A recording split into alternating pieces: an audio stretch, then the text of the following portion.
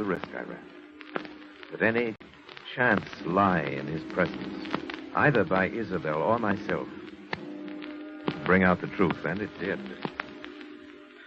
I had no alternative once he'd discovered that but to kill him. It's easy enough to throw the blame on Isabel. I had not counted on that terrible compulsion for the truth. That strange affliction of Roger Holcomb's. Its power over me. Did it transfer itself at his death to me? Its power over me. Or was it... Did it transfer itself at his death to me? Pity that it had to end this way. Or was it... Did it transfer itself at his death to me? Pity that it had to end this way. Or was it...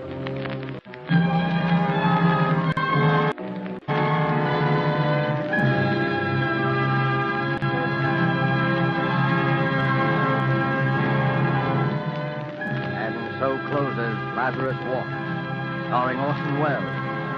Tonight's tale of suspense. And so closes Lazarus Walk, starring Orson Welles.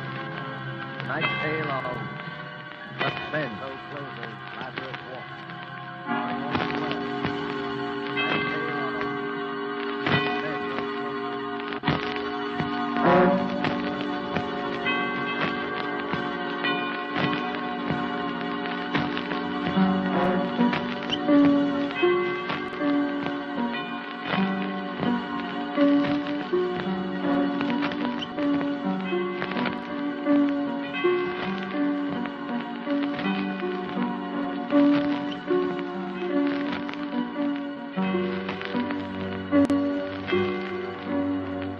This rebroadcast is a presentation of the Armed Forces Radio Service. This rebroadcast is a presentation of the Armed Forces Radio Service. You just heard an episode of Suspense, which originally aired Tuesday, October 19th, 1943. Episode of Suspense, which stay tuned for Mystery and Thrillers, next on ABN 1943. Episode of Suspense, which stay tuned for Mystery and Thrillers, next on ABN 1943. Of Suspense, which stay tuned for Mystery and Thrillers, next on ABN.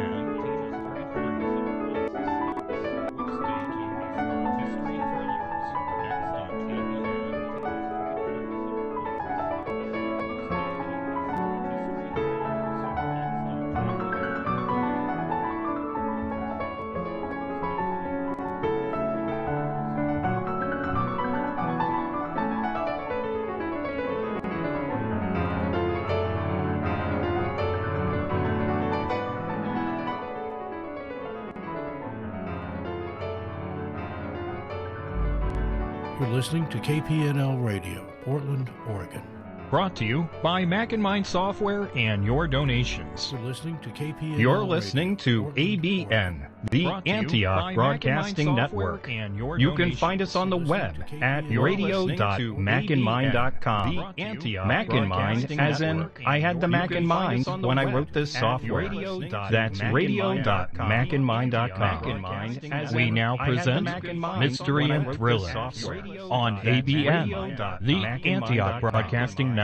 We now present this episode of Inner Sanctum, first aired Monday, May 16th, 1949. 72 years ago today. First aired Monday, May 16th, 1949. 72 years ago today. Good evening, friends.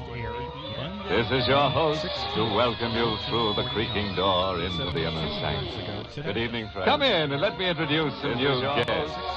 Now, first, here's Merwin, the mathematical murderer. Come in. Merwin says that the shortest distance between two ears is a straight cut across the throat. This geometric goon divided 3 victims with his knife, but to me it just doesn't add up. This geometric goon divided 3 victims. Now meet Edgar, the electrical killer. At school, this character was voted the most likely to shock 'em dead. Edgar's wife was a dull dame, so he plugged her into a wall socket. Now you should see the way she sparkles. Yes, sir. And now she's the light of the party.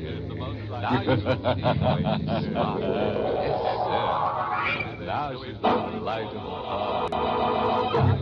Tonight's Inner Sanctum Mystery, The Unburied Dead, was written by Ed Adamson and Bob Sloan, and stars Miss Leslie Woods in the role of Claire with Everett Sloan as Max. Was written by Ed Adamson and Bob Sloan, and stars Miss Leslie Woods in the role of Claire. If you hear a blood-curdling scream, it's just our pet vampire Oscar howling outside. But don't worry, you may be lucky this evening, because some nights Oscar just doesn't give a hoot outside. But don't worry, you may be lucky this evening, because some nights... Now I'll bathe and uncover tonight's terrible thing. A short distance from the railroad tracks, the man and the woman stand in the rain, looking down into the grave. The woman searches her mind, diving deep into the past for the strange, unremembered events. If I could only remember. If I could only go back beyond that day on the ship, then I would know who I am, who I really am. If I could only go back beyond that day. He stands here next to me and says I buried a man in that grave. A man I murdered. He stands here next to me. That day on the ship, that's the day I woke up and found myself in this nightmare. A man I murdered. That day on the ship. That day on the ship, that's the day I woke up and found myself. I was on the promenade deck, resting in a steamer chair. I must have fallen asleep, and when I woke up, I had an odd, dizzy feeling. I was on the promenade deck. I started to get up out of my chair. And then I heard her voice for the first time. May I help you, dear? I started to get up out of my chair. May I help? I've been watching. You seem to be ill. Oh, well, I was feeling a little under the weather, but I'm all right now. Are you sure? Yes, thank you. I'll just have my... To be ill. Oh, well, I what's the trouble? My husband, he's gone. Now, you mustn't excite yourself. Well, he was sitting right here next to me where you are now. You're mistaken. Oh, no, there wasn't any man sitting next to you. I've been in this chair since this morning. Well, you know, that's just not true. Ralph was here. Oh, no. Look, you're ill. I'd better take you to the ship's doctor. No, please. But you're not well. I know what I'm saying. My husband was sitting in that chair, and I've got to find him. Your husband isn't on this boat. That's a lie. He is, too. Why would I want to lie to you? Well, I don't know, but you're trying to hide something. He's disappeared, and you're trying to hide it from me. You're just upset. You don't remember. Remember? What are you talking about? You don't remember me, do you? You don't remember that my name is Mrs. Ferris. Remember? Ferris? What are you talking about? I never saw you before in my life. You don't remember that my name is remember that we met on the pier, that we came aboard the ship together, Mrs. Denson. I never saw you before in my life. My name isn't Denson. You're mistaken. My name is Kramer. That we came Claire aboard the ship Kramer. Together, Mrs. Denson. And excuse me, I've got to find my husband. He isn't on this boat. He is. Mrs. Denson, look at the dress you're wearing. And excuse me, I've got to find my husband. He isn't on this boat. This isn't my dress. It's black. I never wear black. Don't you remind me that your husband is dead? Remember it. It's black. I never wear black. My head started to spin, and then I felt a sharp pain as I tumbled into a bottomless pit. When I came to, I was lying in a bed in a room that was all white, and I felt a sharp pain. And next to the bed there was a table with surgical instruments on it. When I came to, I was lying in a bed in a room that was all white. I'm the ship's physician, Dr. Ferris. Ferris instruments on it. Her name was Ferris. My wife. She brought you here. You had an accident. An accident? Yes, you fainted up on deck. You're in it too, you and your wife. Let me out of here. First, you must rest. No, let me out of here. I've got to find my husband, Ralph. Your husband is dead. You told my wife he died 6 months ago. No, I didn't. This is a trick. You're trying to find my husband. My name isn't Denson. It's Kramer. My wife he died. What are you two trying to do to me? Why don't you let me find my husband? Please take this medicine. It will... Oh, no. It's Kramer. Oh, no, I am not going to take it. I'm not. Now, try to understand, Mrs. Denson. I only want to help. Don't. You're lying just like your wife did. You're trying to keep me away from Ralph, but he's on the ship someplace. I can prove it. He was with me when we came aboard in New York. It's just your... In New York. It's just your... This boat didn't sail from New York. It left Liverpool 5 days ago. It's just your... In New York. It's just your... Liverpool. This boat didn't sail from New York. 5 days ago. It left Liverpool. Oh, no, that isn't true. We dock in New York tomorrow. Here. Here's your passport book. Look at it. Oh, no, Your that's passport with your name. Here. Well, there. Here's There, your that proves passport it. book. That picture, that's not me. That's Your another passport woman. with Here, your name. Look in this mirror. Well, there. There, that proves it. You That see? picture, that's not me. That's another woman. Here, your What have you done to me? What happened to my face? Oh, nothing. When you fainted up on deck, you fell and cut your chin. I had to put in a few stitches. What have you done? No, it's my whole face. It's different. You've changed it. You've changed my whole face. Deck, you fell and cut your chin. I had to put in I a was few lost. stitches. No, it's my whole face. A woman with a different face. You've changed my whole face. Lost in time and identity. I was lost. I found out that the ship was to arrive in New York. Lost time. Well, then where had I been? And identity. What had happened to me, and where was my husband, Ralph? The questions hammered against my brain until it ached. Well, then where had I been? The next day, the ship docked in New York. I went straight to my house. I had no key, so I rang the bell. And waited. The door was opened by a large, red-faced woman. I had no key, so I rang a woman I had never seen before. And Yes? the door was opened by a large, red-faced What is it your woman. business? I had no key, so I answer me. Tell me who you are. Yes. Why, I'm the housekeeper. Don't lie to me. We never had a housekeeper. Now, look. What are you doing here? Who hired you? Who you are? Yes. The moment it I'm was the Dr. housekeeper. Ferris and his wife. They had you come here, didn't they? I don't see why I should answer your questions. Well, you better answer them. If you don't, I'll call the police. The police? Dr. Ferris and his wife. That's a good idea. Why don't you call them? I will. I should answer your questions. Well, first, you're going to tell me where my husband is. Your husband? You must have the wrong address. Why don't you call them? Well, this is 29 Pine Street, isn't it? That's right. And Mr. Ralph Kramer lives here. Yes, Mr. Kramer lives here. Oh, now I believe. Pine Street, isn't it? Now then, and Mr. Ralph Kramer lives Talking. Now I can prove it was all a trick to keep me away from him. Look, I don't know who you are. Well, I'll tell you who I am. I'm Mrs. Ralph Kramer. What? That's right, Mrs. Kramer. Well, I'll tell There's my husband. Who I am. Maybe you'd better call the police after all. That's right, Mrs. Police Kramer. can settle a thing like this. Settle? Maybe you'd better call What are you the trying police to say? after all. Just this. Mr. Kramer is being married Tuesday. Settle? What? What are you trying to He's say? being married Tuesday. Mr. Kramer doesn't have a wife yet. What? He's being married Tuesday. I left the house and walked blindly down the street. She said Ralph was being married Tuesday. She said he didn't have a wife. Well, if he didn't have a wife, then who was I? Who was this person who wore black? This person with a different face? Well, if he didn't have a wife, this person with my brain. Who was this person? When I came to the corner of the block, a car stopped suddenly in front of me. Hey, lady, you ought to look where you're going. Oh, what? When I came to Not the a wrench, corner and I would of have the hit block, a car stopped suddenly in front of me. Hey, you all right? Yes, I'm all right. You look kind of funny, like you were sick. I'm all right. Can I give you a lift? Hey, you all right? Well, I'm going downtown, yes, to the Wentworth You look building. kind of funny. Hop in. I'm going right I'm past all you. right. Thank you. Can I give you a lift? Hey, you all right? Well, I'm Wentworth going downtown, building, yes, to the... Yes, my husband's office Hop is in. there. I'm going right past you. Thank you. What were you doing at 29 Pine Street?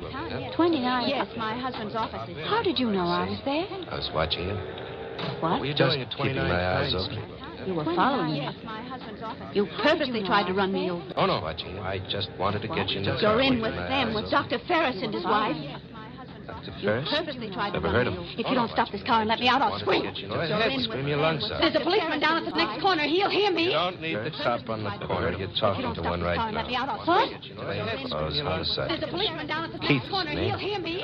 Are you a policeman, really? Read one right now. Well, what? Well, then why were you following me? Following certain people is my business. Are you a policeman, Your face really? looked kind of familiar. Oh, then you know Well, then me. why were you I following think I me? do. Following Oh, certain thank people is heaven my you know business. who I Your am. face looked kind Now of I can familiar. prove that I live at 29 Pine Street. You live at 29 Thank Pine? heaven you know who I am. Who are you kidding? Now I can That's prove Ralph that Kramer's I live at place. 29 Yes, and I'm Claire Kramer. How's that? You I'm live at Ralph Kramer's 29 wife. Pine? Heaven you know who I am. Try again, lady, and this time no I'm lying. Claire Kramer. This time I want to hear the truth. But I am telling the truth. Why don't you believe me? And why? This time no lying. Because I happen to know where Claire Kramer is right now. I'm Claire. I saw her Why don't you grave believe just me? the other day. Why? This time no Her lying. grave. Because I happen to know where Claire She's in the same cemetery as my brother. I saw her grave just Claire's been buried there for 6 years. Keith in the was same too glib. cemetery as my brother. His remarks were too sure. Claire's been buried there for 6 years. As if he'd been hired to say them.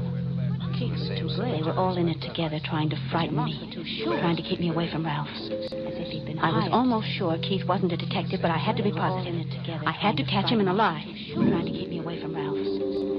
I was almost sure Keith wasn't a detective, but by the time I got out to the cemetery, it was dark. I walked along the deserted path, flashing my light as I passed the gravestone. Hello? It was dark. I've been waiting here for you. Flashing my light. I turned my flashlight on his face. Hello? It was Keith. I've been waiting here for His you. lips were twisted in a sly smile. Is this what you were looking for? I sent the beam of light in the direction he pointed. His lips were twisted in a sly smile. Ripped through me like a knife of fire. I sent the beam what I saw wasn't believable. Well, there it is. You satisfied now, lady? It was a tombstone, wasn't believable. And the letters carved on it said, Claire Kramer, died May 13th. And the letters 1943. Claire Kramer, died May 13th.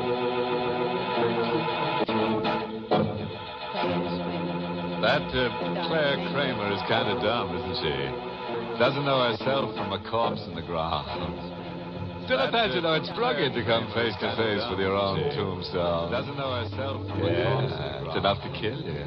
Still imagine how it's rugged to come face to face with your Claire's what you might call a real dead-end doll. Enough to kill you. And hey, talking about her face, looks like somebody cut up her nose despite her life. Dead-end doll. Enough to kill you. You think Claire's been having a tough time? Looks like somebody cut up her nose despite her life.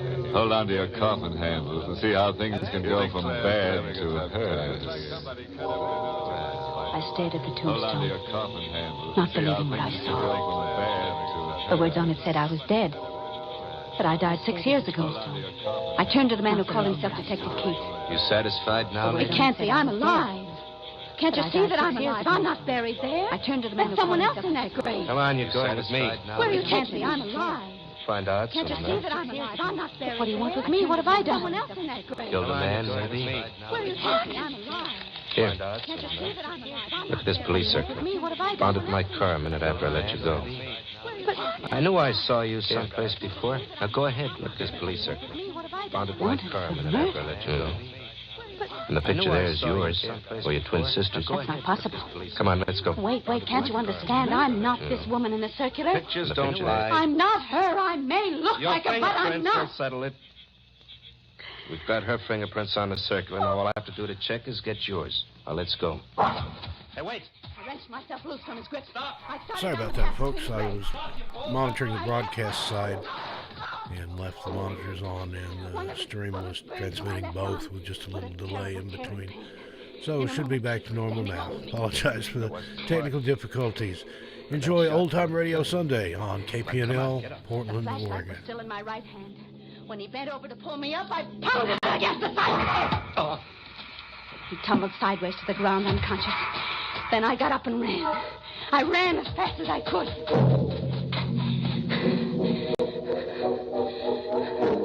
I took the side roads back to town. I ran and then I walked. I walked and walked, holding my wounded arm with the other, losing blood all the time. Then I saw the shingle outside of the house. Dr. Bennett. By the time I staggered into his office, I was nearly fainting. But I was lucky the doctor was alone. There you are, Mrs. Kramer. You'll be all right now. Thank you, Dr. Bennett. You still haven't told me how you happened to get that wound. Oh, no, I didn't. Well, I was carrying a jar. No. And Mrs. Kramer, it wasn't a jar. But The bullet was still lodged in your arm. Who shot you? I don't know his name. I have to report this, you know. You better tell me the truth. I am telling you the truth. Doctor, do you know anything about fingerprints?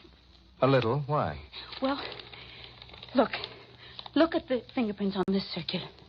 Mm-hmm. And now, look at the ones on my hand. Would you say they're the same?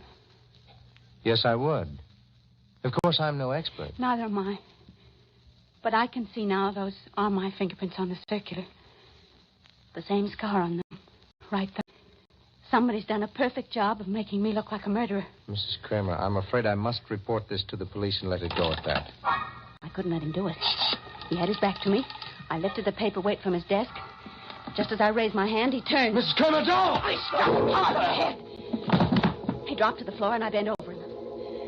As I listened to his uneven breathing, a roaring thought drove through my mind.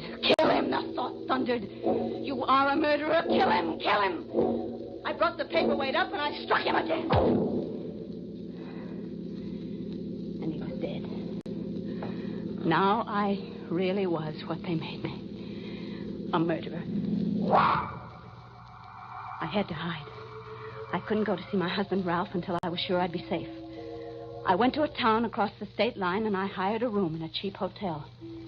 For 3 days, I only left the room to eat. It was on the 4th day that it happened. I had just come back from dinner and closed the door behind me. Hello? Oh! As he got up from the chair and came toward me, I reached for the gun in my purse. You won't need that gun, Claire. There isn't a cop within a mile of this place. Who are you? Don't you remember little old Max? You know, Claire, I never thought I'd see you again. Then when I read about it in the papers, I knew you'd come to this the whole flea bag up. Why did you do it? I couldn't help myself. He was going to turn me over to the police. Oh, you got me wrong. I'm not talking about the doctor. I mean Steve. Steve? Hey, what's the matter with you? You act like you're off your rocker. I don't blame you for knocking off Steve. That louse had it coming. Steve? Yeah, he had it coming to him good. Hey, what are you looking at me that way for? I'm just trying to think. Why, you should have done some thinking before you buried Steve's body where you did. They found it 2 days later. I've got to get out of here. Don't be a chump. You'll get nabbed. I've got to take that chance. Have you got a car? Yeah, sure I got a car, but you take advice from little old If you're Max. my friend, really my friend, you'll help me. Well, I was always on your team, Claire. Name it. Where do you want to go? Back to Mason City. I've got to see my husband. We drove back across the state line to Mason City, to my house on Pine Street. Max waited in the car. The house was dark, except for a light in the study. I stood on the terrace outside the French doors, and Ralph was sitting in the room alone, reading a book. I opened the doors quietly. I tried not to frighten him. Ralph? Ralph? Who's there? So dark here I can't... It's Claire. I've come back. Claire? I've come back, Ralph. Who are you? What are you doing here? Oh, darling, darling, don't you recognize? Get out of this house. Get out before I call the Ralph, police. listen to me. I said get I've out. got to make you understand I'm your wife. My wife is dead. Now either you get Ralph, out or... listen to me. You mustn't believe what they've been telling you. They wanted you to think that I was dead, but believe me, I am your wife. I'm Claire. Claire is dead. I've never seen you before, never in all my life. Claire Kramer died 6 years ago. Oh, then you're in on it, too. In on it? What are you talking about? Tomorrow is Tuesday, isn't it? The housekeeper told me. That's the day you're being married. That's right. What about it? Now I know. Now I understand. You never did love me, never really. Now I know who's to blame for all those terrible things I've been through. You! Put that phone down. I never argue with a lady. Especially when she has a gun in her hand. It's all so funny, isn't it? You had it all planned, didn't you? You wanted to marry someone else. You wanted me out of the way. Well, then why didn't you have them kill me? It would have been better for me to be dead than to be like this. It would have been wonderful to be really dead. Oh, I don't know what's in your mind. What's in my mind? I'll tell you. This. Oh. Thank me, Ralph. Thank me for being kinder than you were to me.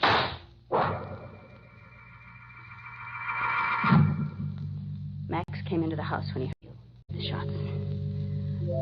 I had him carry the body to the car. As we headed out of town, rain started to fall. Heavy rain. I had no destination in mind, but an unseen force seemed to control my hand on the wheel. It guided me around one turn after another, until at last we came to a deserted stretch along a railroad track. I stopped the car and got out. Then I took the jack handle from the trunk and started to dig up the soft earth. Hey, Claire, what do you think you're doing? There's no time for questions. Help me. I'm going to bury the body here. Are you nuts? We've got to hide his body, Max. What's not here? Don't you remember this place? Don't it look familiar to you? Familiar? Yes, I think it does, but I can't quite remember. Oh, if you don't remember this place, you really blew your top. Will you stop talking like that and tell me what's wrong with this place? Why can't I bury him here? Because if you remembered, you'd know it was the same place you buried Steve. If I could only remember.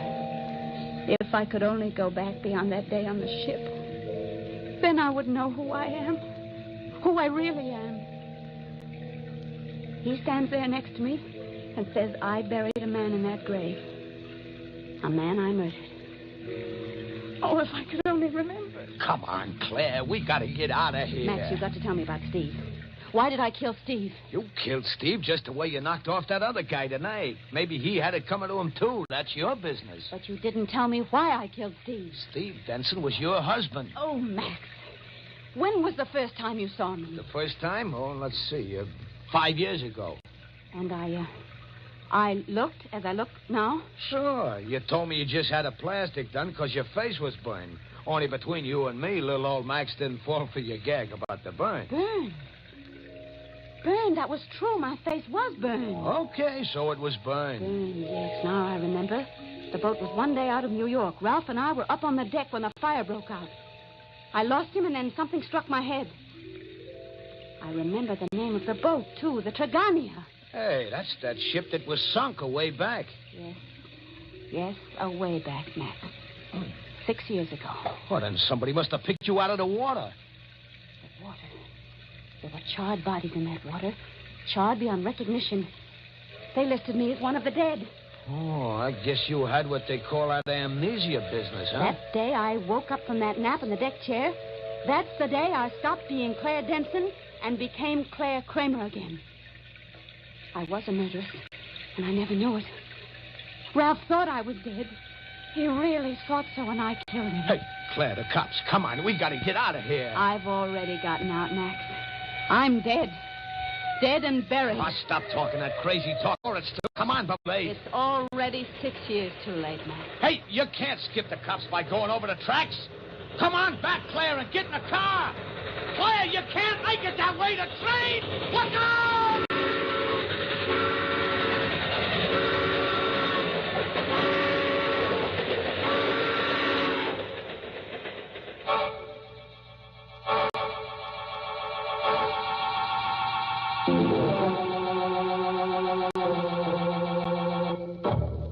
The cops finally got Claire on those railroad ties. Dead in her tracks. Now she'll have a grave she can call her own. You see what happens, though, when you get amnesia? You forget the people you leave around dead. Oh, by the way, for you forgetful wives, there's a moral to tonight's untidy tale. It's from the pen of that absent-minded philosopher, Scatterbad Brain. Always remember, the quickest way to a man's heart is through his chest with a bullet.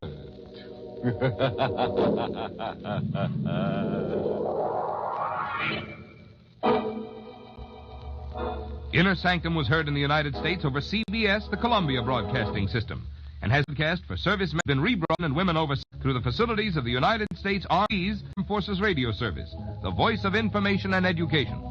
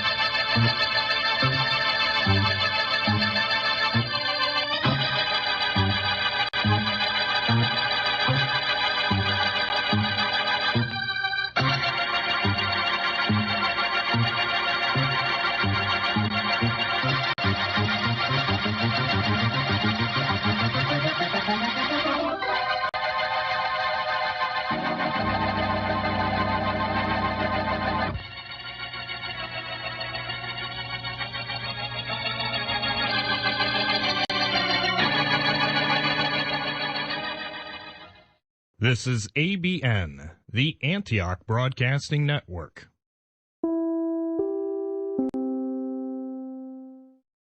You just heard an episode of Inner Sanctum, which originally aired Monday, May 16th, 1949, 72 years ago today. This episode of Escape originally aired Sunday, May 16th, 1948, 73 years ago today.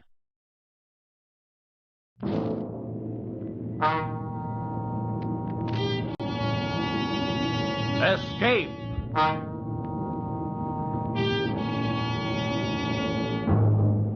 You are fighting through a frozen wilderness, in your west, torn by the icy blast of an Arctic blizzard, and driving you on towards certain death is a man with a gun, from whom you cannot escape.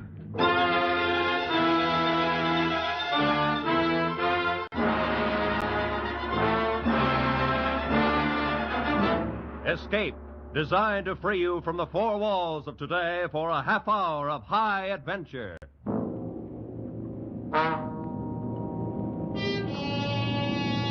Tonight, we escape to the Canadian North Woods, to a lonely wilderness where justice finds strange paths. As James Oliver Curwood told it in his famous story, The Match.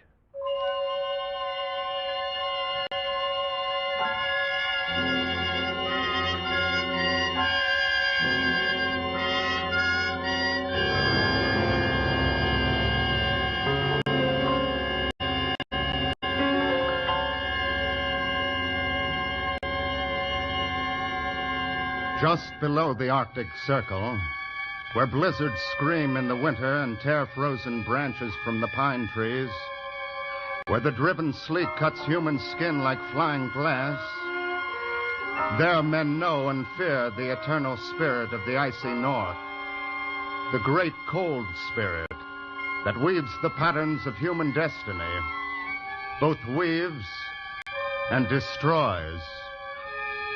Forever and again, the spirit throws out strange swirls of chance and coincidence that meet eventually in a terrible whirlpool which swallows up the old pattern and creates some new and different one for men to wonder and marvel at.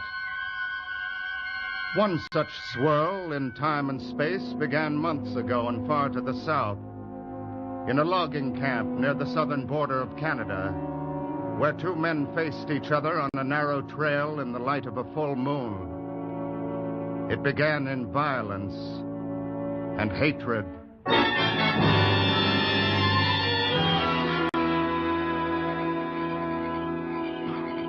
What do you want, Loring? Thorne, I've been talking to Jeannie. She told me what you did. Well, what about it? She told me all of it, the whole thing. Too bad, Loring. But if you can't keep your wife from casting her eye around, then that's your tough luck. There were no eyes cast around, and you know it. All right, then. What are you going to do about it? I'm not sure yet. Then I'll tell you. Nothing. You haven't got a leg to stand on. I'm running this camp and every man in it. And if you don't like what I do, then get out. I'm planning to stay. In that case, you'd better get used to the way I run things. Men and women. And the next time I drop Why, in... you dirty... That's it, eh? Well, then... Drop that knife, Thorne. Drop it! Get up, Thorne. Come on, get up on your feet. Get up, Thorne. What's the matter with you? Thorne. Thorne. That rock under his head. He's dead.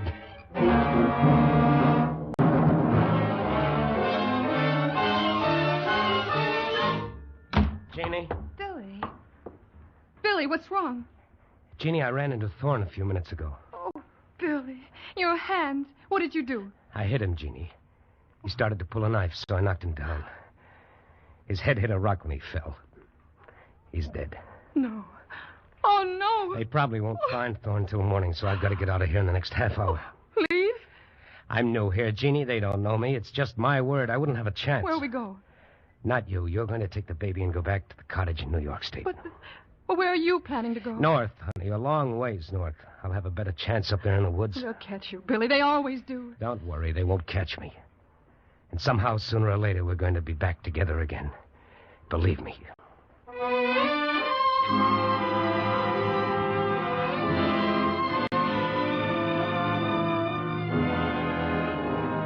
And so in the South, one black swirl of chance is born and moves slowly northward through time and space.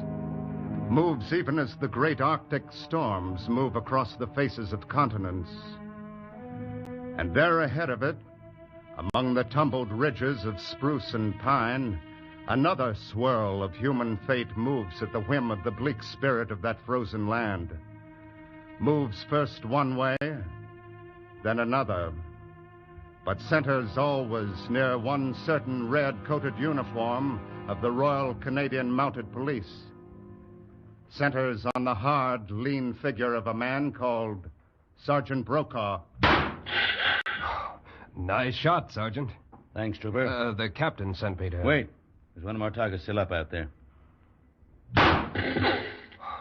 Dead center. Brother, I wish I could shoot like that. Work on it. Good shooting's something you'll need if you stay in the Mounties. I guess it's helped you plenty of times. Yeah, a few. What have you got there, telegram? Oh, yeah. It's an order the captain told me to bring out to you. Here. Let's see. Special assignment for apprehension and return of a fugitive. Name, Billy Loring. Height, 5 feet 11 inches. Weight, and so on and so on. Last seen near Hobbs Landing on October 3rd and reported heading north. Wanted for murder. Sergeant Brokaw signed. Instruction, bring back fugitive. They make it sound plenty simple, Sergeant. Bring back fugitive. That's just the way it ought to sound. When you're assigned to bring a man in, you bring him in. That's all there's to it. There's no excuse and no alibi for not doing it. You can take my word on it, Trooper.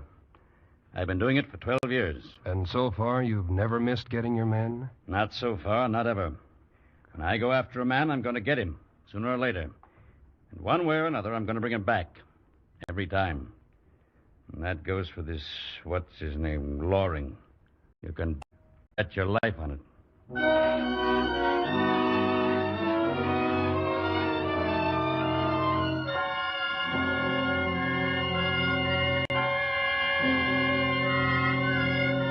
And so they grew in time and space, these two great swirls of chance, the one hovering in the north, and the other moving toward it slowly across 1,000 miles and through 227 days.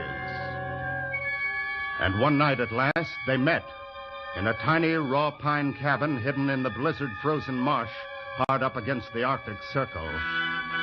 And the wild whirlpool born from that meeting created strange, new patterns of human life and death and destiny. All right, Loring. Let's have your other wrist. There. You don't need these handcuffs. You've got me, that's that. I don't take chances, Loring. You know it already, of course, but you're the name of the crew under arrest now for murder. You can sit down in that chair by the stove. Thanks. It's funny, I've lived here all winter, and I've had pretty good luck trapping. I've been selling furs to the Indians. In another month, I'd have had enough to go away and meet my wife. Then you come along. Tough luck, Loring. We'll start back for the post in the morning, or at least as soon as this blizzard lets up. That'll be 3 days. It always is. What's your name? Brokaw. Sergeant Brokaw. That's kind of funny somehow. Today, you found being the thing. Glad I did. I hate to be camping out in that blizzard tonight. What's so funny about today? It's her birthday. I mean, my wife, Jeannie. Here, let me show you. Hold it, Loring. Oh, no. It's all right. It's just her photograph. Here, let me unwrap it. See? She's a pretty girl. Yeah, that and everything else, Sergeant. You married? No. Had some of her hair. That curl that's pinned to the picture. Yeah. Red, isn't it? It's like red gold. We got married on her birthday.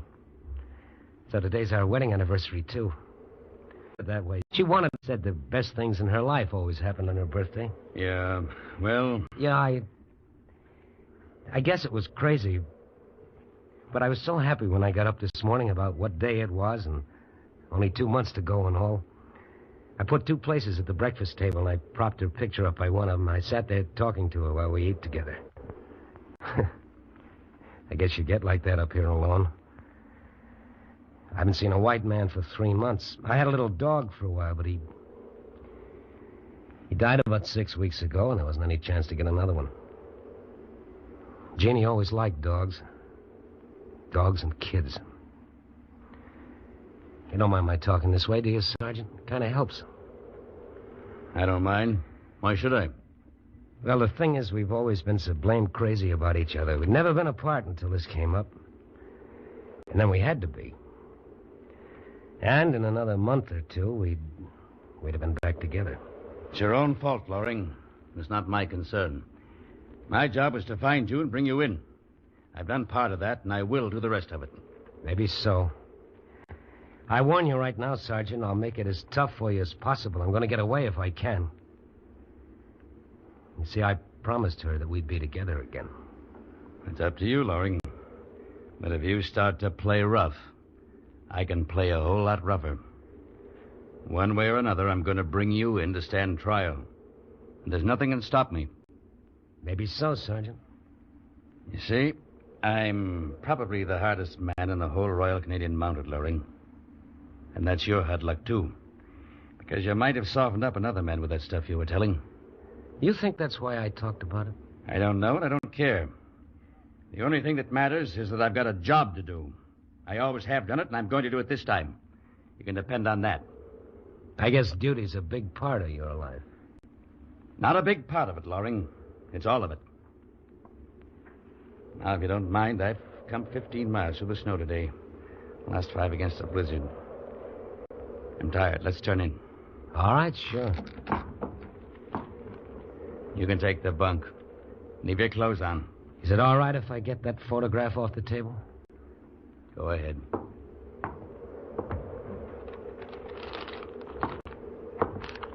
All right. Put your feet together. Huh? What's the chain for? Another reason to call me hard. I'm going to padlock it around your ankles. You are cautious. That's right, Loring. There. Now call out if you want anything in the night. If you try to get up without calling, I'll kill you. I'll sleep here in the chair. And this gun happens to be cocked. Thanks for warning me. Good night, Sergeant. Good night. By the way, Sergeant Brokaw. Yeah? It's too bad you never got married. Why? Because when you go to sleep, you've nobody to dream about.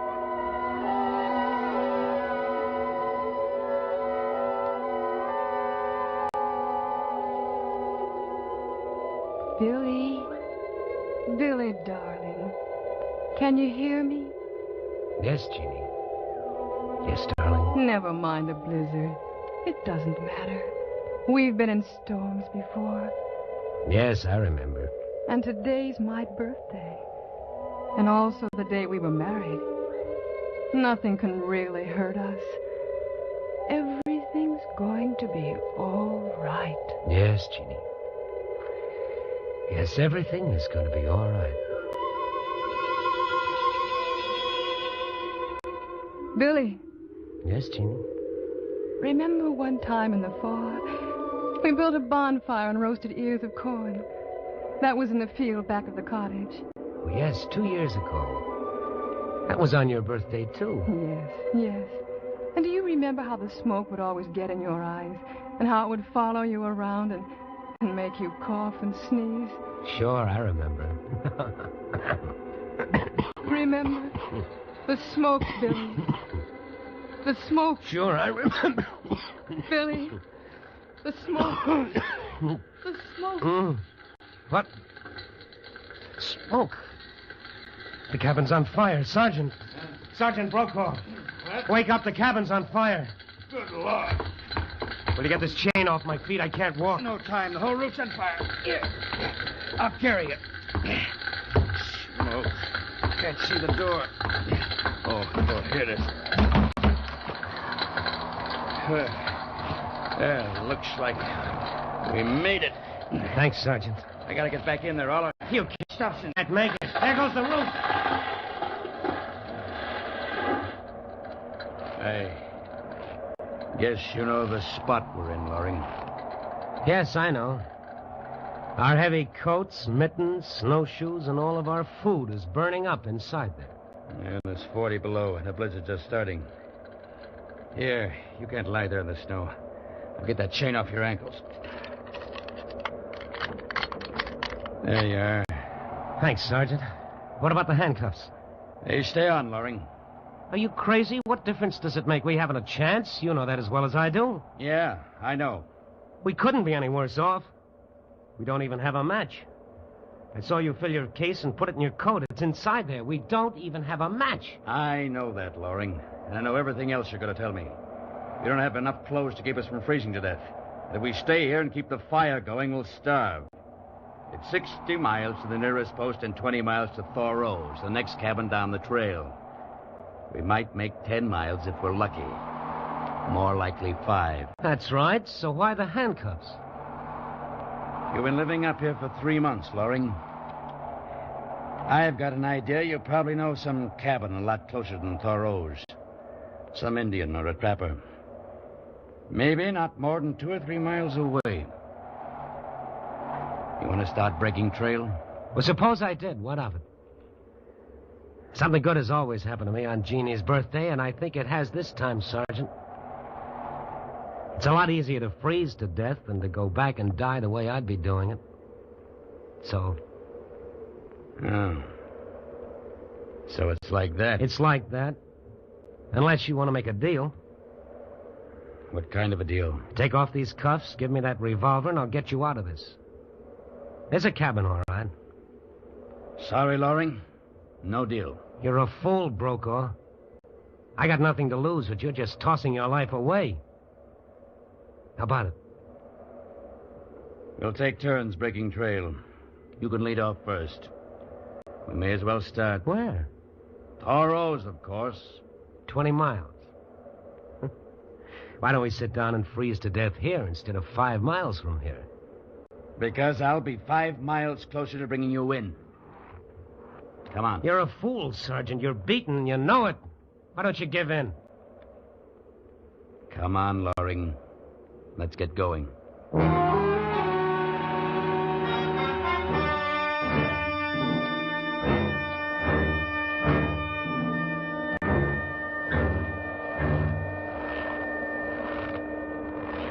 Loring, how far do you think we've come by now? I don't know. Let's rest for a minute. Yeah, I'm pretty winded myself. 5 miles, you think? I'd say about 4. 16 more to Thoreau's. Think we'll make it, Sergeant? We'll try it. If we only had some way of building fires, we could stop and get warm once in a while. Not even an Indian could build a fire in this blizzard without matches. Yeah. The wind is slacking off a bit. Which means it'll get colder. Now, we better move on. Sergeant, how about taking off these cuffs? They're freezing to my skin. Look, I'm bleeding on both wrists. Then why don't you take us to that cabin you know about? Want to make that deal? No deal. No deal, no cabin. Then I'm sorry for you, Loring. But the cuffs stay on. Why? What difference can it make? We'll both be dead in 2 hours anyway. If we are, you'll still be wearing those cuffs.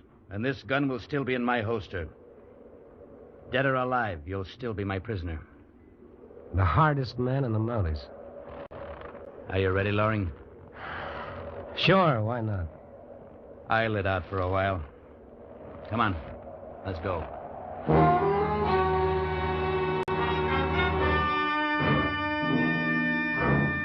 Of all those who dwell in this frozen land, the bleak, cruel spirit of the North is known best to men on the open trail.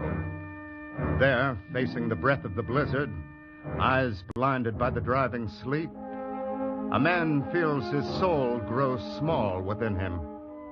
And when that happens, his mind may turn to strange fantasies and to memories of a faraway voice.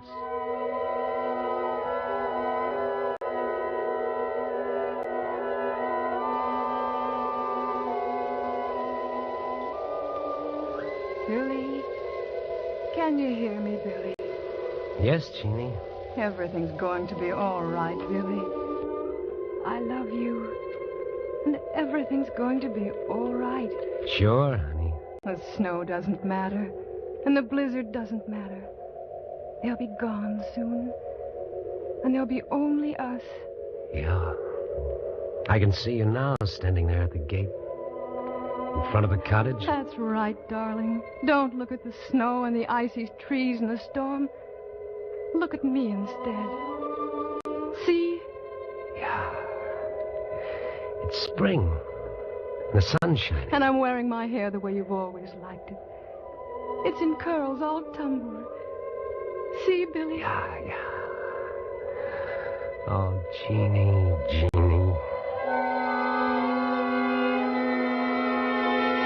But, Brokaw, what's the matter? Held up. Tired. Rest a while. You can't lie there like that. You'll be asleep in 5 minutes. That'll be the end. Thoros. How much farther? Oh, around 14 miles. Come about 6 altogether. Your hands. In pretty bad shape. I don't know, Sergeant. I can't feel anything now. Might as well take those cuffs off. Stick out your hands. Thanks, Sergeant. Yeah. Here's my gun. How come? I'm through. Beat. I'm giving in, Laurie. Take us to that cabin. What's wrong with you? You're too late, Sergeant. What do you mean? The cabin's about 2 miles from where mine was. We're over 4 miles from it now. Neither one of us can last another half mile. Yeah. I guess you're right. Well, looks like you win, Loring. You might call it that. It's tough on you, though. I was going to die anyway. Well, we may as well keep moving. Why? This is as good a place as any. Not going to stop trying as long as I can move. You can do what you like, Loring. I'm going on. Wait a minute, Sergeant. If we had a fire and we could get warm for a while, then we could make that cabin without much danger. Yeah, we haven't. Suppose I say the word that'll save both of us, get us out of this. Will you go back to headquarters and tell them I'm dead? No, I can't do that. This is the 12 service. I haven't run up a white flag once. I'm not going to do it now. Dying or no dying. Duty, huh? Call it whatever you want. We'll make you a square offer, though. Pull us out of this, and I'll give you 24 hours head start. As soon as we're both on our feet again. You're all right, Brokaw. Funny, I don't even know why I'm doing this. I could have let you go on down the trail there. You'd stumble into a drift and be dead before you'd made half a mile, and I'd have been safe then. Funny, I don't know why I'd do it. Maybe it's on account of her. What's your plan, Larry? What have you got in mind? I'll take the offer of 24 hours, Brokaw. I've got a match. A match? Yeah, just one.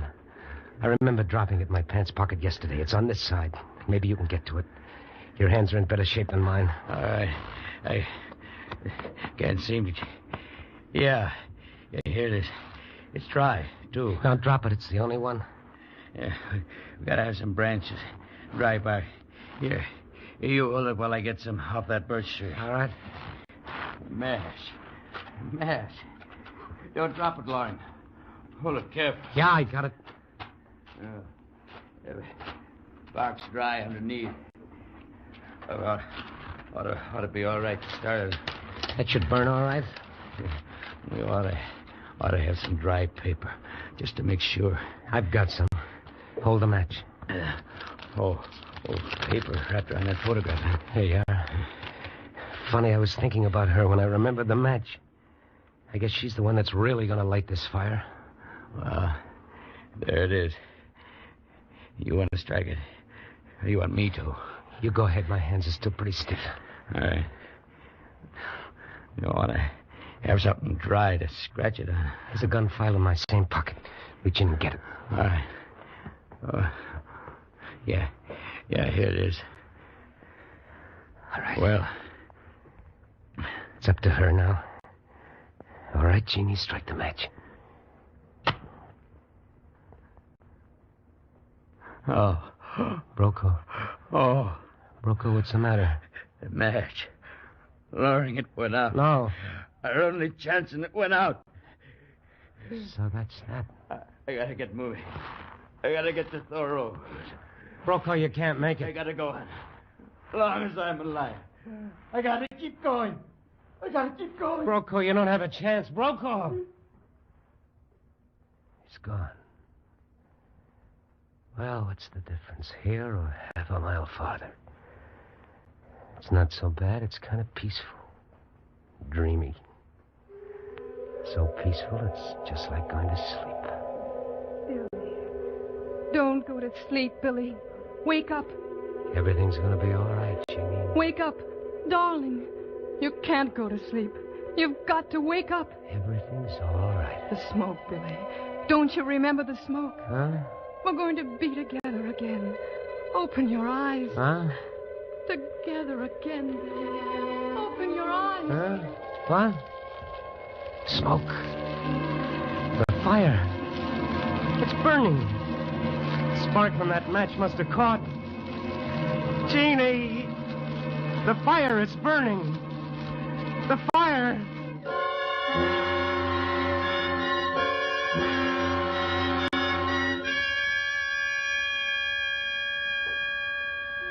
And so one man finds eternal sleep on the frozen breast of the snow, and one man dreams beside a fire, whose tongues of flame are like the red curls of a woman's hair. When the blizzard has stripped the little things away, and the soul of a man stands facing the blast, clean and bare and alone, then what is right and what is wrong? Does justice depend on the striking of a match? Is human destiny only a thing of accident and of chance? Ask the icy voice of the Arctic storm. Ask the cold, bleak spirit of the great North Woods.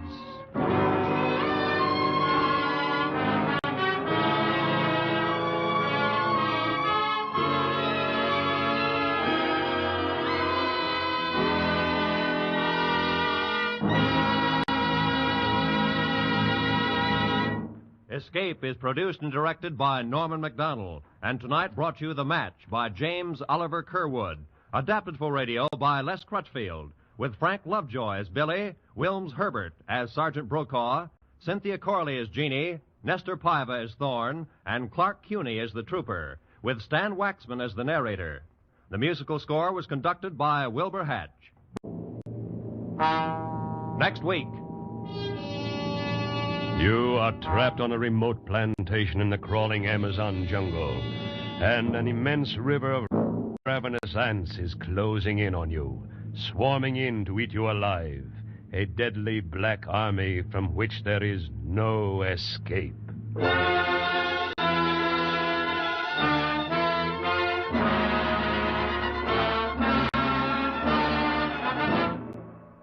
Next week, we bring back the escape story you have most requested in your letters, Carl Stevenson's gripping tale, Leiningen versus the Ants. Good night, then, until this same time next week, when once again we offer you Escape.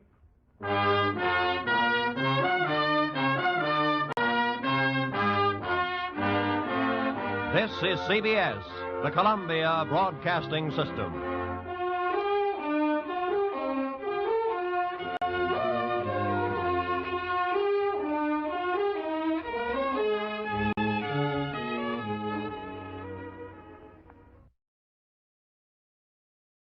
You just heard an episode of Escape, which originally aired Sunday, May 16th, 1948, 73 years ago today. Stay tuned for Chandu the Magician, next on ABN.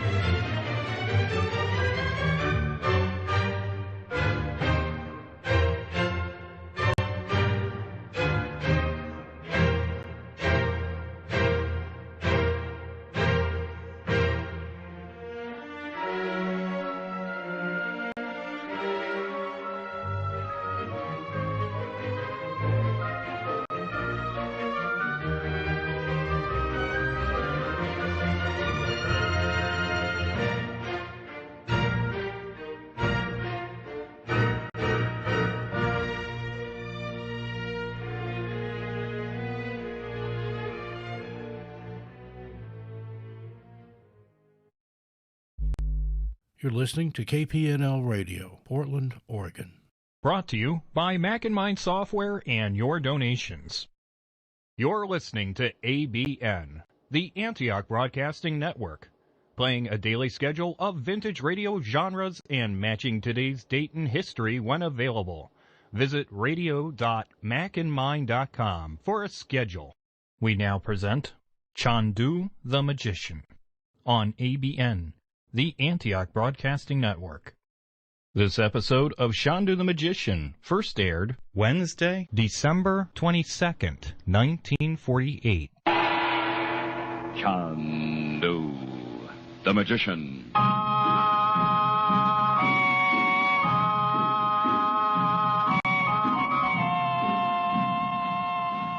Good evening, ladies and gentlemen. Wednesday and every weekday evening, the makers of White King granulated soap bring you the thrilling story of Chandu the magician. But before our tale of magic and mystery resumes, may we say a word about the magic rule of 3 for washing dishes. If you believe, as many thousands of homemakers do, that nothing equals rich, thick, sudsy soap suds for washing dishes 3 times a day, remember these 3 things. First, you want a soap that makes plenty of rich, thick suds.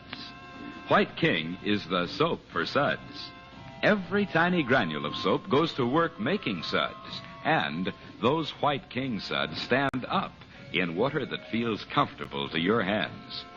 Second, you want a soap that washes dishes sparkling bright. When you follow a White King dishwashing with a hot water rinse, your dishes are left so very clean, so very bright, you can dry them in a jiffy.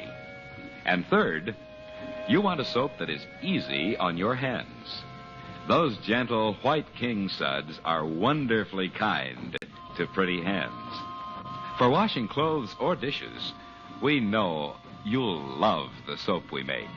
Yes, you'll love White King.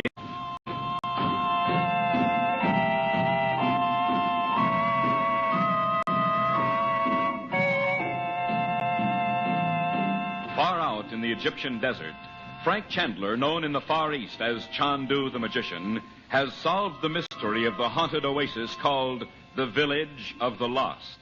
It proves to be a great stone house built by Prince Dmitri from the ruins of an ancient buried city. There, at this house of fear, the evil forces of black magic have brought death to countless enemies of both Dmitri and the sinister Roxor. By his occult powers, Chandler discovers the futility of his journey into the Sahara when he learns that Robert Regent is not in the desert, but in Singapore. And meanwhile, at Naji's home in Cairo, Jeff Burke, at Roxor's order, is engaged in a scheme to take Betty Regent into the desert and leave her alone at the House of Fear. Chandu, the magician. But, Mother, Jeff says we might even discover some old tomb or something nobody's ever seen. Don't you think it'd be fun? Not now, Betty. When Uncle Frank gets back with Daddy, I want to be here. Maybe you'd let me take Miss Betty then, ma'am. You're not serious, Mr. Burke. You mean she can't go? Don't you suppose I can see this is just another of Roxor's schemes? A trip into the desert. But Jeff says he's quit working for Roxor, Mother. I don't believe it. Please go now, Mr. Burke, and don't come here again. All right. I don't blame you, ma'am. I told Roxor I couldn't fool you. Why, Jeff Burke, did you just make that whole thing up? Mrs. Regent, I wish you'd let me tell you something before I go. I never meant to get mixed up with Roxor at all. It's no use, Mr. Burke. You did tell me that. But it's true. A fellow named Dmitri got me into an outfit that was going to India. I didn't know Roxor was running the whole show. Dmitri? Prince Dmitri? Why, he's horrible. I know what he is now, Miss Betty. But it's too late. He sent me to Roxor, and now I can't get out of it. Well, you don't have to go on with him. I surely do. He's got a spy system Hitler would have been proud of. Oh, Roxor don't fool around, Mrs. Regent. I know that. But if you don't want to work for him, you can stop. Other men have. He's got it all set to have me convicted of murder. Jeff, did you kill somebody? No. But he says he can cook up evidence that I did. Looks like he's going to have to get at it. Well, ma'am, I just wanted you to know. Sounds crazy, doesn't it? I'll say goodbye. Just a minute, Mr. Burke. If you're telling the truth this time... I don't know what I can swear on to make you believe me, but it's the truth, Mrs. Regent. Do you know anything about the murder? It was up in France, and there were 3 of them. Dmitri did them all. You don't mean those people in Paris, Count Stepan and... Ma'am, you're positively clairvoyant. Why, my brother knows Dmitri killed. Mr. Chandler? Why don't you just stay away from Roxor until my brother comes back? If Frank believes you, maybe he can help. Roxor says he won't be coming back. Oh, he will, too. Just hide someplace, Jeff, in the native quarter. I would. Maybe I will. Anyway, thanks, Mrs. Regent. I know better than you do how ruthless Roxor is. But he can't have spies in every hole and corner in Cairo. To hear him tell it, he has. Well, good night. Good night, Miss Betty. Abu will unlock the gate for you. Mother, what made you believe him all of a sudden? I don't know. It just sounded like the truth somehow. And it's exactly what Roxor would do. What on earth? On the stairs, Mother. It's that dwarf. Lorraine. How did you get in here? How did you know we were here? Where there is a tree and an open window, Araignée the spider can come in. Abu went to the gate with Jeff, Mother. If Madame is wise, she will not call the servant. Well, he'll be back in a moment. What do you want? I have, what you say, news for you, Madame. News? My husband... Oh, Mother, how could he know anything about Daddy? Zit! Always you laugh, Adele, but you, Raymond, will not laugh forever. Oh, stop that, Araignée. Why did you come here? Do you remember what was stolen from your house in America? Of course I do. A set of drawings and a formula. You can't have found them. Oh, vraiment, in Algiers. In the house of a native, they were found by one who is my friend. He has sent them to me. Oh, yes? Mademoiselle, you do not believe Araignée the spider has friends. You shall see. Where are the drawings, Araignée? Did you bring them with you? You will pay Araignée much money? Yes, of course. I told the man in Algiers I'd give him whatever he asked for them. And how many pounds did he ask you then, Madame? 100. Is that what you want? The drawings will be much more, how you say, expensive now, Madame. 1,000 American dollars is the price. Don't be silly. They belong to us anyway. But I have them, Mademoiselle. Araignée, if they really are my husband's drawings, I'll buy them from you. But I'll have to see them first. I will tell you this. At the top of each one is a name. Robert Regent, Beverly Hills, California. Mother, they must be the right ones. I haven't $1,000 in cash, Araignée. Can you come back tomorrow morning? To meet Chandu, who will send me away by his magic with my hands empty? Ah, no, Madame. Tonight, or not at all. But I haven't the money. Zit, I know all Americans are rich. Even the rich ones wouldn't be silly enough to carry a lot of money around loose. Look here, Araignée. Here's my handbag. Come on. See for yourself. Look. Oh. It is enchanting to see Madame begging Araignée. Oh, Mother, don't let him touch it. You're blessed. Betty. See, Araignée? There's not much money here. But you see this little book? Each one of those pieces of paper can be exchanged for money. This is Chandu's magic. No. All I have to do is write my name on the paper and... Why, you could get the money yourself from any bank. Is that true? Araignée can walk into the great bank and demand the money like the tallest man in the world? Yes. Oh. They have to give you the money if you give them this paper. Look, you can watch me write. Araignée will be most happy with many beautiful dollars. American dollars. If you want them, here. Now, give me that envelope. Araignée is an honest man, Madame. You may open it to see that the drawings of Monsieur Regent are inside. Oh, get away from her, you horrible little Betty, runt. He'll be gone in a minute, and we'll never have to see him again.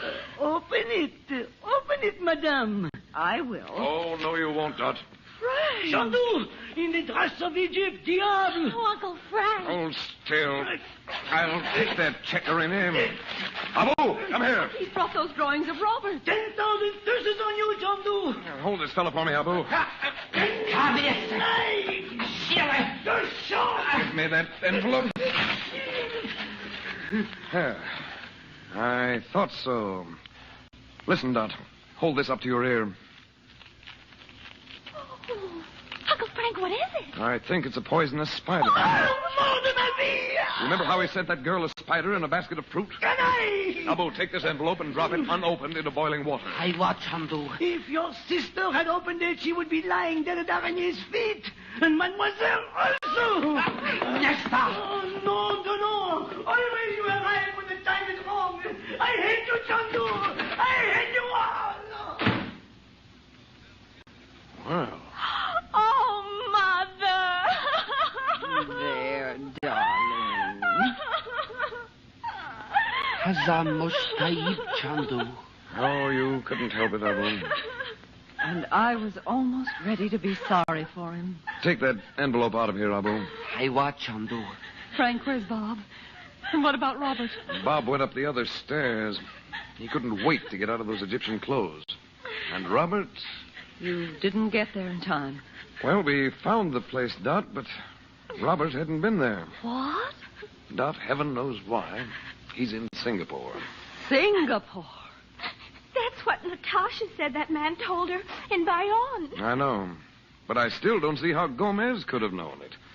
We saw Robert after that, here in Cairo. Do you remember, Dot? Oh, in the Crystal, yes, we did. Frank, you don't suppose he called me or wrote to me in Paris to tell me he was going to Singapore? Well, you know, I left word at the hotel where we could be reached. Oh, I don't see why he should be in Singapore at all. Well, we should hear from him in a little while. I sent him a radiogram. I took a chance he'd be at the Raffles Hotel. If that's where he always used to stay. Oh, I suppose that's all we can do. Oh, you're worn out. Go up and change, and I'll have Abu get you and Bob something to eat. I'll go up in a minute, Dot. I want to Hey, tell Mom, you... was Jeff Burke here? Oh, for goodness sake, I thought you were so anxious to get out of those clothes. Yes, he was here, Bob. Oh, I knew that's who it was. You're not very polite yelling at Mother like that. Who are you talking about, Bob? A guy down on the street across there by the mosque. Oh, Mr. Burke left here 10 minutes ago. He couldn't... I saw him. Those two Arabs jumped him right there in the corner. Bob. They did, too. One of them hit him over the head with something, and they dragged him right into that little alley. Oh, Frank. And I told him he'd be perfectly safe.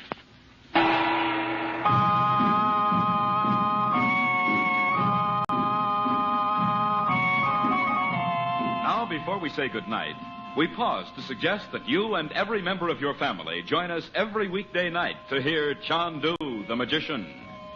And we suggest that you try the soap we make, White King Granulated Soap. You will discover that there is no better soap for your washing machine than White King. White King makes plenty of good, rich, foaming soap suds. Long-lasting suds that don't fizzle out on you when your wash water cools down. And King suds really roll the dirt right out of your clothes. You'll be so proud of your washing. The white things so very white. The colored things kept so fresh and bright. The washing time shortened so considerably it saves you effort and saves wear on your clothes as well. So may we remind you, nothing washes like soap, and there is no soap like White King. You'll love White King. And when you buy a box, be sure to save the box top, won't you?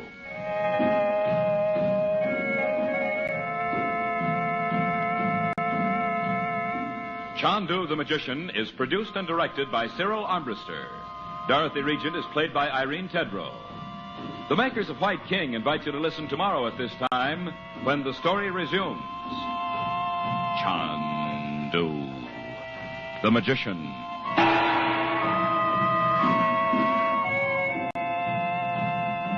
This is the Mutual Don Lee Broadcasting System.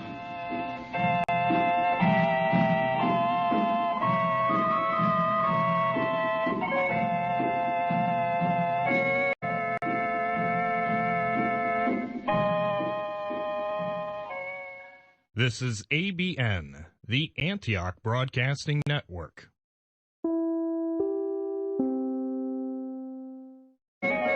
You just heard an episode of Chandu the Magician, which originally aired Wednesday, December 22nd, 1948.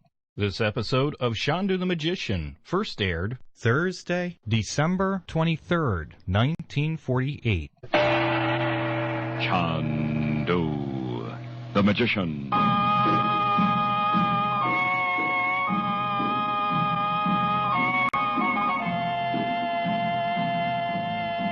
Good evening, ladies and gentlemen. Once again, this Thursday evening, the makers of White King granulated soap bring you more adventures of Chandu the Magician. But before we begin our play, may we say a special word to you newcomers here in the West. If you have never tried White King soap in your washing machine, be sure you buy a box of this splendid wash day soap at once. White King soap is made for you Western homemakers by the company who pioneered soap making here on the coast. They invented White King as a washing machine soap. And this famous granulated soap has been a good soap for more than 3 decades. Today, it is better than ever, actually improved in quality. We invite you to try White King soap in your own washing machine. See for yourself how quickly it dissolves in your wash water, how those rich, thick White King suds wash off surface dirt, wash out hidden dirt. Remember, nothing washes like soap, and there is no soap like White King. You'll love White King soap for your washing machine.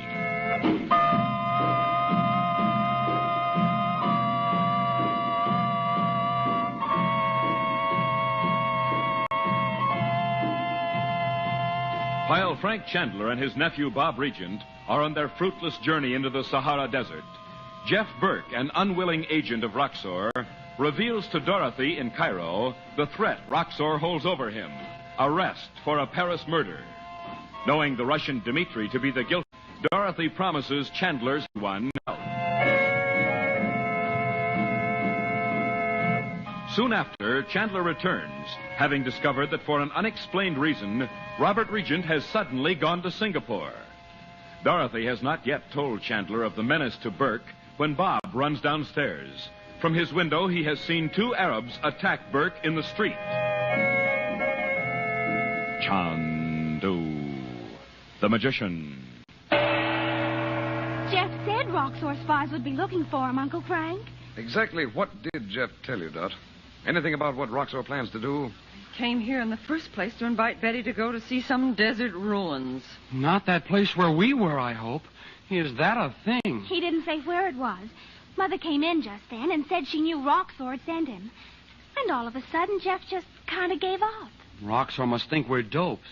He tried that stuff once before with Abdallah. Yes, and he tried it with you in Algiers, Bob. Anything to keep me from finding out what he's up to. Roxor told me that people who allowed themselves to love anyone were at his mercy. Because he could always... Good Lord, I never thought of that. Maybe he sent Robert off to Singapore. Daddy knows Singapore aren't in... If that's what you mean. He will when he gets my radiogram. But in the meantime, Burke may know. Come along, Bob.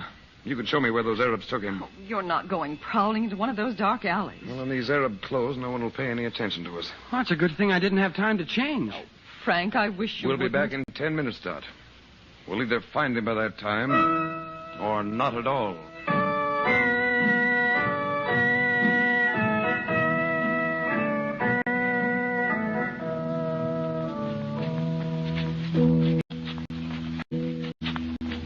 I know this is the way they went. They probably left him in a dark doorway.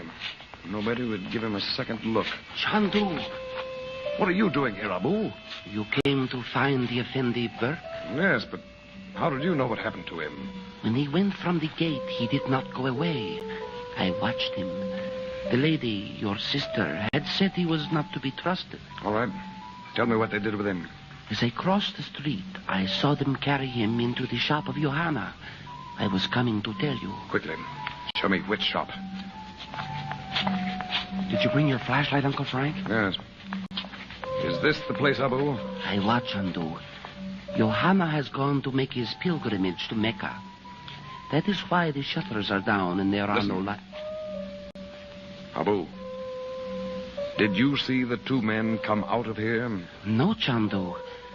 But the man does not wait beside the body of one he has killed. Killed? I heard their words as they... Never mind. Let's see if we can get in. The shopkeeper's a trusting soul, or else he gave him a key. It's as dark as the inside of a pyramid.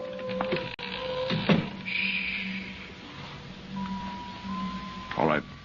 We'll have some light. There's Jeff on the floor. All right, Abu. You go back now. Tell my sister we found the Effendi Berg. As you say, Chandu. Don't keep the door open. Hold the flashlight, Bob. Okay. Boy, they really slugged him. Look at his head. Yes, he's alive, though. Burke. Jeff. Want me to go see if I can find some water? Yeah, there won't be any here. Abu said the place had been shut up for days. Oh. Mr. Chandler? Yes. You take the light out of his eyes, Bob. No. Roxor. He said he'd know if I... Oh. My head. Take it easy, Jeff. Yes. We'll take you out the back way as soon as you feel like walking. We could carry him, Uncle Frank. I don't want to do that, Bob. Why not? Those fellows think they've killed him. If they find out they haven't, he won't have a chance. Roxor must have changed his mind. He was going to have me arrested and sent to Paris. It was a lot less trouble to knock you off here. Let me sit up. Easy now. Your skull must be made of armor plate. I tried to duck when I saw him coming for me. Sit still for a minute. Roxor's got a spy planted right in... Well, Mr. Chandler, you and Bob are dressed like Arabs. Yes, we've been out in the desert. Roxor told me. But he said you'd never come back. Was that where you were going to take my sister? Yes. Let it go, Bob. Jeff, what I want to know is, did Roxor send Mr. Regent to Singapore? How did you know? You big ape. I ought to really crack your skull. Why didn't you tell us? He's going to tell us about it now. All I know is that Roxor wanted Mr. Regent out of the way, where you'd never think to look for him, Mr. Chandler. I guessed that much. But how did he persuade him to go? Well, Mr. Regent had lost some valuable drawings. Not the notes Duval got from him in Paris. This is something else. Yeah, we know what they are. Roxor sent Mr. Regent to one of the agents in Singapore. Roxor's agents? I'll take care of that. As soon as I get an answer to my radiogram. Duval will be in Cairo pretty soon, Mr. Chandler. You said he'd burned those notes, though. But there's something I didn't know then. Roxor says Duval's one of those memory wizards. Huh? He can memorize anything. Why, that's who hired him in the first place. A lot of good that'll do. Duval's in jail. Well, he can't be held indefinitely, though. I asked to have him arrested just to get those notes. Jeepers. Well, Jeff, if you could walk, we'll try taking you out of here. If you ask me, I'd leave him here. You'll have enough trouble as it is. Look here, Jeff. You're fairly safe as long as Roxor thinks you're dead. So get out of Cairo tonight. Don't even go back to the hotel. Take the first plane out and go back to the States. Well, thanks for helping me, Mr. Chandler. But I still want to go to India. India? I started out for India, and I'm going to see it before I go home. You won't live to get home. Roxor won't bother me any out there. If I get out of here, that's where I'll head for. All right. It's up to you. But even if you get away from Roxor, you're still a member of the Brothers of Jeopardy. And their headquarters is in India. I won't be a member much longer. I'm pulling out. You may think so, but I know them. You'll never escape from them as long as you live.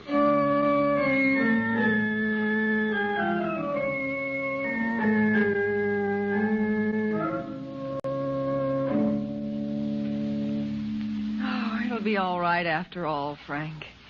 Robert will get your radiogram, and we can stay here until he comes back. Well, if it was delivered, we should have had his reply before this, Dot. He might have been away from the hotel when it came. Oh, it's such a relief to know that at least he went to Singapore of his own accord. Mom, Jeff said Roxor sent Dad to see one of his agents.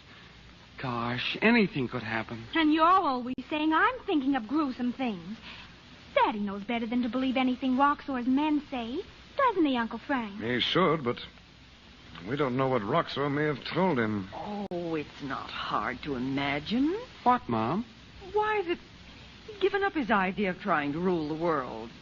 That he'd go back to working with Dad as he did years ago. Daddy wouldn't believe that for 1 minute. He went to Singapore, didn't he? He'd go to the North Pole if he thought he could recover those drawings and destroy them.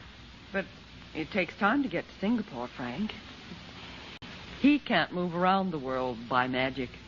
Still, if he took a plane... Uncle Frank, why can't we do that, too? Oh, wouldn't Daddy be surprised to see us? We could go home from there. Sure, why not? I want to be sure he's really there first. You know he is. We saw him in the crystal. I don't like not hearing from him. We'll just have to take another look to make sure. I'll get you the crystal, Uncle Frank. Hey, you should have seen him just snatch it out of the air out there in the desert. Shall I put it down here? Yes, thank you, Betty. If we actually do see him, perhaps you can make him hear you. Surely if I can... I doubt it. He's not receptive to this as you are, Dot. Even so, sometimes you can't hear me. Bob and I never can. Hey, look. That's not what I thought Singapore looked like. It's not Singapore. A jungle clearing. But it's so dim. Blurred almost. Keep your mind free from fear, Dot. Oh, if I could just see him. I see him, Mom. Sitting on the ground by the hut. And a lot of natives standing around. Why, he looks awful, Mother. He is ill, Frank. Careful, Dot. If you break the communication, we may not be able to see him again. I'm trying, Frank. Is it because of me we can't hear what they're saying? Maybe we can hear them. Listen. Tell me where he is. I'll pay you, see? What do you suppose they're making all those motions for? I'm afraid I know. He must be here somewhere. Bring him to me and I'll go away.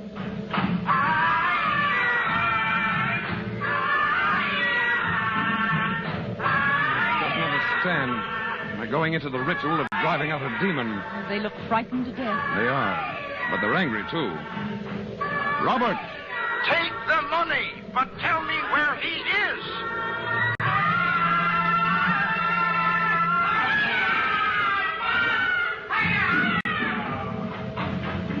Look at them. They'll kill him. Frank! Now you've done it, Mom. The picture's gone. Do something, Frank. Can't you do something? I hope so. Robert's offended a jungle god. Unless I can reach him again at once, it'll be too late.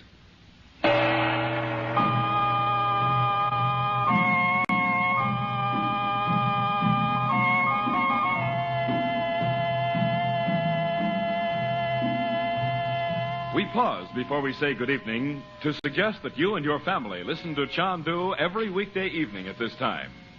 And for your family wash, we'd like to have you try the soap we make, White King Granulated Soap. If you think that a washing machine soap should make suds, plenty of rich, thick, energetic suds, then you'll love White King. For White King makes plenty of suds. Suds that stay up even when your wash water cools down. And White King suds are never lazy suds. They are so full of wash day energy, they wash your clothes clean and wash them fast. Why, even your most badly soiled bath towels, your food-stained table linens, dirt-streaked work clothes, and the youngsters' grimy play togs come clean in White King's rich, creamy suds. So on your radio for thrills and adventure, remember to listen to Chandu the Magician every weekday evening. And in your weekly wash, remember to use White King Granulated Soap. Nothing washes soap. And like so, there is no soap like White King for your wash. You're listening to KPNL Radio, Portland, Oregon. Brought to you by Mac and Mind Software and your donations. You're listening to ABN, the Antioch Broadcasting Network, playing a daily schedule of vintage radio genres and matching today's date and history when available. Visit radio.macandmind.com for a schedule. We now present Spy Stories on ABN, the Antioch Broadcasting Network. Here's an episode of David Harding Counterspy, which originally aired Tuesday, May 16th, 1950. 71 years ago today. Portions of the following program are transcribed. Pepsi-Cola hits a spot, tastes so tangy, and it's got bounce, bounce, bounce, bounce. Delicious Pepsi-Cola, your smartest cola buy, presents your favorite program, Exciting Counter-Spy.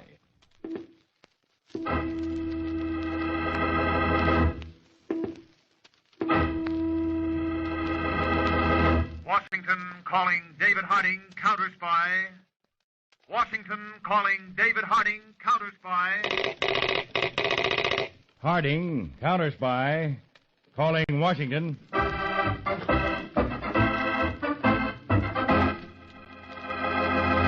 United States counter-spies, especially appointed to investigate and combat the enemies of our country, both at home and abroad. Tonight, the case of the frightening fog, a thrilling counter-spy report to the American people, presented each Tuesday and Thursday by delicious Pepsi-Cola. Say, want to have more fun? Want more bounce? Then get that drink, that tasty drink, Pepsi. That's the cola drink with more bounce to the ounce. Big, big Pepsi hits the spot. 2 full glasses, and it's got bounce, bounce, bounce, bounce. Just say Pepsi for that Pepsi bounce. Now go get Pepsi for that Pepsi bounce. More bounce to the ounce, more bounce to the ounce. Go get Pepsi for that Pepsi bounce. More bounce to the ounce in Pepsi. More bounce to the ounce in Pepsi. Got your Pepsi? Then now to Counter Spy.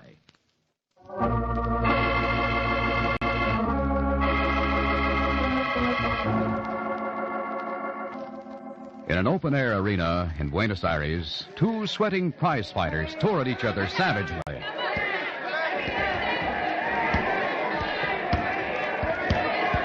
Suddenly, one fighter staggered his opponent with a vicious barrage of lefts and rights to the head.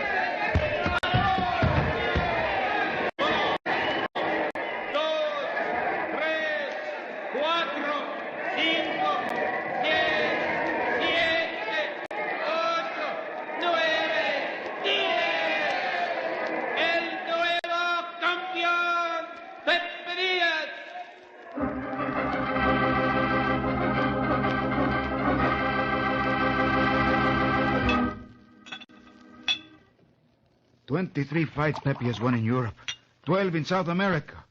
And tonight here in Buenos Aires he became the new champion of Argentina. What more must be done, Alvara?" No more. Here, amigo. I have already arranged with the boxing promoter in the United States that if Pepe won tonight, we'll leave immediately for the American tour. Bueno. Everything is prepared in the United States? Everything. It remains only that I appear and demonstrate the methods and technique to our comrades. And who can demonstrate them better than you, Alvara? Si. But there is just one thing that worries me. What is that? Pepe is one of high principles. He prides himself on his honor. It will be your responsibility not only to act as his second, but to make certain he does not suspect what really goes on. Oh, that will be easy. Pepe is a great fighter, but a simple, trusting fool. Quite. Here he is.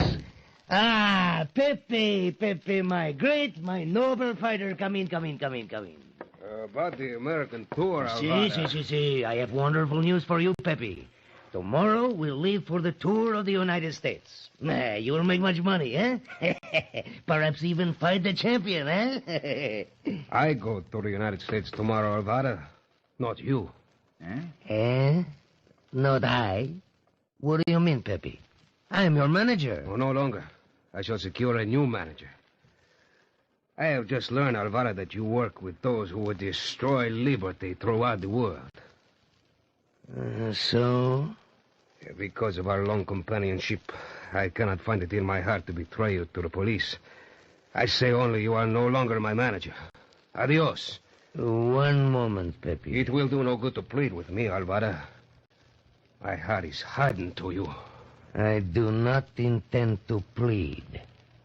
Ramon. See?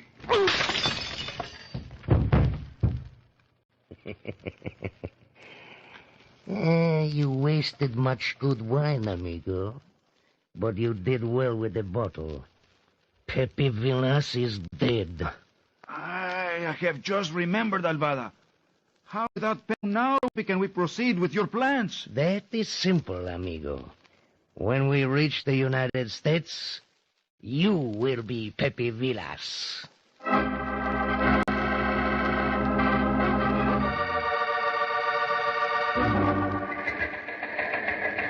From the national press, Mocan, Washington. Pepe Villas, the Argentine destroyer, made his first fight in the United States tonight and knocked out young Terry Miller in 1 minute and 10 seconds of the second round.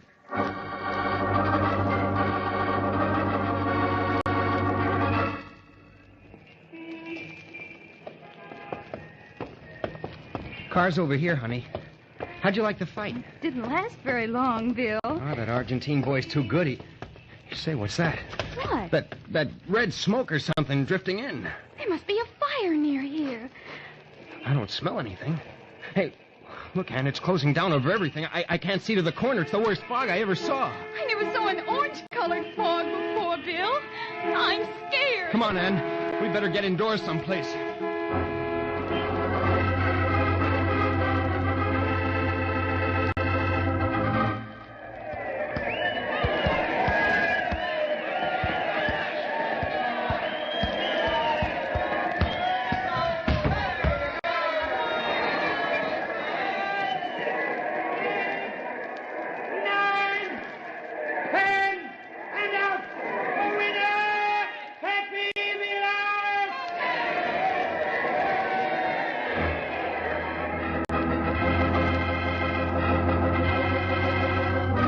The national press, Norcroft, Nevada.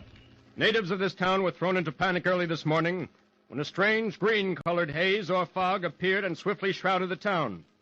As in several other localities, mystified authorities declared the fog to be harmless. But this reporter has learned that a high-ranking committee in the nation's capital is meeting on the subject at this minute.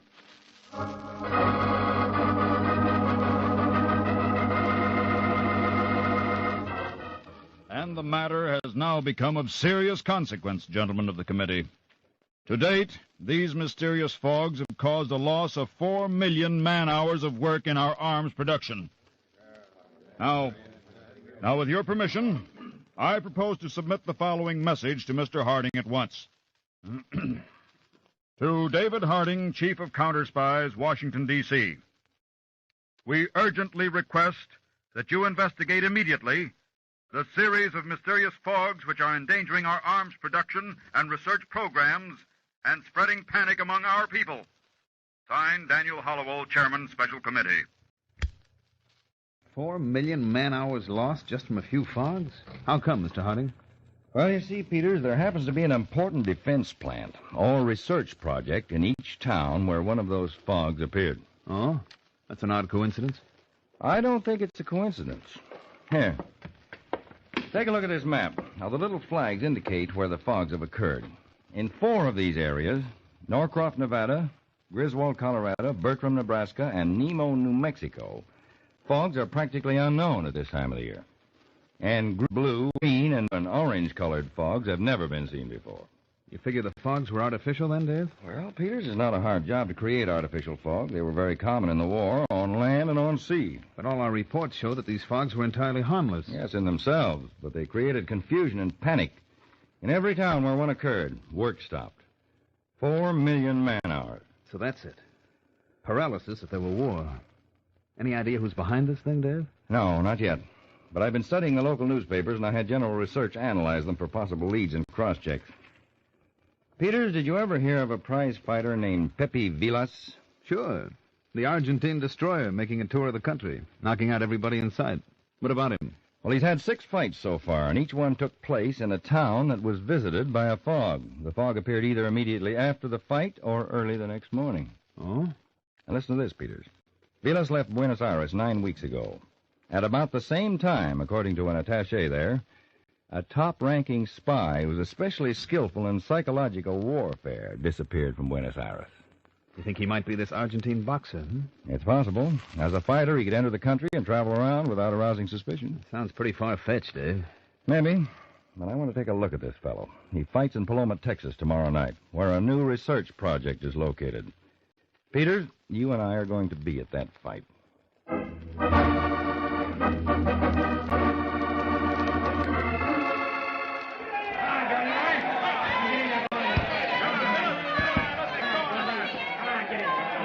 This Pepe Villas doesn't look too bad, Dave. Now, here's your cup of Pepsi-Cola. In the language of the fight trade, Peters, he's a bum. What? Thanks. That Pepsi will quench my thirst. Yeah, his footwork's terrible. Can't block, he can't punch. I don't get this. And he's pinning the other fella's ears back. The other fellow's a third-rater, but he could take Villas anytime he wanted to. I think this fight's fixed. Uh-oh, Jones is down. Jones is out cold, Dave. No, he isn't, Peters. He's putting on an act. Take my word for it. Jones is throwing the fight. The winner, Pepe Villas! Come on, Peters. I want to be waiting outside when Villas leaves his dressing room.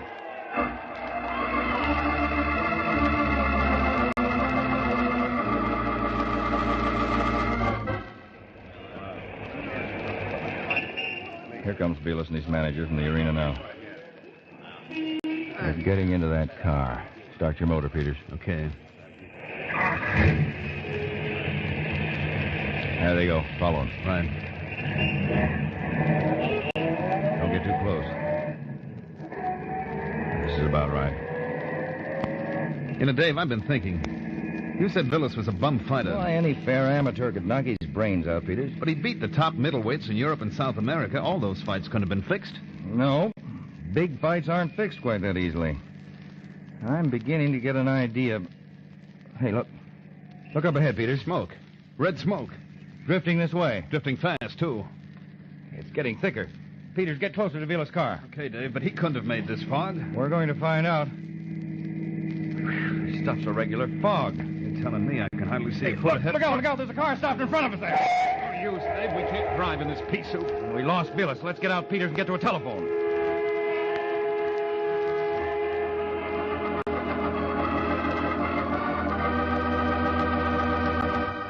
Checked with the Paloma Meteorological Station here, Mr. Harding. They made tests of the atmosphere as you directed while the fog was over the town. What's the report, Peters? Nothing in the air except a bit more precipitation. The fog was entirely harmless. Just like the other one. Yes, but get this, Dave. It seems there was no fog outside Paloma, and the fog always moves in from the plains around here. Fog was artificial. This, too. And it hit just as the night shift of the research project was going to work. Held them up for 5 hours. Who in thunder's behind it? We know it wasn't that boxer. We were right behind his car when the fog started. Well, if he's the head of a spy apparatus, his agents could have created the fog, Peters. Well, I want you to cable Buenos Aires and get complete information on Pepe Villas. They must have photographs of him down there. Tell them to put him on the wire photo. Check. Then stay behind Villas. Put another man on his manager, Alvada. I'm going to backtrack through those other towns where Villas fought. I'll be in touch with you later.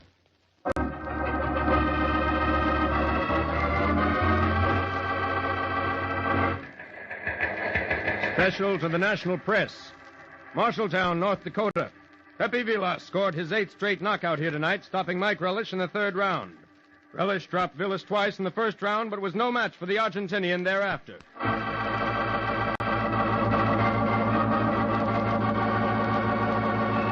Behold my eye, Alvada.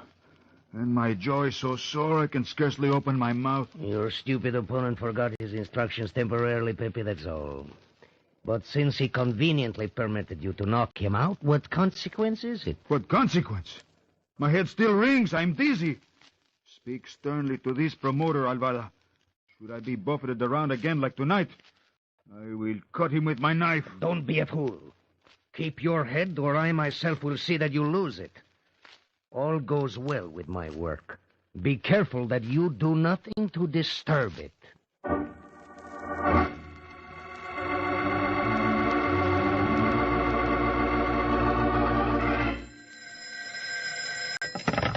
Peters speaking. This is Harding, Peters. What have you got? Villas won another fight last night, Dave, here in Marshalltown. Any fog? You guessed it. This morning, this time a dirty green one. Work at the rocket grounds was held up until noon. Where were Villas and his manager before and during the fog? In their hotel room, Dave. Alone. You see hardly anybody except when Villas works out at a gym before the fight, and then just hangers on. Well, I want the names of those hangers-on. Charlie Riley and I are getting them, Dave. But I'm starting to think that we're on the wrong track. We're on the right track. Where does Vilas fight next? In Grover City, Saturday night. You and Riley stay behind Vilas and his manager. I'll see you in Grover City on Saturday.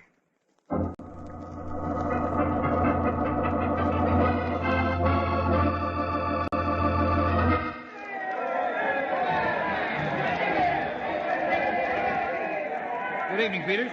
How's the fight going? Just finished the third round, Chief. Vilas is having it all his own way, as usual. Hold on to your hat, Peters. That is not Vilas. What? We heard from Buenos Aires. Here's a photograph of the real Argentine destroyer. Let's see. Say, that's not our boy in the ring. No, this fellow's a phony. The real Pepe Vilas has disappeared. Chances are he was killed so he could impel this laminating. What else did you find out, Dave? In the other towns where this phony Vilas fought, the people were terrified by rumors that the fogs following the fights were poisonous smogs. I'm sure the rumors were spread by the spy apparatus. You were right from the beginning, Dave. This fellow is the boss spy. Let's move in on him. Not yet, Peters. I'm not sure the phony Vilas is our man. You just said I went through his hotel room before I came here and through his dressing room here at the arena. Couldn't find a thing. It may be that his manager's our man. Alvaro? Yes.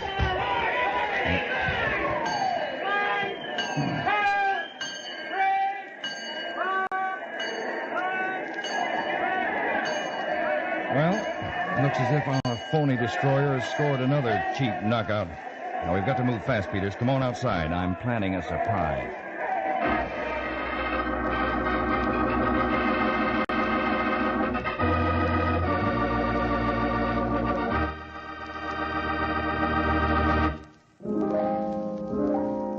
Would you stop for a minute and just answer me this? Tell me, who are the people we always miss? We don't miss the melancholy ones. No, we always miss the jolly ones. So be a jolly one yourself. Get Pepsi. Get that Pepsi bounce. That's the cola drink with more bounce to the ounce. Say, what is that bounce in every ounce of tasty, tangy Pepsi? More bounce? That's more refreshment. Quick food energy in each delicious sip. With Pepsi Bounce, you feel so fresh, you're lots more fun, and you can get more done. So mothers and dads, for your children and you, don't forget delicious Pepsi means energy, too. Better be sure you get Pepsi, and get that Pepsi Bounce. Big Pepsi hits the spot. 2 full glasses, and it's got bounce, bounce, bounce, bounce. Just say Pepsi for that Pepsi bounce. Now go get Pepsi for that Pepsi bounce. More bounce to the ounce, more bounce to the ounce. Go get Pepsi for that Pepsi bounce. More bounce to the ounce in Pepsi. More bounce to the ounce in Pepsi. And now, back to Counter Spy.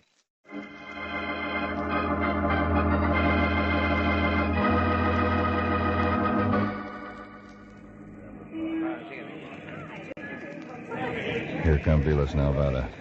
Do your stuff, Peter. Leave it to me, Dave. Get ready, Taggart. Okay, Mr. Harding. See how... Hey, you, Alvada. How much you pay that other bum to take the dive for your boy? Out of the way, stupid one. Who are you pushing, you crook? Do not call me names. I'm calling you a crook. That fight tonight was a Barney. I ought to give you a punch in the nose. Out of the way, I said. Sock me, will you? I'll fix you. Officer, stop that fight. Here, what's going on? Oh, fighting on the street, huh? Come on, I'm arresting you both.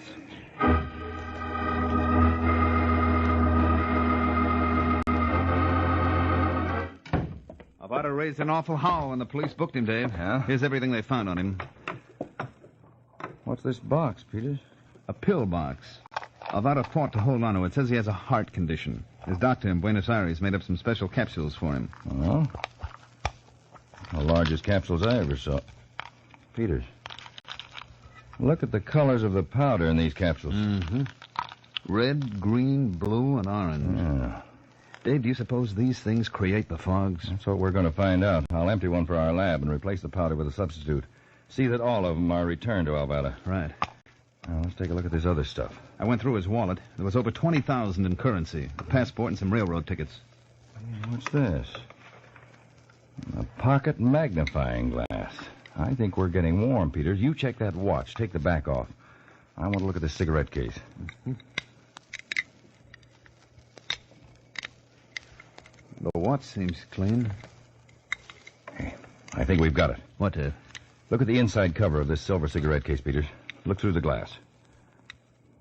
There seems to be a list of names scratched on it. H. Johnson? G. Andrews? Both those names are on the list of hangers-on at gymnasiums men Alvada talked to, aren't they? Check, Dave. These names must represent Alvada's organization in this country. I'm going back to Washington for a fast laboratory report on this capsule. You have all Alvada's belongings returned to him. See that he gets a nice apology and is released. Will do. Until this capsule's analyzed, I don't want him to know we suspect him. Now, you and Riley stay on his and Vila's tails, of course. I'll be in touch with you.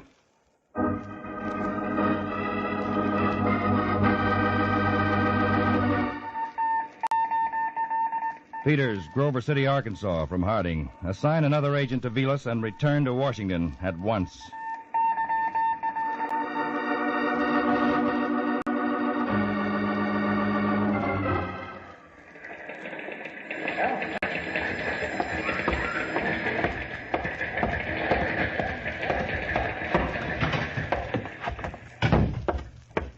Nice trip, Peter? Well, kind of dull, Dave, but don't keep me in suspense. What about that capsule we found on Alvada?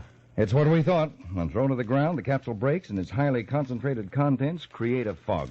You mean one capsule makes a fog that covers a town? Oh, no. Take several capsules. Alvada probably dropped some of them on his way from the arenas or from his hotel room. His agents dropped the others in various parts of the town. And then those agents spread the rumors around that the fog is a poisonous smog. That's right. The agents whose names are scratched in Alvada's cigarette case contact him at the gymnasiums where Vilas works out the day before his fights. They get their instructions and the capsules. Alvada was perfecting his apparatus and his technique to be ready in case of a future war. Yes, they could slow or stop production maybe for days at a time without the losses incurred by bombing.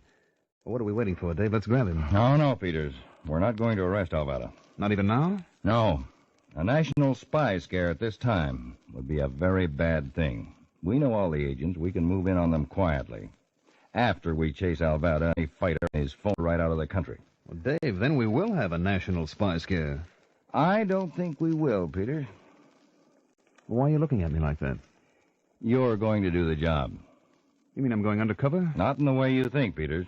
You're going to be a broken-down ex-boxer. What? Rather punchy. Come to think of it, punchy might be a very good name for you. Oh, thanks. Go on. Tomorrow, Pepe Vila starts training for his next fight at Hillman's gym. All the reporters will be there. And so will you.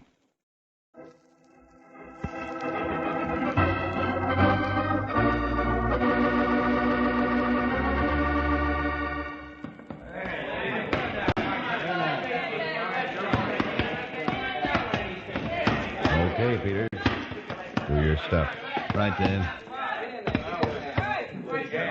Hey, Pepe, are you crummy? What a bum. You're gonna get murdered. Hey, Pepe, you hear me? I said you're a bum. I could take you myself. Why don't you pick out a good sparring partner instead of that beluga? You afraid he'll show you up, Pepe? Oh, what a cream puff right. You couldn't punch your way out of paper bags. Hey, listen to that punchy character, isn't he, huh? Alvada, have that stupid one shut his big mouth. Oh, yeah? Let's see you make me shut up, Pepe. I dare you to. Hey, what a laugh. Hey, Mama, you're hurting me. Alvada! See, Pepe, see.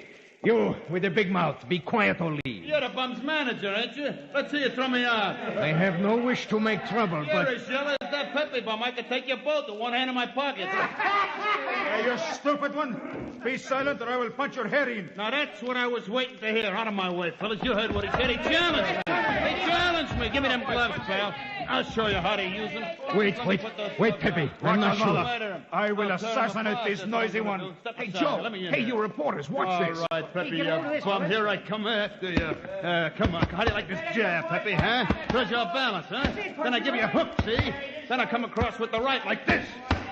Hey, knock Vilas down. Joe, we've got a story. Get up, Pepe. Get up and kill him. See, I will kill him. Oh, you're going to kill me, huh? Why, you bum, you couldn't kill a fly with your fists. Now, watch now. I feint, see? Then I feint again, and I hook with my left and bring the right over again like this. Hey, let me hit that telephone. Boy, what a story. Out of the way. I got to call a paper. Pepe, get up. Pepe. Save your breath, Alvada. Huh? Pepe's out cold. When it hits the papers tonight that a punchy gymnasium boy knocked your man out in 30 seconds, The promoters will cancel all these fights in a hurry. That cannot be. Wait. You are David Harding of the Counterspies. You're a fight fan? That's right, Alvada. Of course, you know Vilas won't be able to get any more fights here now. He's been shown up as a cheese fighter. So I suppose you and he'll be going right back to Buenos Aires. Well, Pepe can go. He has disgraced himself. But I shall stay a few more months, Mr. Harding, as I planned. I have many friends here. There's a ship for Buenos Aires tonight, Alvada. I would advise you to be on it with Pepe. Why? I still have several months of my visitor's permit. Your permit will be canceled when an indictment is delivered against you for fixing all those fights Vilas had. We have all the evidence, Alvada. The papers are being prepared. You'll take my advice. You'll be on that ship tonight.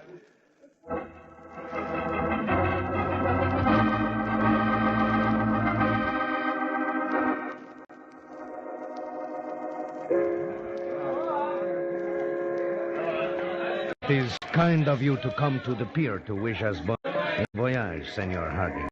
I wanted to be sure you and Pepe Vilas got off safely, Alvada. I didn't want you to get delayed by fog, for instance. Fog? On such a clear night? Well, you never can tell about a fog, you know, Alvada. You seem to have run into quite a few of them on your trip here.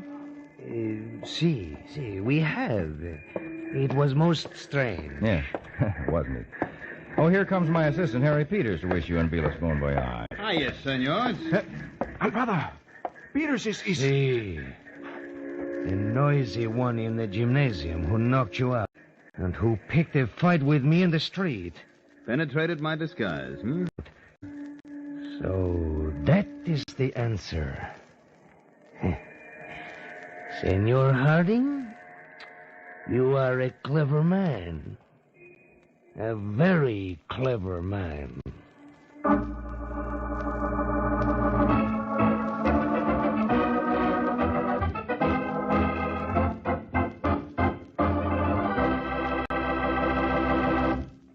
Now, here's a trick in arithmetic. It's very simple. Listen. That's 1 glass of Pepsi-Cola. That's a second glass of Pepsi-Cola. 2 glasses, but 1 bottle. 1 bottle, but 12 ounces. That's the big Pepsi bottle.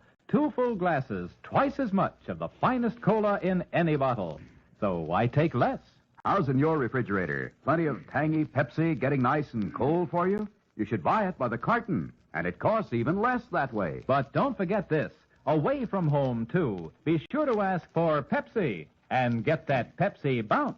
Big Pepsi hits the spot. 2 full glasses, and it's got bounce, bounce, bounce, bounce. Just say Pepsi for that Pepsi bounce. Now go get Pepsi for that Pepsi bounce. More bounce to the ounce, more bounce to the ounce. Go get Pepsi for that Pepsi bounce. More bounce to the ounce in Pepsi. More bounce to the ounce in Pepsi. Better get that Pepsi. Tune in every Tuesday and Thursday, same time, same station, to Counter Spy. Listen on Thursday for the exciting Case of the Carapool Conspiracy. In a distant land torn by rebellion, your counter spies followed a jungle trail to the secret of a missing prince and digging millions. Listen on Thursday, period day, to Case of the Carapool Conspiracy on Counter Spy.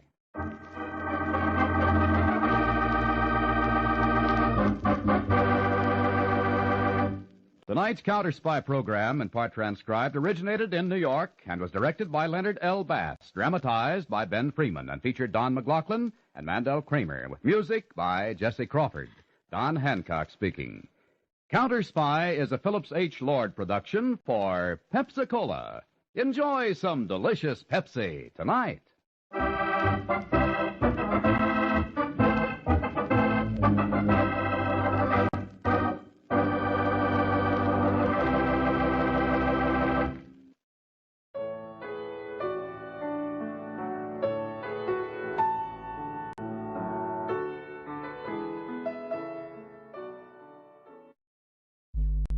You're listening to Kpnl Radio, Portland, Oregon. To you by Mac and Mind Software and your donations. You're listening to ABN, the Antioch Broadcasting Network. You can find us on the web at radio.macinmind.com. Mac in mind, as in, I had the Mac in mind when I wrote this software.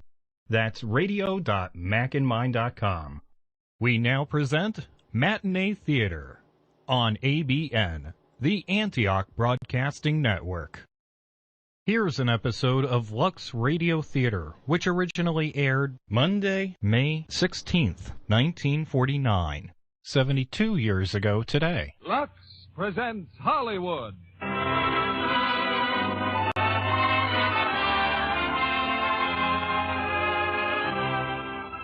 Lever Brothers Company, the makers of Lux Toilet Soap, bring you the Lux Radio Theater, starring Jack Carson, Dorothy Lamour, and Robert Alda in April Showers.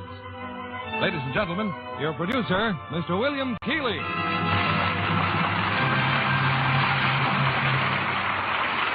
Greetings from Hollywood, ladies and gentlemen. More than a few years ago, a young man wrote a tune called April Showers, which became one of America's all-time favorites. His name was Lou Silvers, and for a long time now, Lou has been the musical director of the Lux Radio Theater. So we're especially pleased tonight that April Showers is the title and the theme of the romantic musical play which we present here. Warner Brothers made the picture, and starring this evening are Jack Carson in his original screen role, Dorothy Lamour as his partner on stage and off, and Robert Alda, also from the film cast. Look around these days and you can see that April showers have put the smile of springtime on the countryside. But you don't have to look very far to see that in any month. Lux showers put a smile of contentment on anyone who tries the new bath-size Lux toilet soap. And here's a full order of smiles and songs now as the curtain rises on April Showers, starring Jack Carson as Joe Time, Dorothy Lamour as his wife June, and Robert Alda as Billy Shea, with Bobby Ellis as Buster.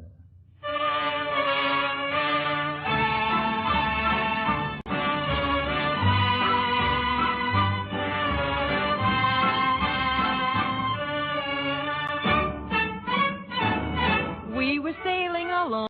Where were we sailing along? On Moonlight Bay. San Francisco in the so-called good old days.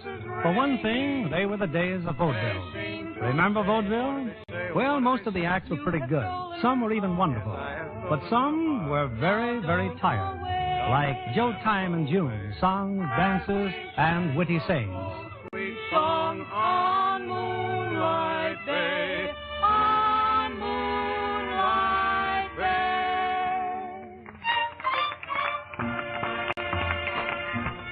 You know, June, there's one thing about the life of an elevator boy. What's that, Joe? It sure has its ups and downs. Say, Joe, girl, who's that boy you with last night? Well, I met her in a revolving door, honey. We've been going around together ever since. As we sang love's old sweet song on Moonlight Bay.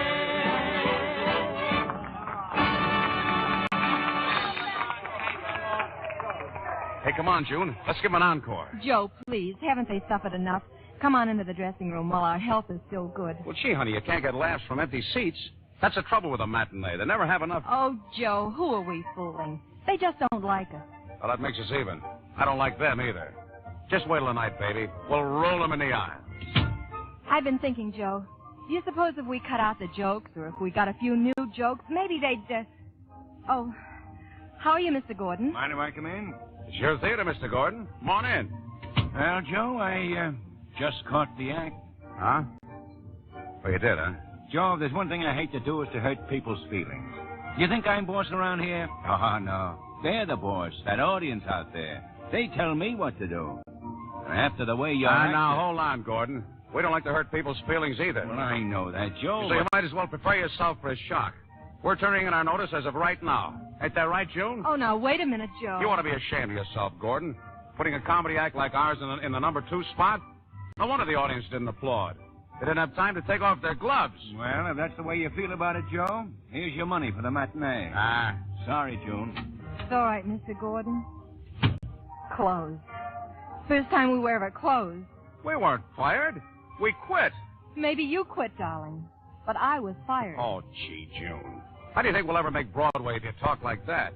Look, Joe, we've just been canceled out of a 3-day booking in a second-rate theater. We haven't paid the hotel bill. We've got exactly $12 left. Not a booking in sight, and you're talking about Broadway. Well, why shouldn't I? Why, when word gets around to the booking offices that we're available, why, they'll what? Oh, Joe, what am I going to do with you? Oh, don't worry, baby. We'll get by. Yeah, I just hope we can get by that hotel desk. Poor Curly, we owe him $62 room rent. Yeah, well, let's get our things together. We ought to be getting a letter from Buster. Oh, Joe, what if we hadn't paid his tuition for the whole term? Just think what had happened now. Buster wouldn't be able to stay in school. That kid of ours doesn't need school. Joe. Buster's going to be a great little trooper one of these days. Joe, please, not again. I don't want my son to be in vaudeville, and definitely not at the age of 12. Oh, now, June. It's a grand institution. I tell you, it's been a great satisfaction to me being a performer, holding audiences in the palm of my hand, making people laugh and making them cry. We make managers cry, Joe, not people. Besides, Buster doesn't like that school. Remember his last letter? The principal didn't even know what an act in one was, or a time step. And a guy like that running a school. Where would I be now if I'd stayed in school? About the 4th grade, honey. Now hand me that suitcase.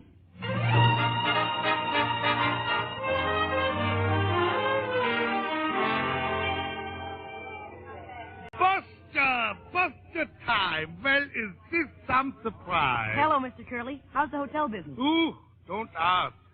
School is out so early this year, Buster? No, I just walked out on them, Mr. Curly. They wanted to hold me over for another year in the same spot. But I said, gentlemen, as the oak tree said, when spring comes, I'm leaving. Get it? I get it. Even with my eyes shut, you look just like your papa. Say, Mr. Curly, are they up in their room, Big Time and Mom? Your mama and papa, they got a matinee today, Buster. But I just came from the theater. The manager said they quit and walked out. Quit? I suppose that means they were fired. Yeah. Big Time fired? That's a laugh.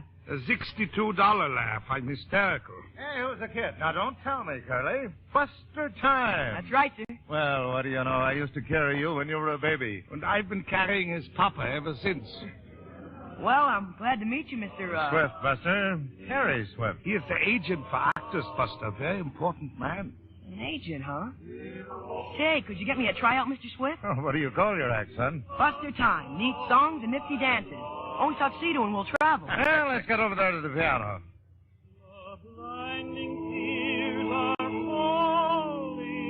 All right, hold it, boys. Hold it, fellas. Hey, boys, I want you to meet a client of mine. This is Joe Time's kid. Hi, brother. And Buster says he's got an act. Chip off the old block, huh? Well, what would you like, sport? Nothing wrong with that tune you were just singing. It's just the way you did it. Give us another chorus on the piano, Al. Let's listen to the genius. Dear old girl, the robin sings above you. Dear old girl, it speaks of how I love you. The blinding tears are falling as I think of my lost pearl, and my broken heart is calling for you, dear old girl, dear old girl. The robin sings above you, dear old girl. It speaks of how I love you. The blinding tears are falling as I think of my lost pearl, and my broken heart is calling for you,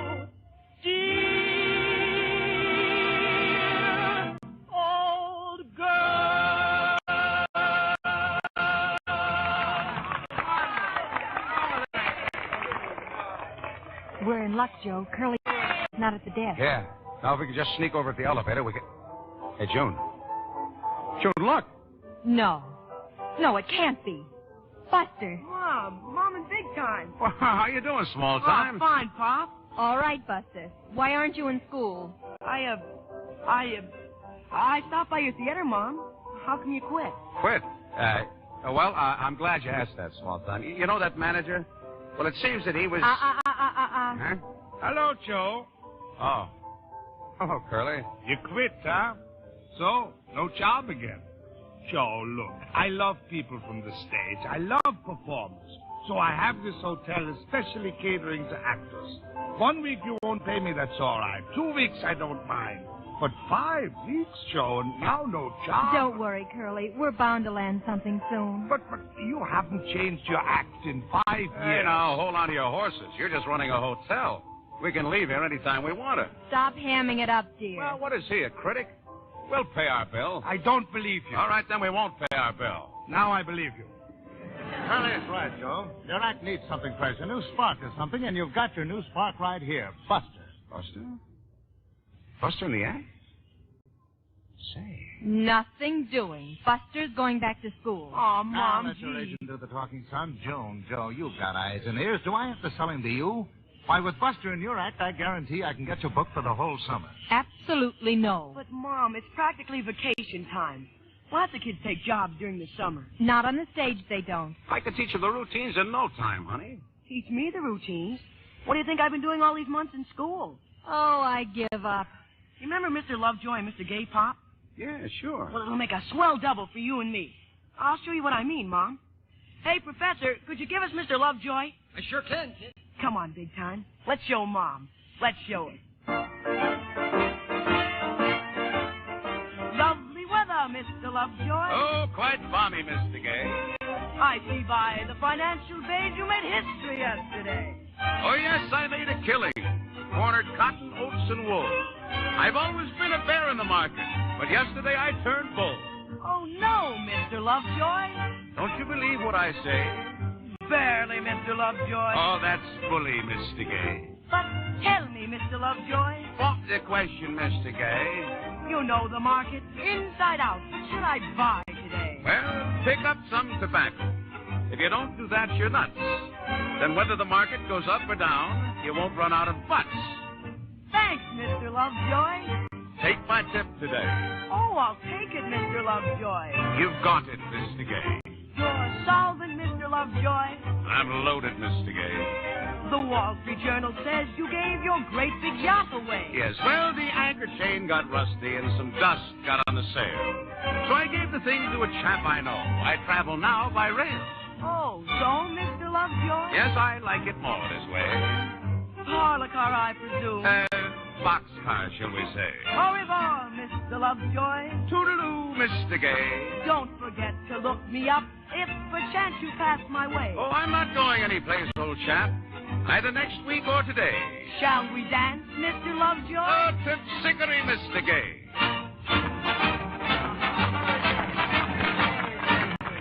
You see, Mom, you get the idea? Oh, I knew this would happen someday. Oh, well. There's a certain theater manager who could use an act like this. Let's go and see him now. Yeah. We'll go over to the Majestic, Harry. We'll show that guy Gordon. He's just the one we're going to show. But Gordon just fired us. He's going to get a chance to hire you back. Okay, come on, small time. Let's give him another.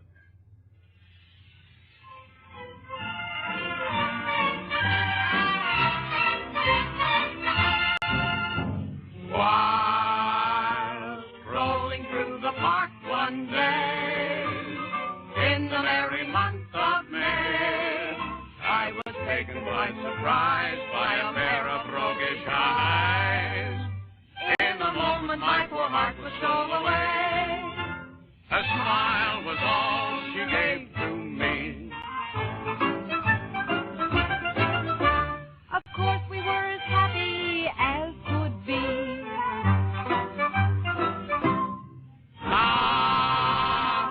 I immediately raised my hat, and finally she remarked, I never shall forget that lovely afternoon. we met her at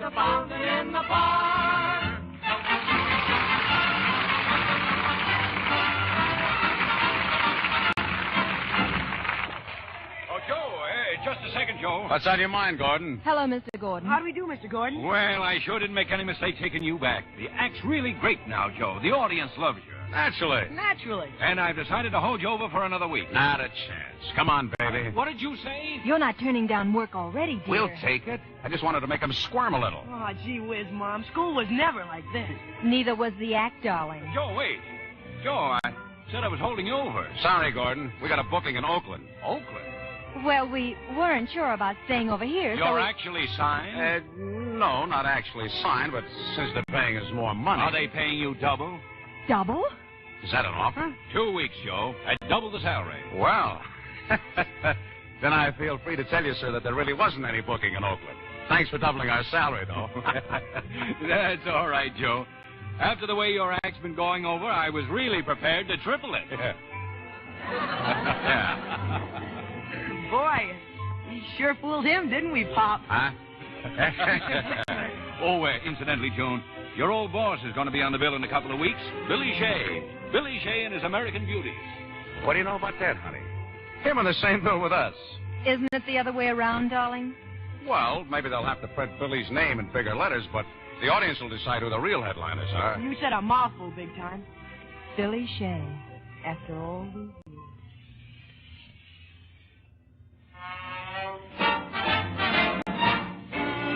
Everybody loves a baby, that's why I'm in love with you. Pretty baby, pretty baby. And I'd like to be your sister, brother, dad, and mother too. Pretty baby, won't you come and let me rock you in my cradle of love, and we'll cuddle all the time. Oh, I want a loving baby, and it might as well be you. Pretty baby of mine, pretty baby of mine.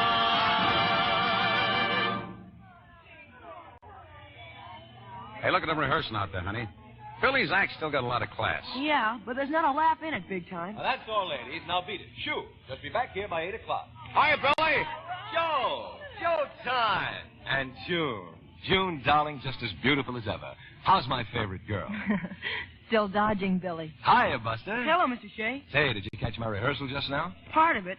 And if you'd like my we opinion... thought it was wonderful, Billy. Simply wonderful. Yeah, lots of class, Billy. A really classy act. Well, that's why June used to work for me, huh, honey? And I sure wish I had you in the act right now. You don't know how tough it is working with 6 feather-brained chorus girls. They didn't look so tough from here. Well, I gotta run. I'll catch your act tonight, huh? Maybe give you a few ideas. Yeah. How do you like that guy? Give us a few ideas. He sounds like a big ham. And you sound like a little one, darling. I got your music, Mrs. Time. Anytime you want to start rehearsing. Okay, Charlie. April showers.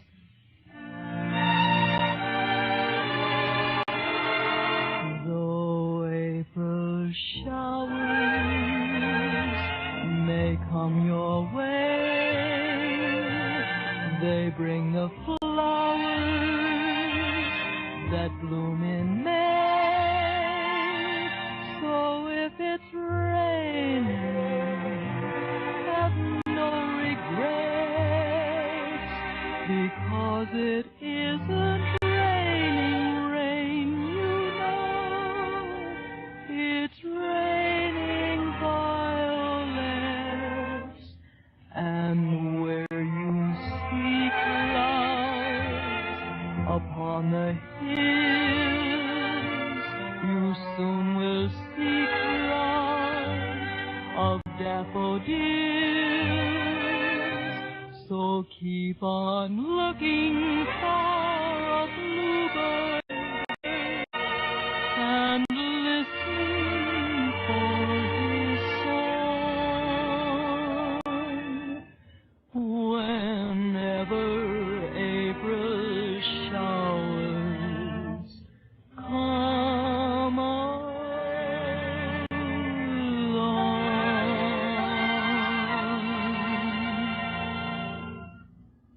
Gee, honey, that was swell. Thanks, but haven't you forgotten something? Time for Buster's lessons. What'll it be, Mom? Tap, soft shoe, or ballet? Geography. Take him over to the hotel, Joe, and make him study.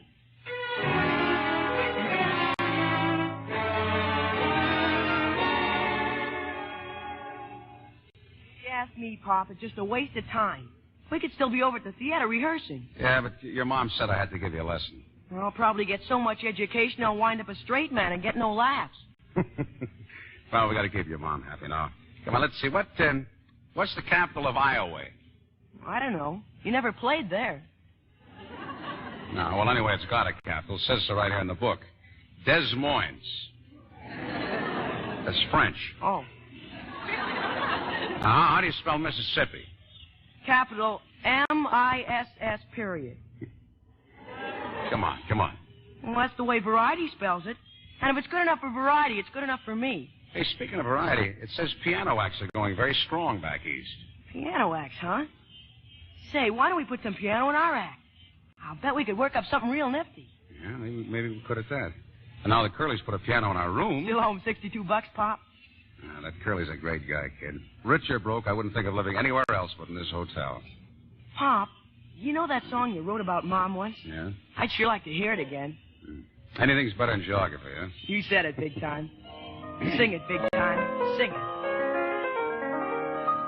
Just a neighborhood pest when I met her. Just a freckle-faced kid with a curl. But you ought to see she turned out to be the world's most beautiful girl. She would hang round the gang on the corner, but we never would give her a whirl. Oh, gee, were we dumb, 'cause now she's become the world's most beautiful girl. Oh, we chased her, we teased her, laughed at her tears. We made fun of her calico gown. But lo and behold, in a couple of years, she was the toast of the town. Though the freckle-faced kid that we laughed at could have married a baron or earl, believe it or not, it's me that has got the world's most beautiful girl.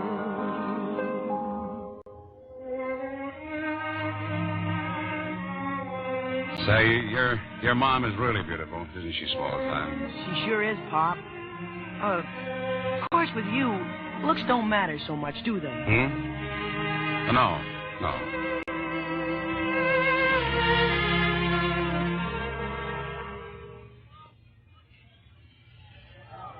Hey, June, where are you? Buster, June.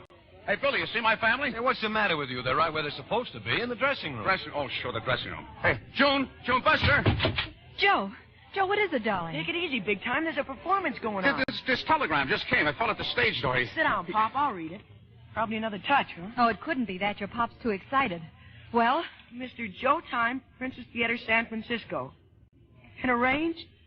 Well, what's the matter with you? What are you so excited about? Give me that telegram. Can arrange? Yahoo! Hey, what in the world's going on here? That's what I'd like to know, Billy. Joe just got this telegram, and it says... Oh, no. No, I don't believe it. It's just too good. Billy, here, you read it. Let me see. Can arrange 12 weeks in New York for you on Keith's Circuit. Opening date September 18th. Are you available? William Barnes. New York? Well. Give me a pencil, somebody. Give me a pencil and paper. I got to answer this right away. Joe, no, that's my best eyebrow pencil. I'll get you a gold one. Be sure and give Barnes my regards. Yeah. June, you write it, honey. I'm too nervous. Here. But what'll I say? Oh, just tell them that we accept, provided we get top billing, have separate dressing rooms, transportation back and forth from here to New York, and a guarantee that we play Broadway before November 1st. There, that ought to do it. Got all that? Yep, every word. Let me see it. Let's see. William Barnes, St. James Building, New York City. Okay, Joe Time. That's the most beautiful telegram I ever wrote. Send it.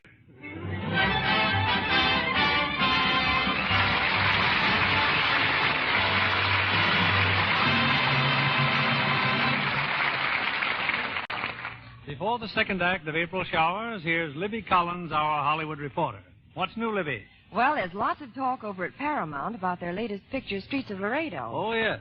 the story of the Old West, starring William Holden, MacDonald Carey, Mona Freeman, and Bill Bendix.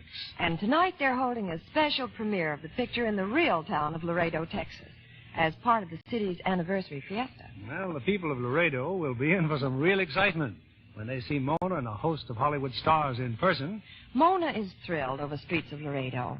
She has her first grown-up role after playing so many teenagers. You know, I think she's strikingly pretty in Technicolor, don't you, Olivia? Not a bit prettier than in real life. I'm sure John Kennedy would say her fresh, lovely complexion is one of her greatest charms. I certainly would, Libby. And as you know, it's one of those famous Lux complexions. I should say so.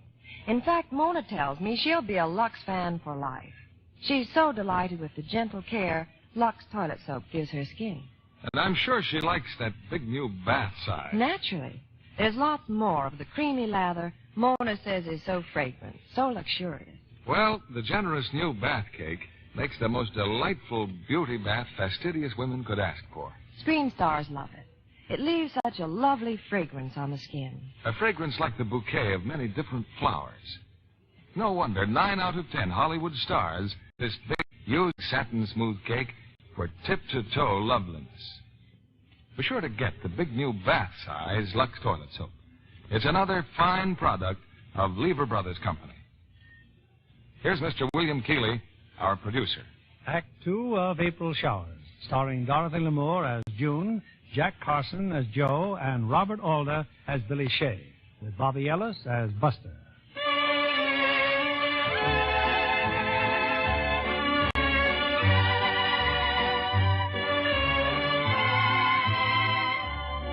Well, it's just about the biggest moment in the lives of the three times. An offer to come to New York. Joe, June, and Buster are now in the office of Mr. Barnes, the booking agent. But the broad smile of welcome on Mr. Barnes' face undergoes a drastic change as he takes a second look at Buster. That's Buster? That's your son? Well, yes. What's the matter, Mr. Barnes? What have I got? Yellow fever or something? Believe me, it's worse, much worse. What's worse? What are you talking about? Well, they told me he was a youngster, but I had no idea he was such a baby. But that's what makes the act so great, the fact that Buster is just a kid. There's a law here that no child under 16 can sing or dance on the stage. Are you 16? Well, I'll be 16. Oh, this is terrible. Mr. Barnes, we spent every nickel we had to come here. Yeah, you can't keep us from working now. You've never heard of that society that watches every act to see that the age law is enforced? I'm awfully sorry. I really am. You're sorry? What about us taking everything we had in this chance? You just can't... Sorry to interrupt, Mr. Barnes, but Colonel Nemo's here. He's in a great hurry. Oh, show him right in. Well, how are you, Barnesy, old kid? Here, have a cigar. Hey, a midget. And who are you? Sit down, Colonel. How was Baltimore? You didn't hear? Say, I fractured them. They're still applauding. Hey, June, Buster, Mr. Barnes, look. Put me down, you big ape. Don't you get it? He's not even as big as Buster. We passed Buster off as a midget. Big time, yeah. It's a great idea. My son? A midget? I won't have it, Joe. It's ridiculous. And what's so ridiculous about a midget, madam? Oh, I'm sorry, Colonel. I only meant that... I happen to have a son myself. He's 5 feet 11. How do you think I feel? What do you say, Mr. Barnes? They'd never believe it. Oh, sure they would, Mr. Barnes. You've never seen Buster work. He can imitate anything. Go on, kid, show him. Well. How are you, Bonzi, old kid? Here, have a cigar. Say, did I fracture him in Baltimore? They're still applauding. Well, I must say. Say, kid, you're okay. Okay, he's great. Can't miss. By golly, I'll take a gamble. Mr. Time, you open at Proctor's at 5:00 on Monday. And as for you, small time... Yes, sir? You got to give the performance of your life. Remember, on stage you're yourself, but off stage you're a midget. Leave it to me, Bonzi, old kid. Well, I'll see you all there on Monday. And if that society comes calling, just remember, the kid fooled me, too.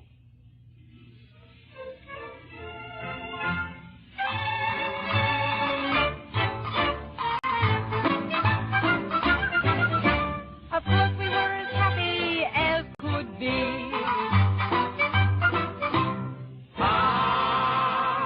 I immediately raised my hat, and finally she remarked, I never shall forget that lovely afternoon.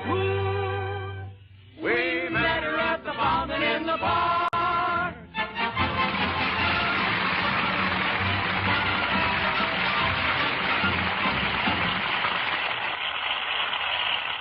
Buster, come on, let's take another bow. Joe, wait. Hello, Mr. Barnes. Be with you in a minute, Mr. Barnes. Joe, don't go out there. No more bows. What's the matter? Why not? No, the act's fine. It's great. But the society spotted Buster. They'll be coming backstage any minute with a cop. Okay, Buster, into my dressing room, quick.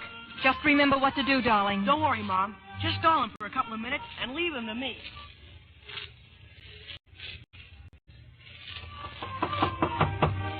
Come in. Come right in, folks. Come right in. Excuse the Colonel's appearance. He was just about to shave. Oh, they won't mind the lather, June. Folks, this is Colonel Rudolph Val Vanderwooten. Glad to know you, ladies. Hey, officer, what's up? The joint pinched or something? Well, Colonel, it seems these ladies are from the society. Not another benefit. Oh, Joe, you know how tired I am. Well, it seems there's a law, Colonel. Children can't sing or dance on the stage. Now, don't get upset, Colonel, but they thought you were a child. That shows how good you are, Colonel. You ought to take a bow. Oh, don't feel bad, ladies. It's a natural mistake, and I don't hold it against you. Here you are, Sergeant. Have one of my cigars. Well, thank you, Colonel. Here, you have one of mine. Yes, of course. Nothing like a good clear Havana, I always say. You do? I mean, yes, you do. Here's a match, Colonel. Oh. Well, ladies, are you satisfied now? Yes, I believe we are. Come, Clara. Sorry to have bothered you, folks. Oh, don't hesitate to call any time. Oh. Buster, you're as pale as a ghost. I knew this cigar would get him. Only I'm afraid it got me, too. Oh, what a piece of acting. Kid, you were great. Pop, I'm dying. Don't worry about a thing. And that shaving routine. Boy, did we fool him. Did we? It seems I forgot my gloves. And that's not all. I forgot to give you this summons, Mr. Time. Sorry about the cigar, Colonel. Well, Pearson, up acted Proctors. Time Family Variety Brew in New York. Joe, June, and Buster now back in Frisco.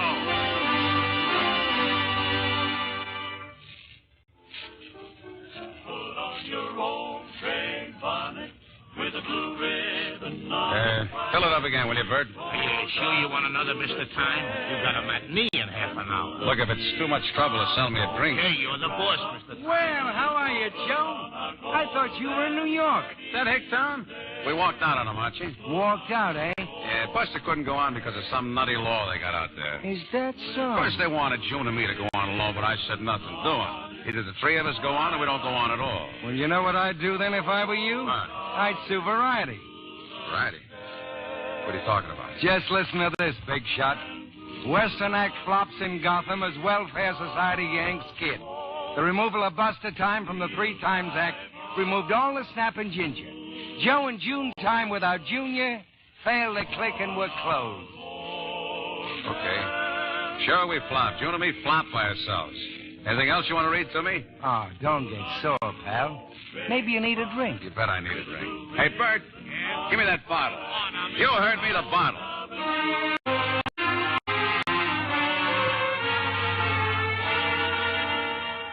Pop, please. Get in the dressing room. Oh, gosh, Pop, if the manager sees you... Joe. Hiya, honey. How's the world's most beautiful doll? Joe, we're on next. Can you make it? Read all about it, baby. Read all about it in Variety. Oh, Joe, why? Why did you do this? I couldn't help myself, honey. It's the funniest thing I ever saw. The whole town knows that we laid an egg in New York. The whole world knows about it. Read it. Read all about it. Pop, please. I'll get your makeup on. We just didn't lay an egg, Buster. We laid a cake. A whole cake with 20,000 eggs in it. That's all we did. Well, so you finally got here. Hey, what's the idea of busting in my dressing room? Who are you? Joe, that's Mr. Barkley. Huh? The manager, Joe. Oh, the manager. How are you? Glad to see you. Drunk, huh? It's a hick town. New York is a hick town. I'm sorry, Mrs. Time. He's in no shape to give a performance. Please, give us 15 minutes. We could switch places with the juggling act. He can't even stand up. I won't insult my customers. Joe's not a drinker. He never missed a show in his life. He's missed this one. Well, how about tomorrow? Not tomorrow or any other day in this theater. I'm sorry for you, Mrs. Time, and the boy. Mom, maybe if I got some black coffee. Oh, just let him alone, Buster. Maybe it's better if he doesn't sober up any sooner than he has to.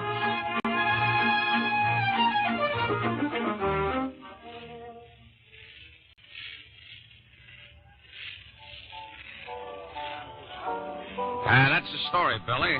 We get tossed out of New York, then I pull the prize stunt of all. Get soused right before our performance. Mr. Shea? Shake hands with the #1 flop in show business. Yeah, I heard about the tough break she got. Everybody's heard about it. How'd you do in Seattle? Oh, terrible. I've been laying off a month myself. You?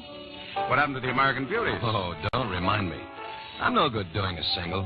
What I've been looking for are the right partners. Well, how's June in Small Town? Oh, they're great. I got to tell them you're in... Hey. Yeah, we a couple of dopes. Dopes?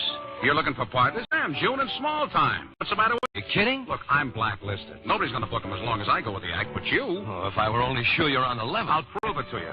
We'll find that agent Harry Swift and then break the news to June and Buster.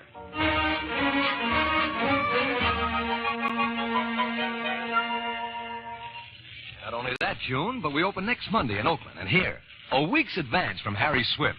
Billy, I just don't understand. What happened, Joe? Well, I get hold of Harry, see? And I say, Harry, isn't the 3 Times one of the nicest little acts you've ever seen? He says, of course it is, Joe. So I say, well, why don't we ever get any more bookings? He says, because of you, Joe. The theaters won't take a chance on you. I say, well, suppose I step out of the act. Pop, no. Yeah, I'm not finished, Faulkner. I say, suppose somebody else takes my place. He says, well, who did you have in mind, Joe? So I say, Billy Shea. He says, now you got something, and I say, you can say that again. Billy's a great performer. He can sing, he can hoop, and he's got class. And look at him, June. He's even the right size. Almost. With a little taken in here and there, he could even wear my wardrobe. Now, isn't that a great idea, or isn't it? Joe, I wait. loan Billy my name, and you're all set. It's a wonderful idea. It's a terrible idea. Mom and I can't go on without you. Buster's right, Joe. I'm sorry, Billy. Well, I was under the impression I was helping you folks out. I don't blame you for being insulted, Billy. Here he is giving up a great girl act just to do us a favor, and you two are complaining. And what would you do, Joe? Well, I'll stick around. Harry says if I behave myself in 6 months, the bookers will give me a clean bill of health. I'm not going to let you do it. You know, this is pretty funny. I'll see you around. No, you don't. You made a deal, Billy, and you're going to stick to it. But you don't want it like this, Joe. You know you don't. Oh, don't I? I try to be nice about this, but I'll okay if you want the truth. I'm sick of worrying about you two. I'm sick of playing the heavy. I'm sick of coming back to this room every night and telling you they don't want you and Buster on account of me. Now, you can do what you want about the booking. I'm walking out right now.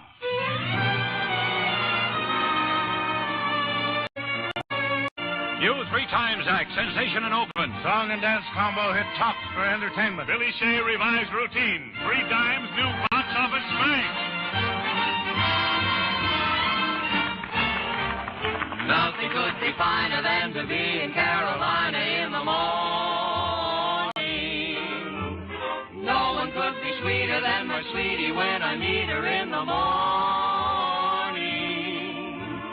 Where the morning glories twine around the door, whispering pretty stories I long to hear once more. With my girlie where the dew is early in the morning. Butterflies all flutter up and kiss each little buttercup at dawning. If I had Aladdin's lamp for only a day, I'd make a wish and here's what I'd say. Nothing could be finer than to be in Carolina in the morning.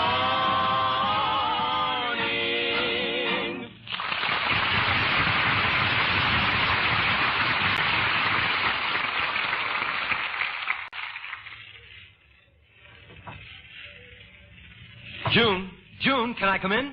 Billy? Sure, come on in. I was afraid you'd left for the hotel. June, I've got some great news. Guess who just left me? He was here tonight and caught the act. Al Wilson. Al Wilson? Yeah, and listen to this. He's producing a new musical comedy, and he wants us, June. Oh, I always told you we'd make it, didn't I? Musical comedy. Oh, it's too good to be true. No living out of a trunk, no hopping from town to town. And this is only the beginning. There's no telling how far we can go. Together. Yes. And then if we're a hit, maybe Buster, Joe, and I could... June, will you forget about Joe? I can't forget him, Billy. You've taken his place in the act, but don't you forget I'm still married to him. Well, you shouldn't be. That's what I'm trying to tell you. Are you trying to say that I should divorce Joe? Well, that's the only thing you can do, in fairness to yourself. But would it be fair to him? Oh, June, it's time you stopped worrying about everybody else and thought about yourself for a change. You know you haven't a chance of happiness with Joe anymore. Maybe you would with me. June, I've always been crazy about you. Will you think it over? Yes, I'll think it over, Billy. Sure, I'll think it over.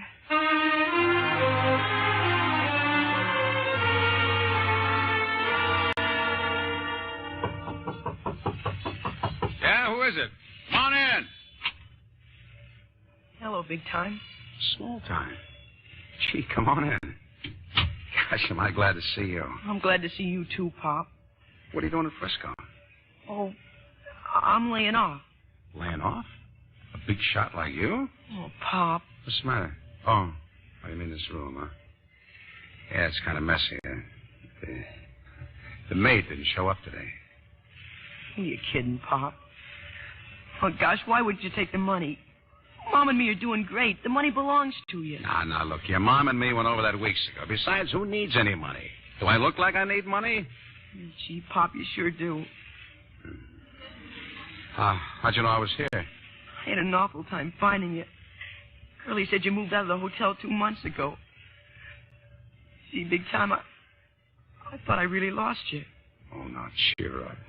Cheer up, kid. You gotta come back, big time. It isn't right for us to be split up like this. I'm scared. Scared? Scared of what? Things like... Well, like Billy. What about Billy? He wants Mom to divorce you and marry him. Well, Billy's always kidding your mom like that. Don't mean a thing. You've heard him do it right in front of me. They're leaving Oakland tomorrow. They're going to Portland. Portland? I thought you said you were laying off. I didn't say the act was laying off. Just me. Hey, you know more about show business than to pull a stunt like that. Look what happened to me just because I missed one matinee. Gee, big time. Don't you think it would be better for both of us? I mean, if I stayed here with you, we could team up and do a swell double. No. I got plans of my own now. You'd only be in the way.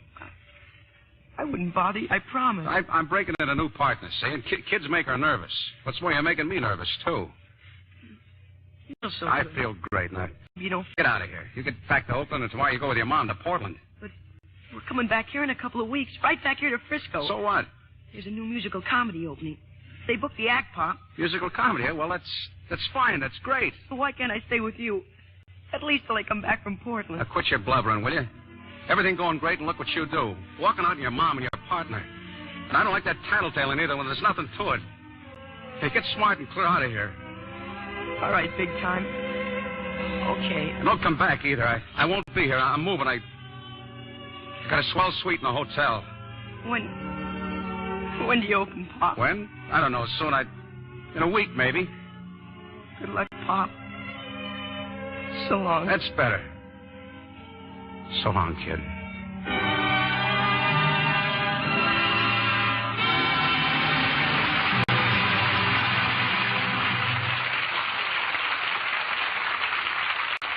We pause now for station identification. This is CBS, the Columbia Broadcasting System.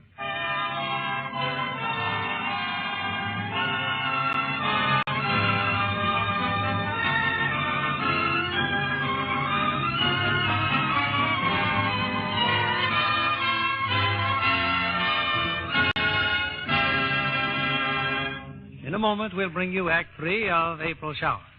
Our guest tonight is Miss Joan Winfield, who has appeared in many Warner Brother pictures. They tell me you have a special reason for being attached to your first name, Joan. Oh, that's true, Mr. Keeley.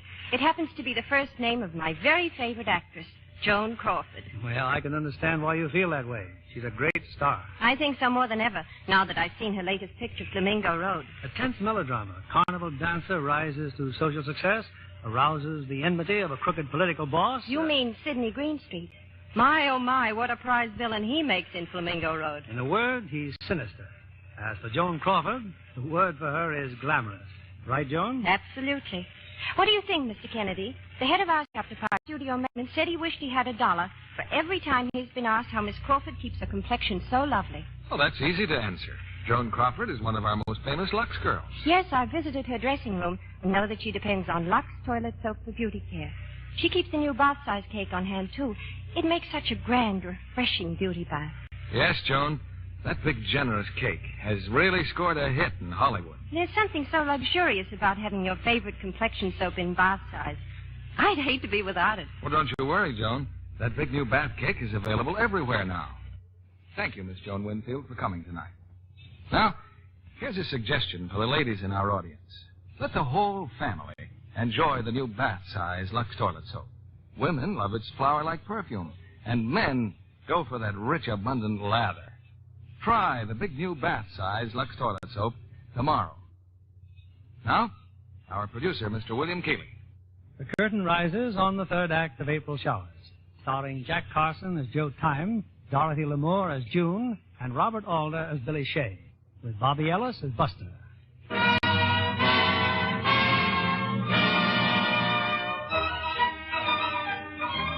It's a couple of weeks later, and the Three Times are back again in San Francisco to start rehearsals for Al Wilson's big new musical comedy. In Curly's hotel, a guest is trying to register. Well, can you accommodate me here, or must I go to the St. Francis? Please, lady, if you can't wait for just a minute. Yeah, June. Junie, you are back. Hello, Curly. Can I accommodate you? She said, what a question. Well, where's the rest of that? Well, Buster and Billy went straight to the theater. Curly, have you seen Joe lately? Not for months, June. He used to drop in for his mail, but now, no more. He's in town. Do you know where he is? I don't like to say this, darling. Yeah, he's in town, something called Mike's Place on the Barbary Coast. Mike's place. Thanks, Curly. I'll be back later.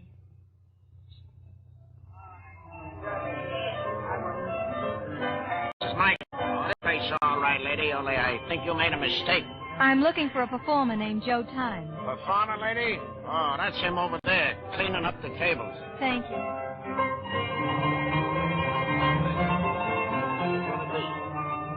Joe. Huh? June. I hope you don't mind my coming here. Fine. I should say not. It's lucky you came today, though. I just been helping Mike out here. I got a swell job lined up starting tomorrow. That's fine, Joe. Well, sit down, June. Sit down. Gosh, honey, you look great. How's the kid? How's Buster? He's fine, Joe. Yeah. I read somewhere you're going to be in Whimsical. Opening New Year's Eve, huh? That's right. Well, I'll be there with bells on, right down in front with the bald heads. Buster and I want you backstage, Joe. With us. Well, what about Billy? How come Wilson wants me? Oh, I didn't mean in the act. Oh. Billy will still work with Buster and me, but that doesn't mean we couldn't have a home again. We wouldn't be at the theater all the time. Same old story, June.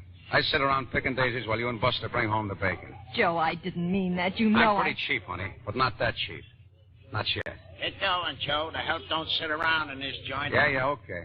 You're looking at it all wrong, Joe. Maybe I got a one-track mind, but there's no other way to look at it. Well, why don't you get smart, June? Get yourself a divorce. A divorce? Why not? You and me are... Well, it just hasn't worked out. Get a lawyer. I'll sign anything you want. Joe... And it won't be hard for him to find me, either. I'll still be right here in Mike's place. Say hello to the kid for me. We're all ready to rehearse the merry number, Mr. Wilson. Okay. You girls in the background, keep it alive. All right, Billy, Buster. Okay, let's go.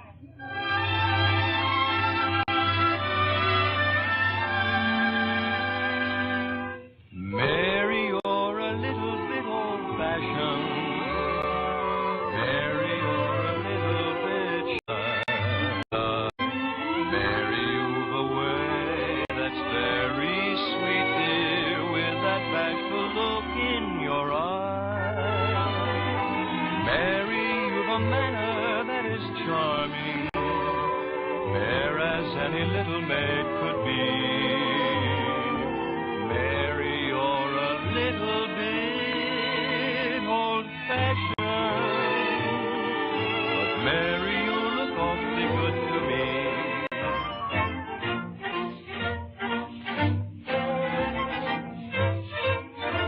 Hold it, please. Hold it.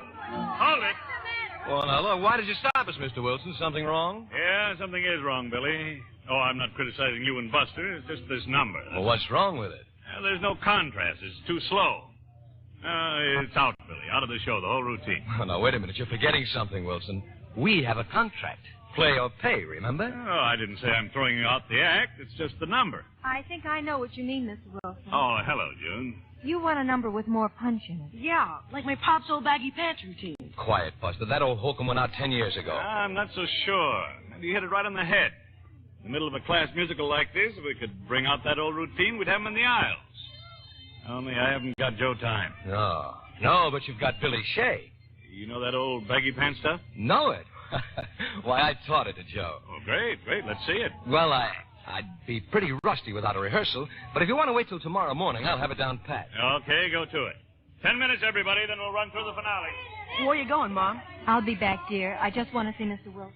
Now, we'll run ahead, June. See you at the hotel. Hotel? Yeah, that was quite a suggestion you made, Buster, but it means we've got a tough night ahead of us. I don't get it. Well, you're going to have to teach me Joe's routine. I thought you said you taught it to him. So Wilson wouldn't worry. You didn't have to say you taught it let's... to him. All you had to say was you knew it. Now, listen, kid, you're getting a little too big for your britches. Now, let's go.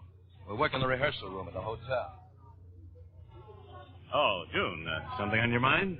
Well, it's about Billy, Mr. Wilson. He never taught Joe that old routine. No, I didn't think so. But he can learn it. If you really want that number, why not let Joe do it? Joe? I can reach him in 5 minutes.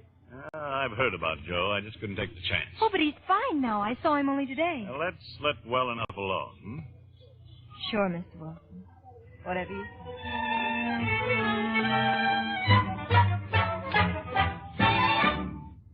It's no use, Billy. You just don't understand a damn Pop. Routine like... I did it the way you did it, didn't I?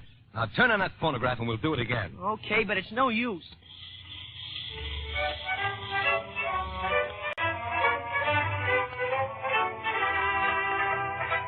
He's nothing like Pop. Nothing like him. That's enough of that smart talk. Keep going. A lot of good it'll do. Now, listen, kid. I've taken about enough, see?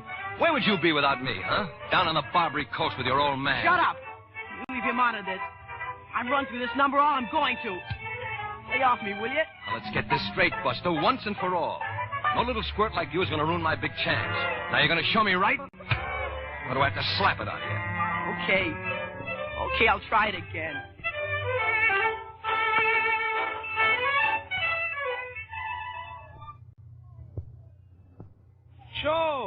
Joe, Merry Christmas. Hello, Curly. I just wanted to leave this package. It's for Buster. I guess they're all theater. Huh? June, yeah, but Buster, no, he and Billy are upstairs in the rehearsal room. Joe, don't leave. Go up and see the boy. Just him and Billy, huh? Go on. Yeah, well, maybe I will. Just for a minute. Well, what are you stopping for? And don't tell me you're tired. I'm not tired. I'm not going to show you Big Time's routine. If you kill me, I'm not going to show it to you. You'll show it to me, and right now. Stop it. Stop it, will you? Pop. Joe. Hello, Joe. What's he been doing to you, small time? You heard? No, Pop. Honest, I'm all right. Turn off the music, kid. Sure, Pop, sure. Oh, gosh, I'm mighty glad to see you. And lock that door over there. Sure. Now, wait a minute, Joe. You see, we were just rehearsing. Yeah, I know. Now, you and I are going to do a little rehearsing. Pop, no, we'll kill you. Give it stick. Pop!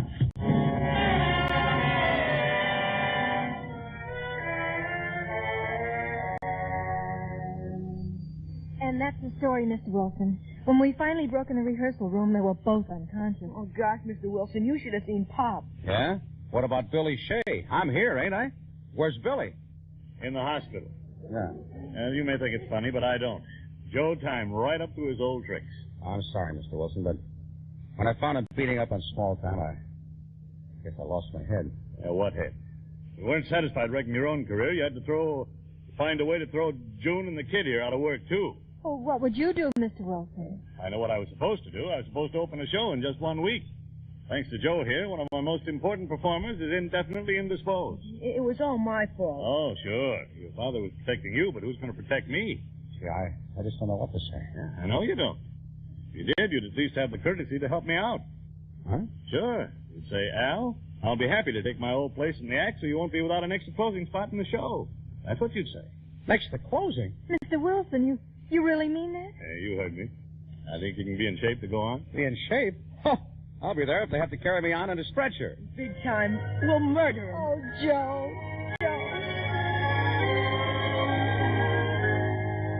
Oh, April shower, bring on your way. They bring the flowers and blooming May.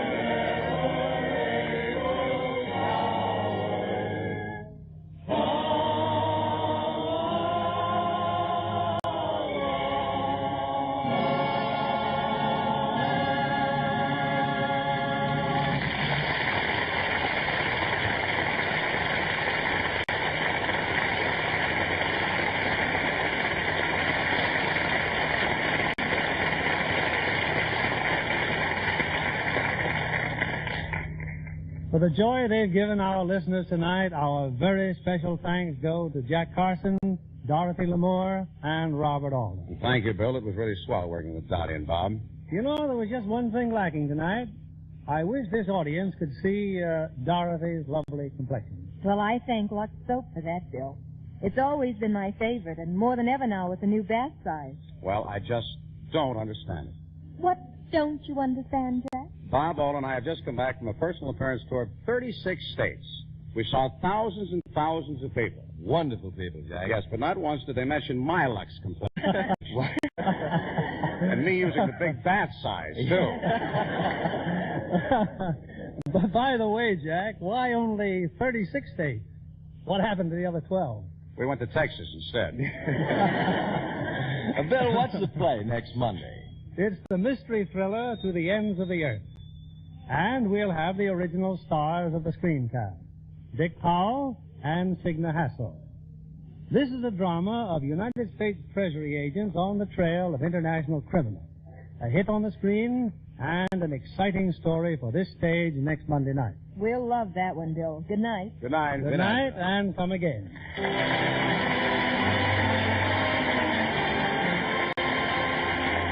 Lever Brothers Company, the makers of Lux Toilet Soap, join me in inviting you to be with us again next Monday evening when the Lux Radio Theater presents Dick Powell and Signa Hassel in To the Ends of the Earth. This is William Keeley saying good night to you from Hollywood.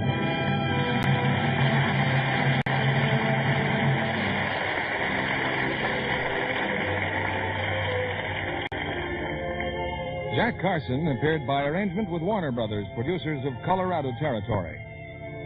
Dorothy Lamour appeared through the courtesy of Seal Test and is currently starring in the Pine Thomas production for Paramount, Manhandled.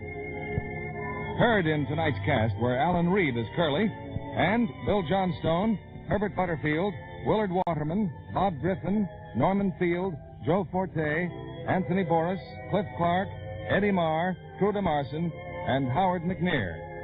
Our play was adapted by S.H. Barnett, and our music was directed by Louis Silvers. Our Lux Radio Theater production of April Showers has come to you with the good wishes of the makers of Lux Toilet Soap, Hollywood's own beauty soap. This is your announcer, John Milton Kennedy, reminding you to join us again next Monday night to hear To the Ends of the Earth, starring Dick Powell and Signa Hassel.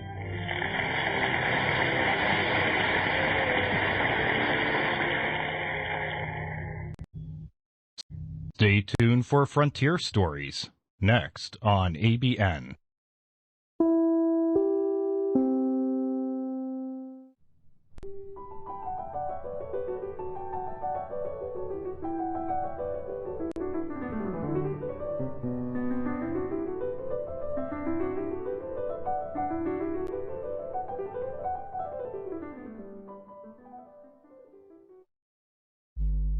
You're listening to Kpnl Radio, Portland, Oregon. Brought to you by Mac and Mind Software and your donations. You're listening to ABN, the Antioch Broadcasting Network, serving listeners on the Internet and community radio stations with a variety of old-time radio. Visit radio.macandmind.com for more information. We now present Frontier Stories on ABN, the Antioch Broadcasting Network. Here's an episode of Gunsmoke, which originally aired Saturday, May 16th, 1953, 68 years ago today.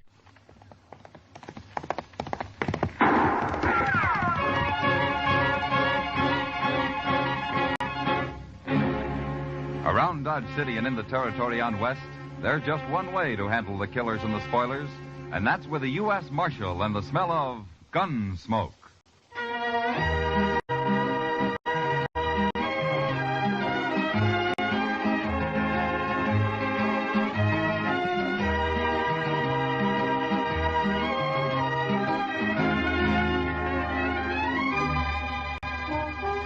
Gunsmoke, starring William Conrad. The story of the violence that moved west with young America. The story of a man who moved with it. Matt Dillon, United States Marshal.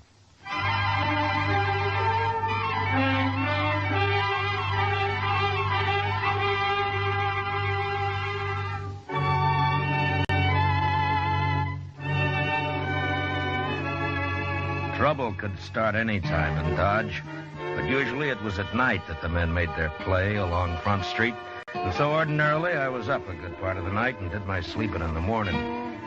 It was a rare thing for me to be out in the early day, and for some reason it worried Chester. I just don't understand why you couldn't sleep, Mr. Dillon, unless you had the colic or something. I feel fine, Chester. Just got a few things to take care of at the bank, that's all. Yes, I know, but the bank's open all day. You know what they always say, Chester. It's the early bird that catches the worm. Yeah. My ma used to tell us that one about being healthy, wealthy, and wise. She used to root us out of bed every morning at daylight on account of it. It's a good saying. Yeah. I don't know whatever become of my brothers, but I'm sure not living in a very big house. Well, maybe you ought to come in here more often. I got no business with the bank, Mr. Dillon. Well, morning, Mr. Fogg. Morning, Chester. Morning, Mr. Dillon. Morning, Fogg. I'll be over there in a minute as soon as I straighten this stuff out.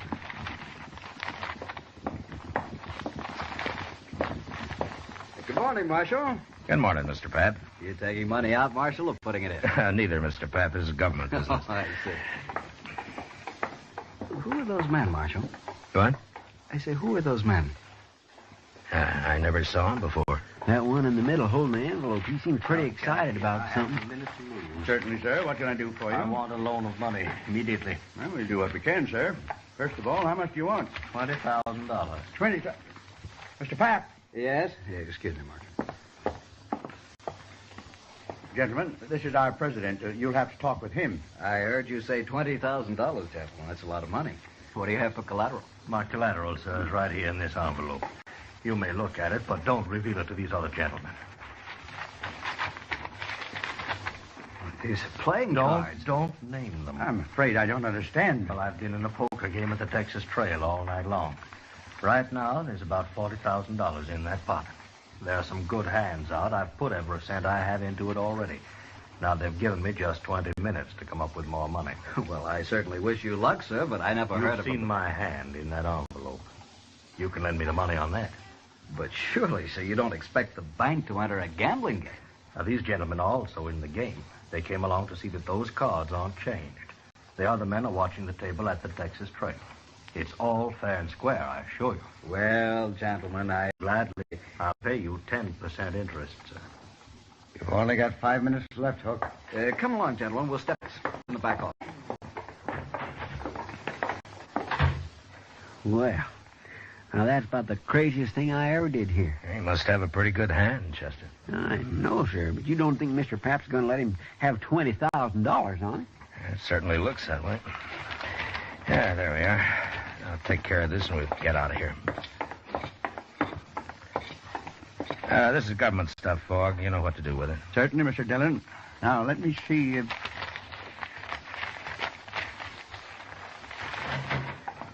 Marshal, I want you to come with me. What? These gentlemen, there's a poker game, and I've got the money here. I think you'd better come along just to be safe. You mean you gave him his $20,000, Mr. Pat? Yes, of course. Now, come over here, Marshal, I'll tell you. All right. Marshal, that man Hook there has 4 aces and a 10 in his hand. It's a sure thing. Why, the bank stands to make $2,000 on this loan, and it won't take but a few minutes. Well, you run the bank, Mr. Pat, but are you sure you ought to take a gamble with other people's money this way? I can't lose. There's not a chance in a million. But I want you to protect this money till I get it back here. Well, all right. I'll see nobody takes it at the point of a gun if you think that'll help. Good. Now, you come along, then. Hook's only got a few minutes to get back in the game.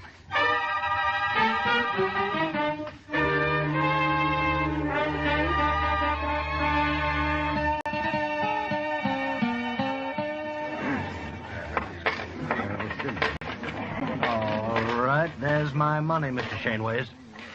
I'm calling you, sir. You must have a pretty good hand, Hook. All the trouble you've been to. You will see it. What have you got? 5 little hearts, all blue. I win, sir. 4 aces. But look at my hearts. They read 2, 3, 4, 5, and 6. Straight flush. Your aces lose, Hook. Aces? Aces? How could he have a straight flush? Got it dealt right out of the deck, Hook. Right out of the deck. Ah, nice pot. Had enough? But he won. Mr. Pap. Sir, I don't know what to say. $20,000. Just like that, $20,000. It's not even my money. Now, Mr. Pap, don't you worry, sir. I only borrowed that money. You'll have it back. You have my word as a Confederate gentleman on that. Hook, please. Hook, I've got to have it back. It's not my money. I have to put it back in the bank. I'll be ruined if people find out You about only this. loaned the money, sir. I lost it. Now, I'll send for it today, sir. I'll wire my agents. They'll have it on the next Santa Fe that leaves St. Louis. No, Hook. No, I don't think that'll happen. My word as a gentleman, sir. But you must be patient. I shouldn't have done it. I had no right to do it.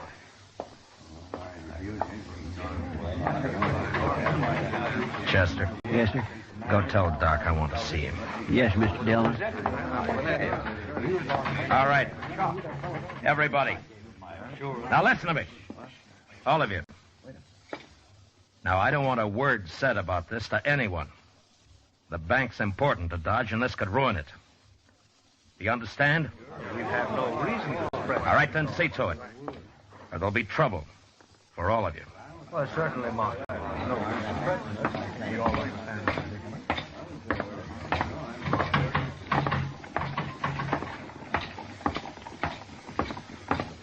Mr. Pap, hold up a minute, will you? Mr. Pap? Marshal, I should have listened to you. I'm ruined now. Now, look, Mr. Pap, maybe Hook's got money, I don't know, but if not, we'll figure something out. People will give you time. No. No, they won't. As soon as they hear about this, there won't be any bank. They won't trust it anymore.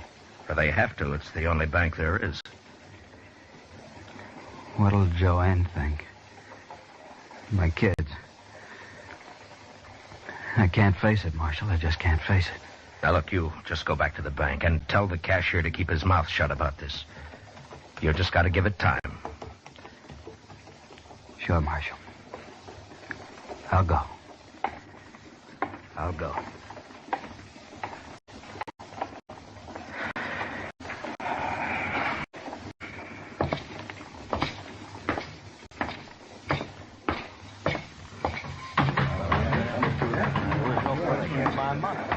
Oh, Marshal. Marshal, sir. I am sorry for that man, but he has no reason to worry.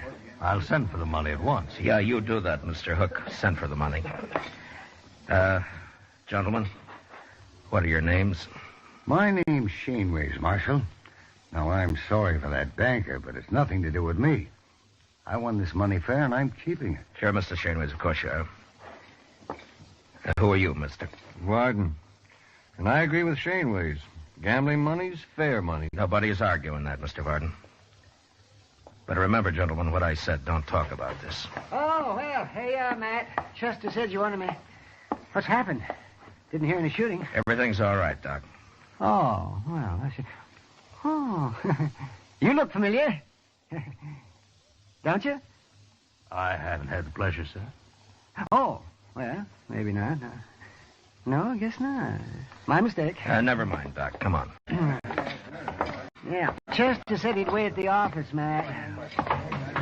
Look, Doc, I want you to go over to the bank. Mr. Pap is pretty upset. See what you can do for him, huh? Give him a bromide or something. Sure, Matt. What's wrong with him, anyway? He just lost $20,000 in a poker game. He lost 20... And he wasn't playing. He lent the money on the strength of what looked like a good hand. That man Hook came into the bank for it with the other two. Oh. He brought his cards along and raised the loan that way, huh? What? How did you know? Oh, I heard of it once, Matt. It was down in New Orleans. Oh, that was years ago. Well, what happened? Well, the same thing. Fella got the money and he lost it. That's all. You mean it was fixed between him and the others? Oh, sure, it was fixed all right. Well, how did they find out? Well, the fellow that borrowed the money got drunk and he talked and they put him in jail, but the others got away clean. Look, Doc, that gray-haired man you thought you recognized, his name's Hook. Are you sure you never saw him before? Oh, a lot of people look familiar at first glance, man. You know how it is. Look, in New Orleans, you didn't know the men who pulled the trick on the bank, did you? Well, people said that they'd come down on the riverboat. I was doctor on the Tennessee Belle then, but I never met them, not to my knowledge anyway. You recall hearing their names? Well, that was a long time ago, Matt. Look, Doc, those three back there may have just pulled the same thing now. Hook looked familiar to you. Maybe he remembers you, too. Well, he just said he'd never met me, Doc, Matt. he could be lying. Oh, well, sure, but I can't place him. I probably never saw him before. Well, go see what you can do for Pap. He's in pretty bad shape. Oh, sure, Matt. Gamblers were always drifting in and out of Dodge. Some of them were crooked, and some, it had been said, were honest. Ordinarily, it didn't matter much one way or the other. Most men could take themselves care of them. But now the bank was involved. And the citizens of Dodge had their faith in that bank, as well as their money. I gave it a lot of thought the next hour or so, and finally I had an idea that seemed like a start anyway. I explained it to Chester, and together we went back to the Texas Trail. Chainways and Varden were idly cutting cars. And Hook was at the bar talking to Kitty. Hello, Matt. Kitty? Chester? I'm Kitty. Do you know Mr. Hook? This is Marshall Dillon. We met earlier. Kitty. Why, yes, indeed. This morning?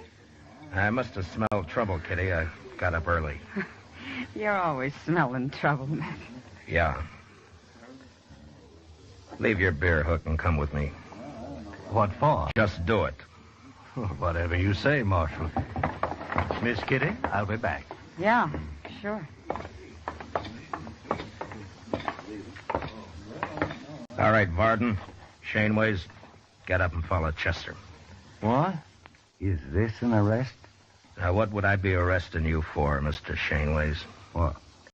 Nothing. You've no reason. That's right. All right, come on, let's go.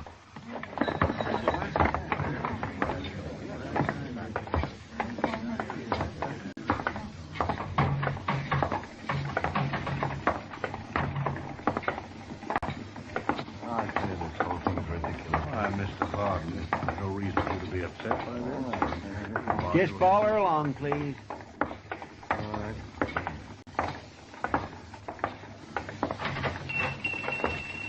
What is the idea of bringing us in here, Marshal? Good morning, gentlemen. What can I...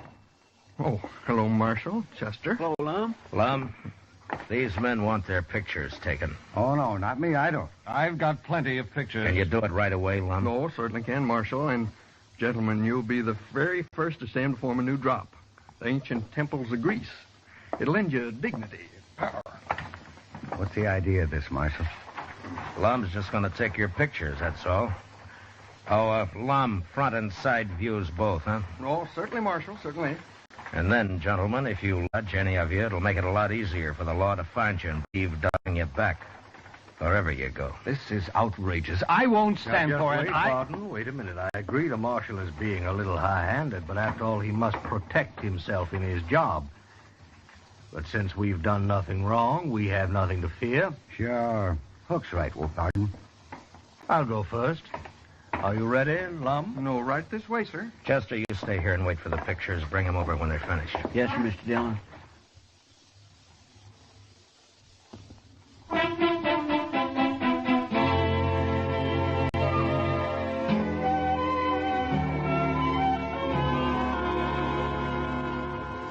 Well, I'm a pretty good photographer, Mr. Dillon. Yeah, these aren't bad. Lock them up in the safe, will you, Chester? All right. You think this will keep them in Dodge, sir? No, not if they really get scared. They're guilty, all right, aren't they, Mr. Dillon? And I can't prove a thing, Chester, one way or the other. Matt. Oh, Matt. Bad news. What, Doc? Well, Mrs. Pap sent for me a little while ago. I just come from there. Oh? Matt, he killed himself. Suicide. Pap? About an hour ago. Why, that poor man. How's Mrs. Pap taking it? Not a tear so far, but I suppose she'll break down later. Neighbor woman's there with her. Yeah. Does she know why he did it, Doc? Well, it seems he told her all about it, and then he went out and he shot himself. And there's no stopping it now. story will be all over town in no time. Well, what are you going to do now, Matt? I don't know, Doc. I just don't know.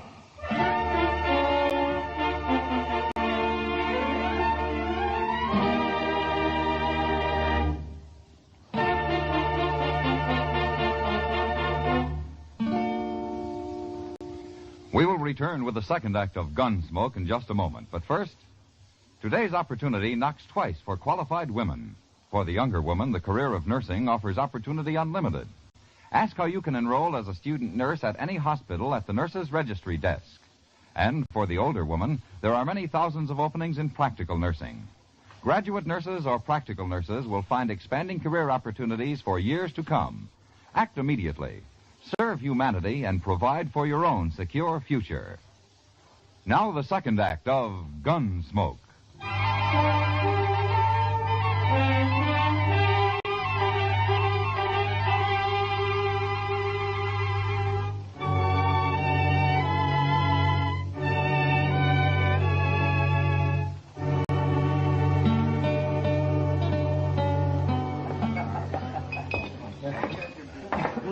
I'll buy you a drink, Kitty. Gosh, I'd like it, Matt, but I just said I'd join Hook over at his table. Well, I'd like to talk to him, too. I'll just sit with you for a few minutes. That's fine with me. I don't know about him, though. I don't think he'll object. I just have time for a smoke, Mr. Hook. I didn't think you'd mind. Why, no, of course not. You're quite welcome, Marshal. May I buy you a drink? No, thank you. Marshal, I want you to know I sent for that money today, just as I promised. Oh? You're a little late. Late? Mr. Papp shot himself. He did? You mean Mr. Papp, the banker? Yeah. But why, Matt? He would always seem so quiet-like. Maybe Mr. Hook will explain it, Kitty. Well, now, Marshal, you can't hold me responsible in any way at all. I didn't say I could, Hook. But you seem kind of nervous about it. Well, naturally, I'm upset. After all, that man did me a great favor. Yeah, sure. But I don't think the people in Dodge are going to like it much when they find out. Tell me something, Mr. Hook. When were you in New Orleans last? New Orleans? Mm-hmm. Well, why do you ask that, Marshal? Just curious. Well, sir, I've never been in New Orleans. Does that answer your question? Yeah, it's good enough. For now. Goodbye, Kitty. I'll drop by later. Sure, Matt. And, Mr. Hook, it still goes about not leaving town. I like it here, Marshal. Yeah. Yeah, you should.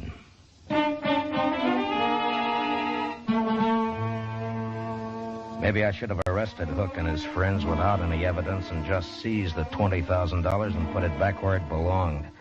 That might have saved people's faith in the bank, but I figured my job was to give them faith in the law, and I couldn't do it that way. I'd made it plain to Hook what I suspected, and I hoped it'd scare him into making a mistake.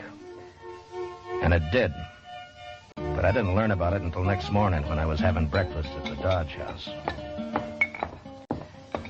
Mr. Dillon? What? I've been looking everywhere for you. At your room, Delmonico's, the Texas Trail, everywhere. This is the last place I hit. Well, what is it, Chester? Here. Look at here. Just you read that. Marshal, we're taking Doc along. If you follow us, we'll kill him. Where'd you get this, Chester? It was under the door when I opened up this morning. I ran up to Doc's right away, and sure enough, Mr. Dillon, he's gone. Come on. Go check the depot and the stage line, Chester. I'll cover the livery stables. All right, sir. It'll take me longer, so you get our horses ready. I'll meet you at the office, huh? Yes, sir.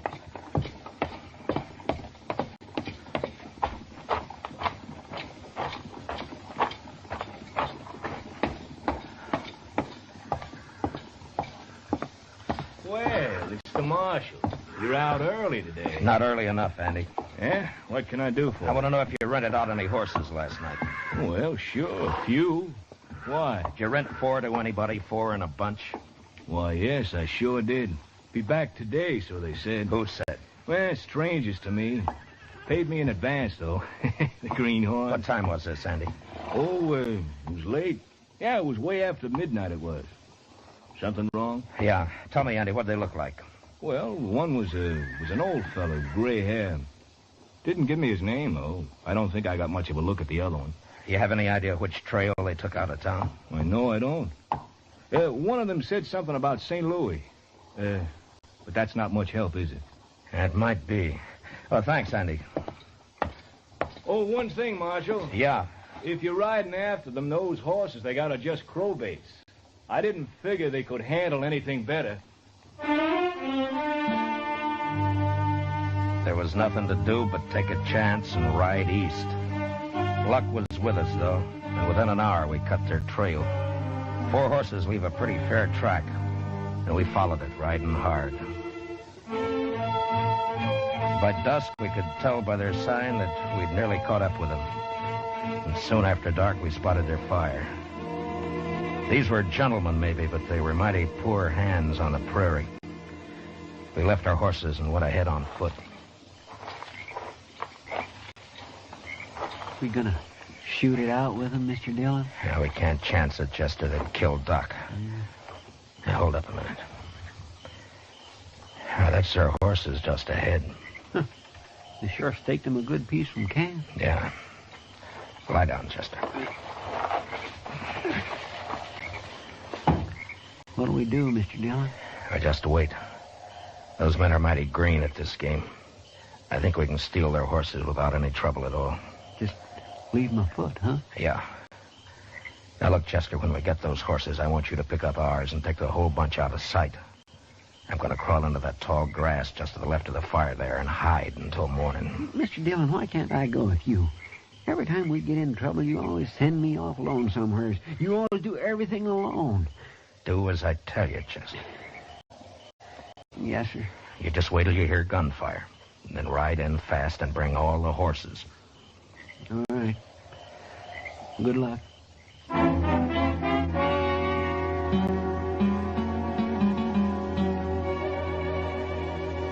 By dawn next morning, I was half burrowed into the ground and covered by blue stem grass, not more than 30 feet from their camp. I could hear their talk all right, but I couldn't see them unless they were on their feet. Shaneways had already gone out after the horses. Pretty soon he was back. With their ropes, that's what every last one of them. What do we do now? You and Shaneways go after them. I'll stay here and guard Doc. Now, hurry up. We've got to get moving. Come on, Wagner. We'll never find him. I'm coming. I don't know why he's going. You can have this country, Doc. I don't know why you ever left that soft berth you had on the Tennessee Belle. Well, I didn't have to leave it. That's more than you can say about New Orleans. More talk like that, you'll get your throat slashed like a fat shoat, Doc. Oh, spoken like a true gentleman, Hook. Or whatever your name is. Now, if you hadn't talked so much in the first place, you wouldn't be where you are now. Oh, you're a fool, Hook. I might have seen you somewhere, but I sure couldn't connect you with that New Orleans business. Anyway, you're giving yourself away now. Just how? Don't you know there wasn't a thing the law could do until you ran? Oh, you'll be caught now for sure, yeah. Oh, I doubt it. Why don't you untie my hands? I can't eat this way. You'll manage. I let Hook and Doc wrangle on till I figured the other 2 men had walked about a half a mile from camp. And then I waited till Hook had his back to me, and I stood up slowly and moved quietly forward. Doc saw me and almost spoiled the game, but he caught himself in time and then started another argument with Hook. I was about 15 feet away when Doc suddenly kicked the coffee pot off the fire and all over Hook's legs. And then I moved. Oh! Hit him again, Matt. He can stand it. No, that's enough. All right, get up, Hook. Marshal, easy now. Don't shoot. Get Doc untied and be quick about it. Yes, get me untied. Forget about it there. Yes. Oh, that feels better. Oh, Hook, if I weren't a professional man, I'd punch you right in the eye. Never mind, Doc.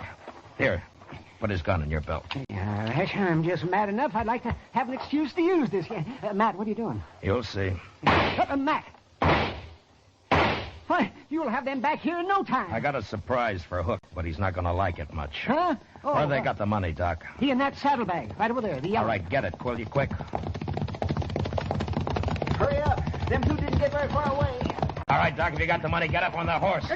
You too, Hook. Come on, quick now. Come on.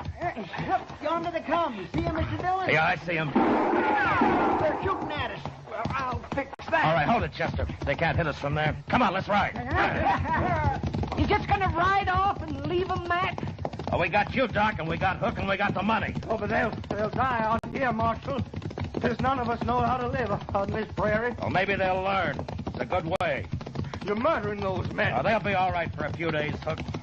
You'll all meet in prison. All right, ease up. Oh. We've left. Well, what do you plan to do about this? They're full of fight right now, that's all.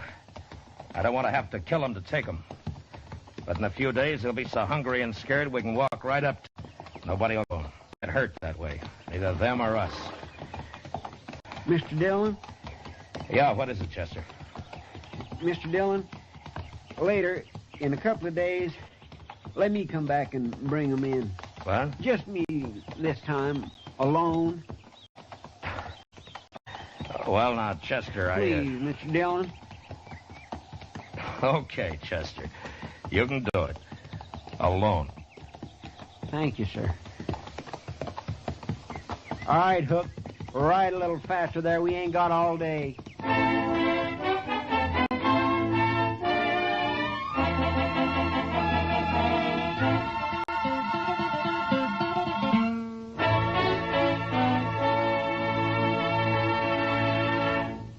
Gunsmoke, under the direction of Norman MacDonald, stars William Conrad as Matt Dillon, U.S. Marshal. Tonight's story was especially written for Gunsmoke by John Meston, with music composed and conducted by Rex Corey. Featured in the cast were Lawrence Dobkin, Harry Bartell, Ralph Moody, James Nusser, Joe Cranston, Paul Dubov, and Peter Leeds. Parley Bear as Chester, Howard McNear as Doc, and Georgia Ellis as Kitty. Gunsmoke is heard by our troops overseas through the facilities of the Armed Forces Radio Service. Join us again next week as Matt Dillon, U.S. Marshal, fights to bring law and order out of the wild violence of the West in Gunsmoke.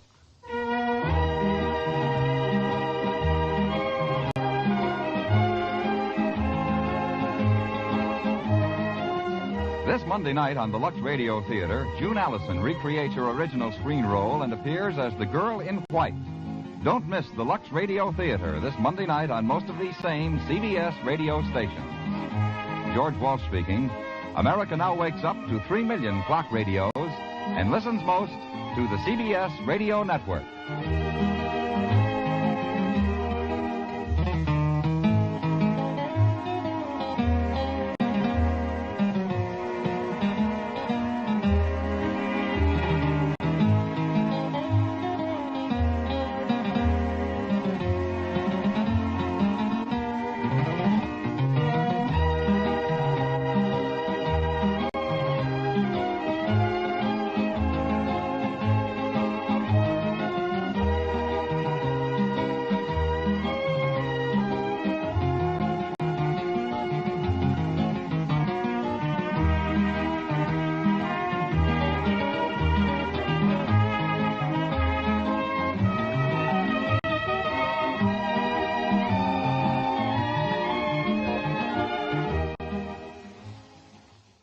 This is ABN, the Antioch Broadcasting Network.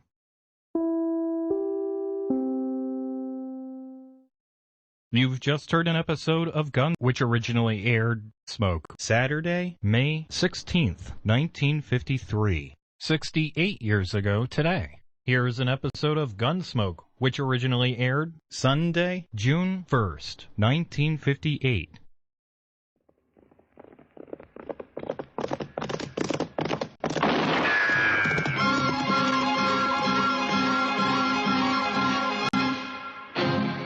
Around Dodge City and in the territory on West, there's just one way to handle the killers and the spoilers, and that's with a U.S. Marshal and the smell of gun smoke.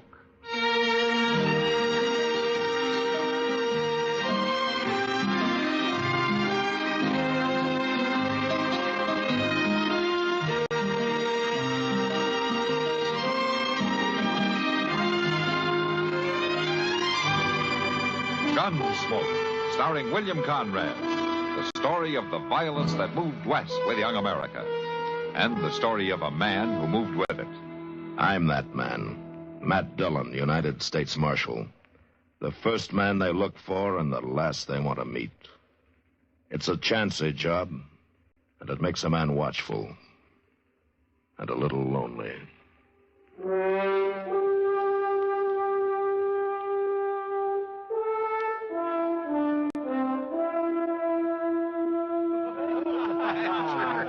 all right. I like it. Here, bartender, set out another bottle of that rye whiskey.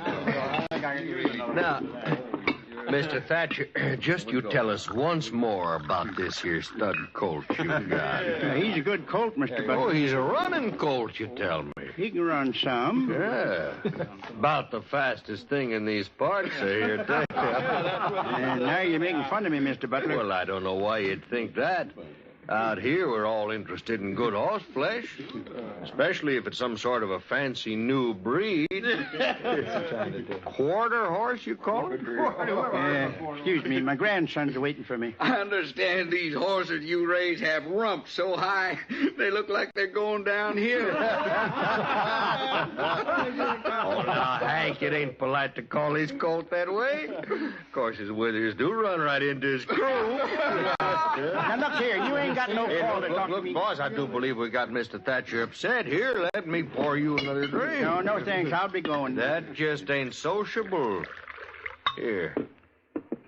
Have a drink. I said no, Mr. Butler. Drink it up, pour a whole stinking bottle down your throat. All right, Butler, that's enough.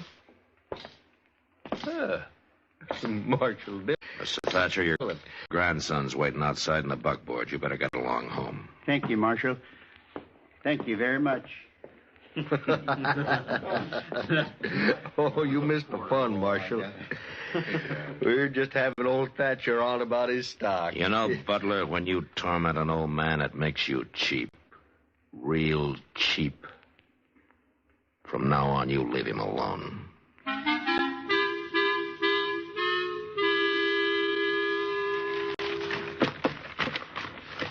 Chester, would you run these papers over to Mr. Hightower?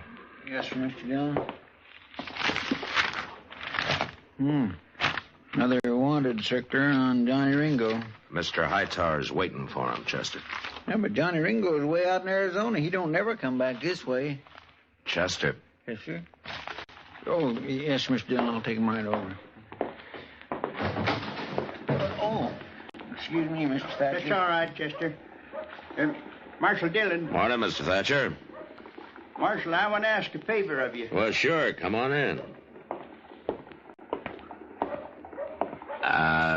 Mr. Hightower's waiting, Chester. Oh, yes, sir. Sit down, Mr. Thatcher. I want to thank you for what you did last night over at the Long Branch. Butler and his crowd just had a little bit too much to drink, that's all. Yeah, I guess I did, too. Maybe you shouldn't go to the Long Branch. Seems like every time you do, Butler takes his pleasure in riding you. That's what I wanted to talk to you about. Oh? Well, Ed Butler's always saying he's got the best horses around Dodge or anywhere else. Well, maybe he does. Well, mine are better. Well, I don't know anything about your stock. Marshal Dillon, Ed Butler's having breakfast right down the street at the Dodge House, and I want you to walk down there with me. Look, Mr. Thatcher, I don't want to get mixed up in any personal problems between you and Ed Butler. And I've got something here. I want you to take it. No? Here, the deed to my ranch. Well, why are you giving it to me? Because I'm going to challenge Ed Butler to a grudge race. My quarter horse colt against the best horse he's got. You mean you're putting up your ranch on this race? Yes, sir. And I want you to hold the stakes. Look, Mr. Thatcher, it's no business of mine, but you could lose, you know. No, sir. I don't figure I can. You mean you're putting everything you got on the race? What's so special about your colt? And he's a little special most every way, Marshal. His daddy was Cold Dick, and his mother was the best mare in Missouri. Oh, I know why Butler and others laugh at him. His head is small, and he carries it low. He's built close to the ground, and his muscles bulge, and his legs are short. But I'll tell you one thing. He's just gone 4. And as he stands now, he's the most horse west of St. Louis. There's some like him in Texas now, too. And if I have my say, one day quarter horse will be all over the West. I believe in this quarter colt. He's sleepy and he's quiet. But he can unwind like lightning. You got a feel for these horses, haven't you, Mr. Thatcher? Will you walk with me down to the Dodge House? Yeah. Sure, I'll walk with you.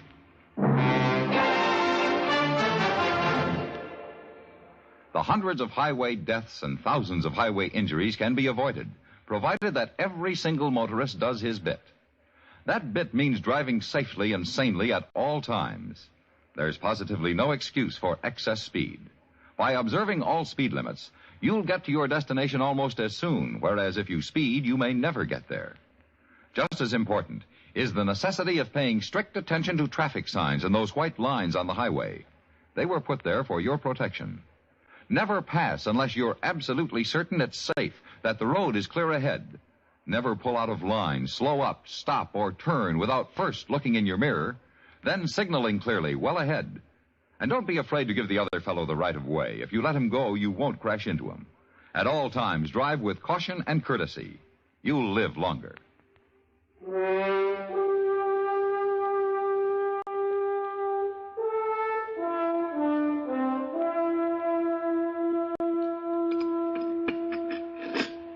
Well, Butler, that's it. Well, sure, I'll race. And this afternoon, then, across the river. That's good enough for me. Make it 2 o'clock. I'll have Doc Adams there to look over the horses. They'll both be sound, or there'll be no race. Agreed? Why, sure. All right with me. And they run the way they are, shod or barefoot. The way they are. Mr. Thatcher wants a distance of 400 yards. 400 yards? Mm-hmm. It ain't hardly worth running. But the bet stands. Well, since you accept the match, Mr. Butler, you better come to some agreement with Mr. Thatcher. All right. What you figure your ranch with everything on it is worth, Thatcher? Yeah, maybe $4,000. Oh, that's high for just 500-600 acres and a couple of cows and milk. But I'll put 4,000 against your deed. Hank, you'll bring over to your office, Marshal. Good. Have it there by noon.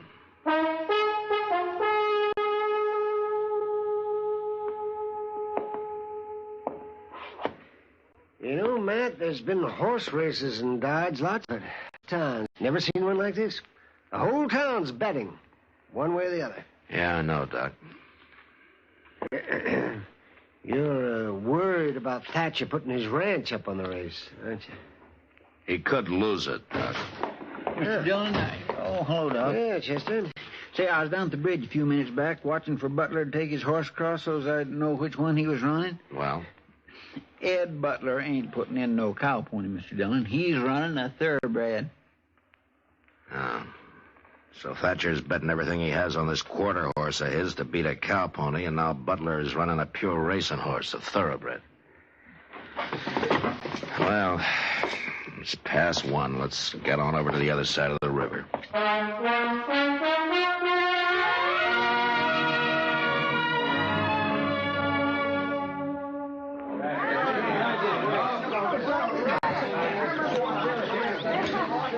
It looks like half the Dodge is over here on the flats, Mr. Dillon. See if you can find Ed Butler and Mr. Thatcher, Chester, and bring him over here. Yes, sir. Hey, Chester. Hello, Matt. I haven't seen this many people in one spot since Eddie Foy played the Opera House. Kind of a fiesta, isn't it? Yeah, in a way, Kitty. Oh, nobody'd think it to look at you. Where's the finish line going to be, Matt? I want to see real good. Back up there about 50 yards. Oh, I'll go find a place. Okay, Kitty. Matt, say, Matt. Oh, say, here you are, Matt. Hello, Doc.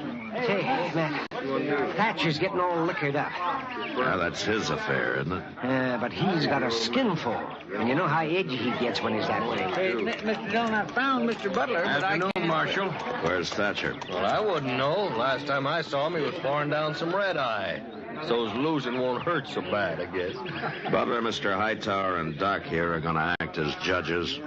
Chester will fire the starting gun. Marshal, this is all terrible fancy, just to butter up that old fool Thatcher, ain't it? Yeah, you might think I'm old fool now, Butler, but you'll think different after the You're race. drunk, Thatcher. Stay out of this, Butler. Any law say a man can't win a horse race if he's drunk? Mr. Thatcher, your grandson's riding for you. Is he all set? Yes, sir. All right, how about you, Butler? We're ready. Then get your horses down there to where those 2 buckboards are. That'll be the starting line. You thought you didn't, you, Butler, bringing out that thoroughbred. Fool me to run. Well, I can still beat you. You're talking awful lot for a man who ain't worried. Don't ride me, Butler. I've had enough. Oh, listen to me, Thatcher. All right, that's Nobody... enough out of both of you. You just see to it you do win, Thatcher.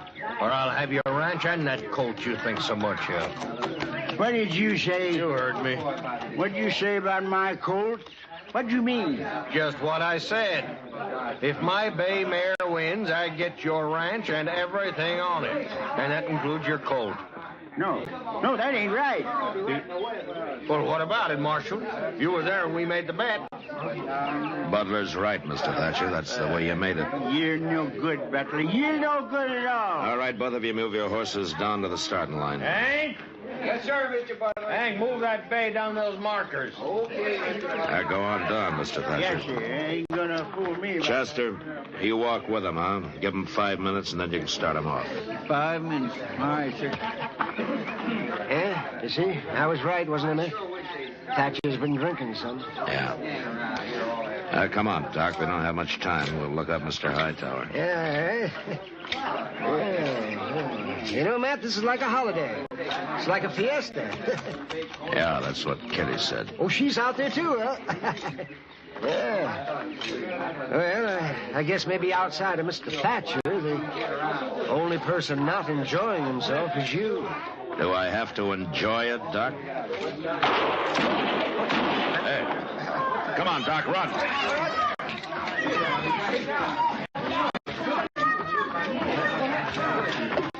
Mr. Dillon, it's Mr. Thatcher. He's been shot. Here, let me through, will you, folks? Let me through. Let me just get down here and see. Now, just take it easy, Mr. Thatcher. It's not much use, Doc. I know where it is. Easy now. He's bad, man. Mr. Thatcher. No, I won't see him run. Mr. Thatcher, listen to me. Oh, I'll never see.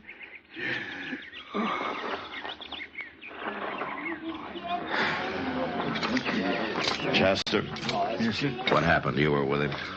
Well, I don't know. I was walking along, and Thatcher and Butler was up ahead arguing, and then suddenly Thatcher drawed on Butler. He tried to kill him. I shot him, Marshal. It was self-defense. He was drunk. He tried to kill me. That's right, Marshal. What Ed says is right. That's true. That's the way it happened, Mr. Dillon. Doc, will you take care of things? Get him into a wagon and back into town. I'll see you back there. Yeah, sure, Thatcher. Yeah. Here, a couple of you men, give me a hand here. That's it. Let him through there, will you? Marshal, what about the race? It's forfeit, huh? Yeah. The race ain't forfeit. I'll still run it. It's the Thatcher boy, Mr. Dillon. Yeah. Come here, son.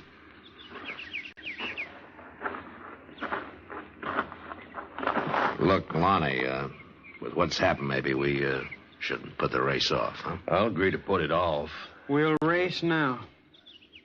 Well, all right, if that's what you want. It's what I want. All right, then get on down to the starting line, both of you.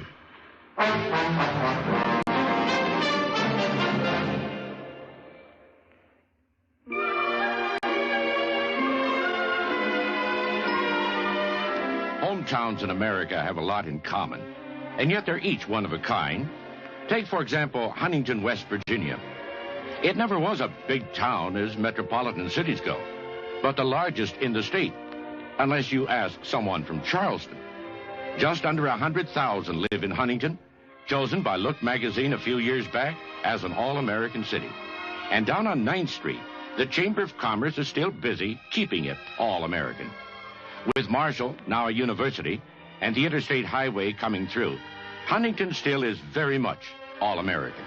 Meanwhile, the downtown merchants are busy trying to keep downtown from moving to the suburbs. But out at Eastern Heights, the shopping center is flourishing. People are still taking summer afternoon drives through Ritter Park, out to the galleries to see Herman Dean's gun collection. There's a new Kroger's up on Route 60, and more talk about where to put the new bridge over the Ohio. But if your hometown is Huntington, you already know this. We only wanted to remind you, it's still there.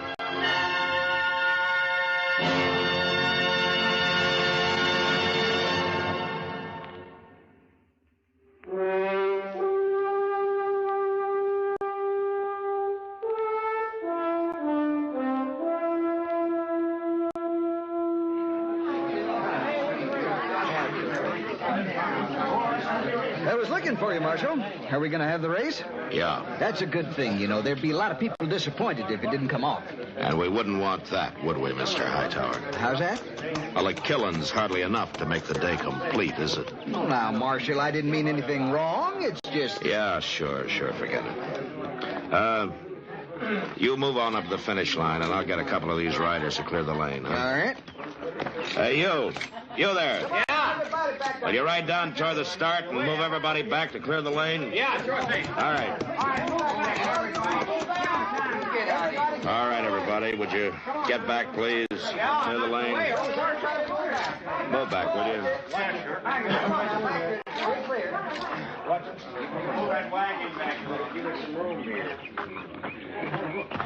It's time, Marshal. Yeah.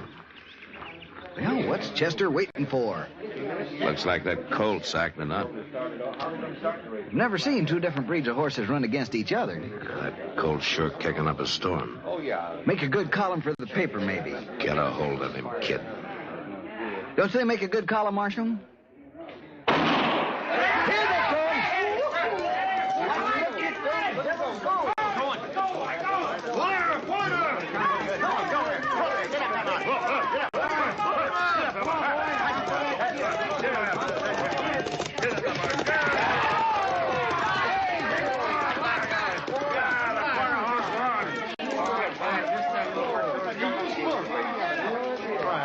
I guess there was no question about it, Matt. I was the colt by half a length. A quarter horse beat a thoroughbred. Now that's something to see. Well, Marshal, you should be happy. Because the boy won? Yeah, for that I'm happy. Yeah, I got no complaint, Marshal. It was fair and square. Uh-huh. About what happened this afternoon, about Thatcher. I didn't really hold anything against the old man.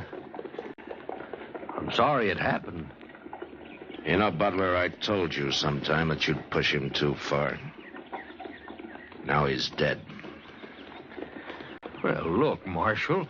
I'm not saying you're a murderer, Butler, but you're responsible for the death of that man today, and yet there's nothing I can do about it. Sound like you're blaming me for everything. Oh, it's not you, I guess. It's just people. Good day, Mr. Butler.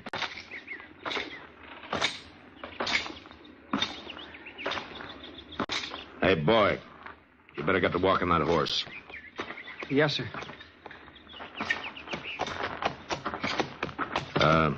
Lonnie, I got $4,000 for you here.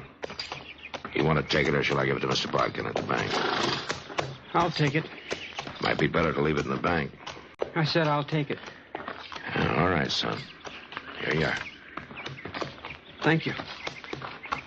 You, got any plans? Yes, sir. What? I'm going to do what my granddaddy always wanted to do. I'm going to raise horses like this stud colt. I'm going to breed them. At your granddaddy's place? Yes, sir. It's a kind of a big spread for a boy to handle alone, isn't it? I'll manage. I got $4,000 to help me. Yeah. And you know something else, Marshal? When men in these parts get sense enough to be interested in new stock and want good mounts with a fine way of going, they can come buy their quarter horses from me, Lonnie Thatcher. The boy's eyes were glistening as he turned and walked away, leading his stud colt home. Most of the crowd had left. They'd gone back into Dodge, rerun the race over a drink or two, and talk about this new kind of a horse. This stocky, heavy-muscled, quick as lightning quarter horse that had come to Dodge.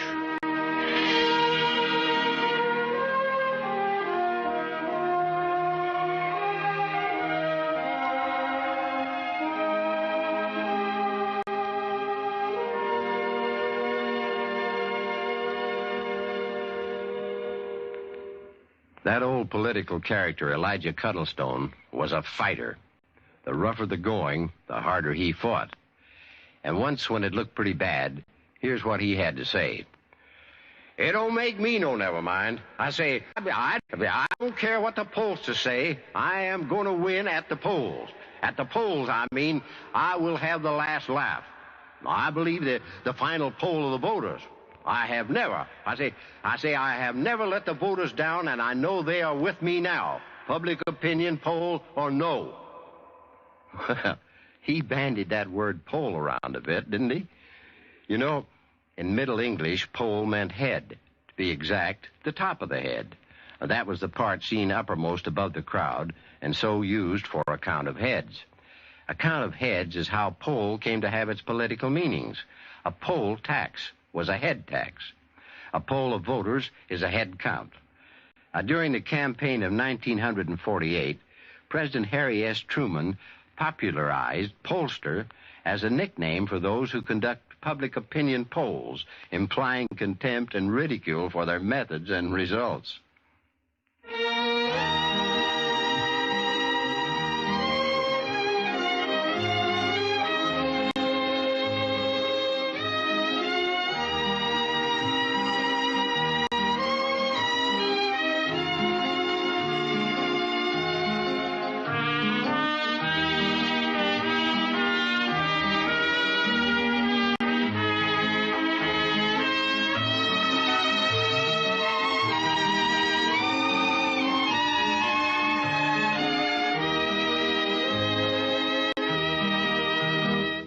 Gunsmoke. Produced and directed by Norman Macdonald, stars William Conrad as Matt Dillon, U.S. Marshal. The music was composed and conducted by Rex Corey.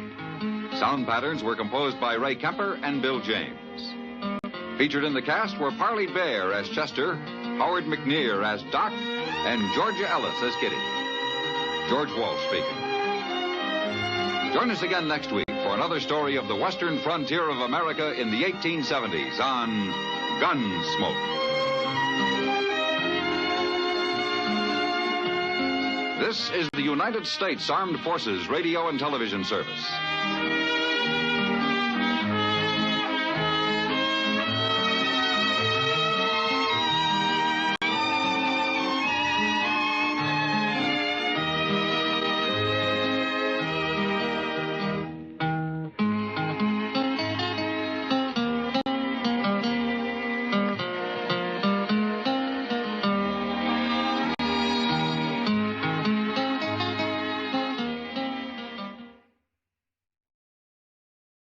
You've just heard an episode of Gunsmoke, which originally aired Sunday, June 1st, 1958. Stay tuned for Family Comedy, next on ABN.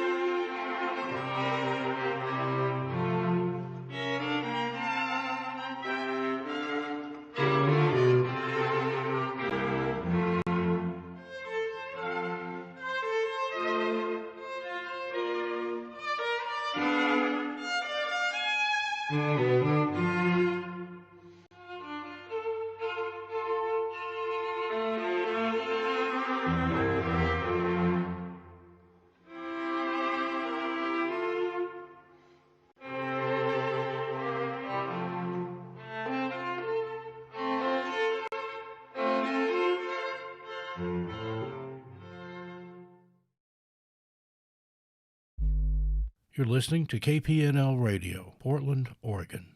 Brought to you by Mac and Mind Software and your donations. You're listening to ABN, the Antioch Broadcasting Network. You can find us on the web at radio.macandmind.com. Mac in Mind, as in, I had the Mac in mind when I wrote this software. That's radio.macandmind.com. We now present Family Comedy on ABN, the Antioch Broadcasting Network. This episode of The Great Gildersleeve originally aired Sunday, May 16th, 1943, 78 years ago today. Kraft presents The Great Gildersleeve.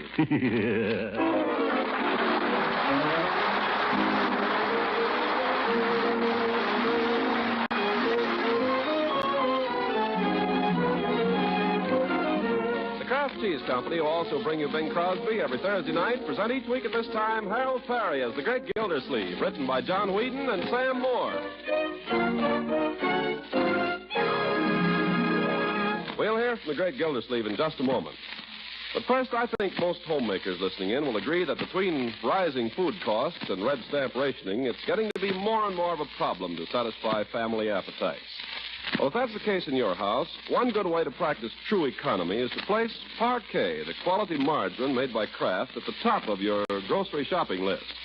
For Parquet margarine requires just 5 red ration points, and it's just about the finest flavored spread for bread your family ever tasted.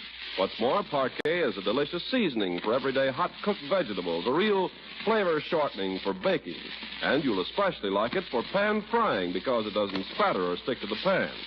Yes, the family will like Parquet for appetizing flavor and for wonderful nourishment, too. It's one of the best energy foods you can serve, and every pound contains 9,000 units of vitamin A. So for flavor, for economy, and for good nutrition, ask your dealer for Parquet, P-A-R-K-A-Y. Parquet margarine made by Kraft.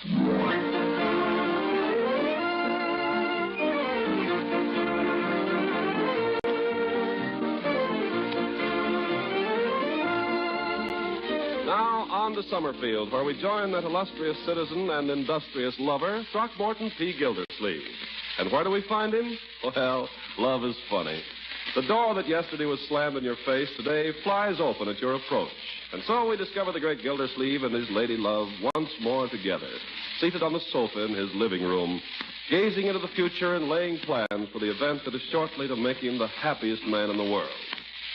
Leela, Yes, Throckmorton. a penny for your thoughts. Oh, gracious. My poor little old thoughts, they're hardly worth a penny. Well, you know me. I'm a spendthrift. Silly. I'll tell you what I was thinking, though. I was thinking you and I are going to have to go and look at furniture one of these days soon. Furniture? What for, Leela? I've got more furniture now than you can sit on. Well, I know, Throckmorton, but after all... What's the matter with it? Well, I guess there's nothing really the matter with it, but it just hasn't any style. Oh, no. It's true, Throckmorton. Take that easy chair there. That's my chair. I know, and look at it. What's the matter with that chair? I like it. Oh, but look at the shape of it, that short little back and that great enormous seat. Well... There's always a reason for everything, Leela. You know, the trouble with you, Throckmorton, you've been a bachelor so long, you're set in your ways. No, I... Yes, you are. But after we're married, things will have to be a little different. Now, this house, for instance. All right, I'll admit the house needs painting. That's all right with me. Well, that's not quite what I was thinking, Throckmorton. No?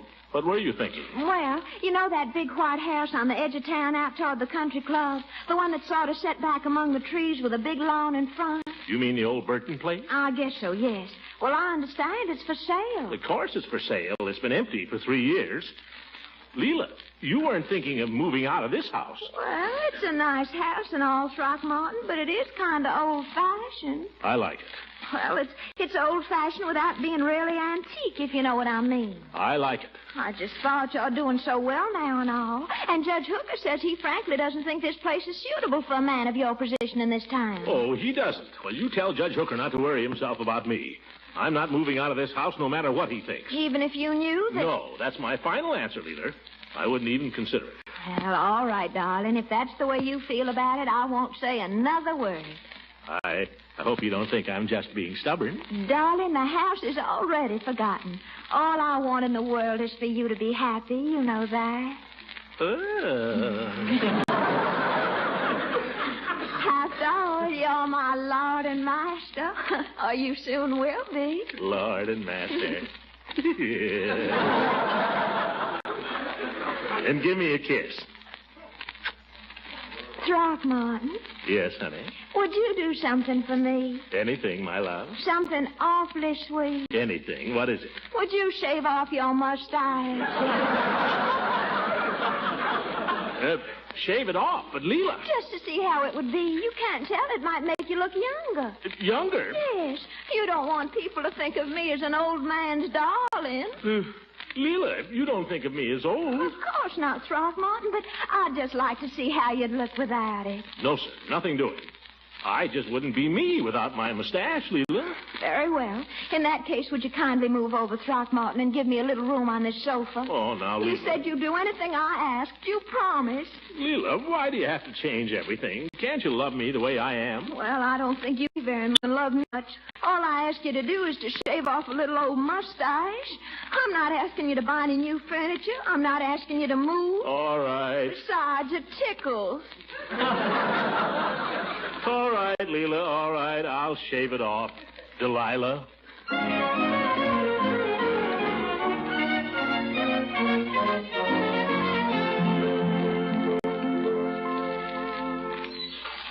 Well, good morning, Mr. Gildersleeve. Wasn't expecting to see you for another week or 10 days. I know, but here I am. Floyd, I want you to shave off my mustache. What? You heard me. Let's get at it because I'm a busy man. All right, Commissioner, but I don't mind telling you I hate to do it. Never mind that. Lather me up. Okay, you're the doctor, but I'll tell you why I say that. It was some years ago when I had my other shop over in Ashton. One day a fellow come in. He was quite a character in town, sort of public figure, a little on the stout side, like yourself. I suppose what's under your vest is laundry. No offense, Mr. Gildersleeve, no offense, but this fellow's been wearing a mustache all his life, 30 or 40 years. And all of a sudden, he come in and asked me to shave it off. That's why I came in, too. Oh, in 2 shakes. Have to strop a little. Of course, I was just a young fella then. I didn't know what I know now. Full of beans and no brains. So I never gave it a second thought. Just went right ahead and shaved his mustache like it was hay. Come on, Floyd. I haven't got all day. When I was through, the fellow took one look at himself. Then he put his hand over his face, ran out of the shop, tore down to the depot and bought a ticket and left town on the next train. He didn't come back till 3 months later, and by that time he had a new mustache. I was the only fellow in town that ever saw him without it. And he never spoke to me again. So I hate to shave off your mustache, Mr. Gildersleeve, but here she goes. Floyd, let's not rush into this thing, huh? No, sir? No, just trim off a little at each end so I can see how that'll look, huh? Oh, slow and easy. I got you, Mr. Gildersleeve. About this much, say? A little less. About this much? A little more. There. Uh-huh. All right, now sit still. There. Now, if you cover up the other end with your finger, you can get an idea. I'm afraid to look, Floyd. Go ahead and even her up. All right, now sit still. There. Well, how do you like it? I don't know. What do you think, Floyd? Hard to say. Makes you look different, all right. Well, if it ain't Judge Hooker, come on in, Judge. Morning, Floyd. Well, Gildersleeve, what on earth? Whose idea was this, your lady friend? Never mind, Hooker. Maybe I better call her up and tell her to get ready for a shot. You stay away from her. You've made enough trouble already. What do you mean? What's the idea of putting bees in her bonnet about my house not being good enough for me? I didn't say it wasn't good enough for you. I said it wasn't good enough for a man with political ambition. What do you mean by that? Well, it seems obvious enough. Man wants to be president, to be born, is all right.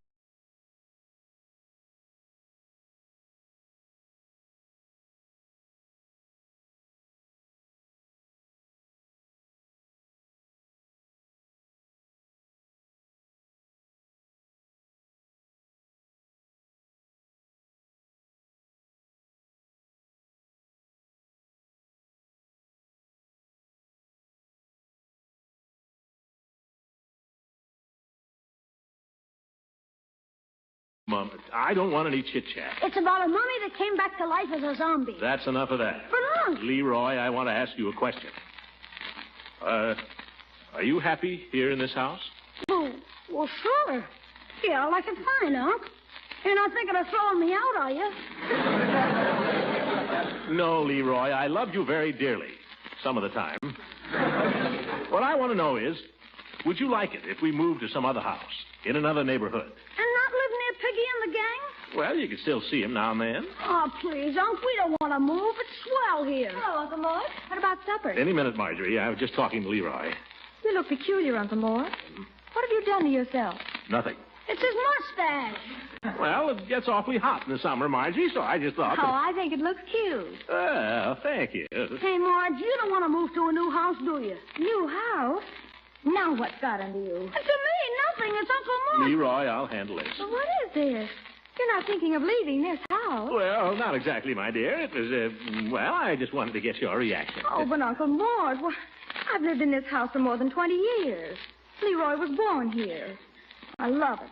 I love every room, every squeaky board in the stairs, every rattle in the window. All right, my dear, all right. I just thought you might like a little more room. The old Burton house, for instance. Burton's? Oh, my gosh, Unc, it's got 3 acres of lawn.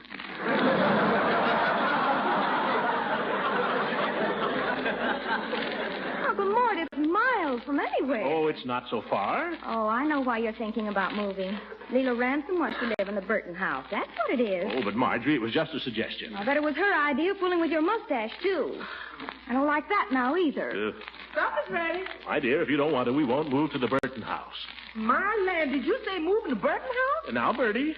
Because if you're going to live in that house, you have to revise your kitchen personnel. Hey! But, Bertie, what's the matter with the house? Mr. Gilsleeve, I don't want you to think I'm superstitious, but that house is haunted. It's haunted? Why, that's nonsense. Whatever gave you that idea? Well, everybody knows that old Mr. Burton shot old Miss Burton in that house, and one time I was walking past it with a gentleman friend, and we heard the scariest noise I ever heard in my life. What kind of a noise, Bertie? Well, like something out of this world. Leroy! That's the exact sound, Leroy. Sure, that's the noise of a zombie that used to be a mummy.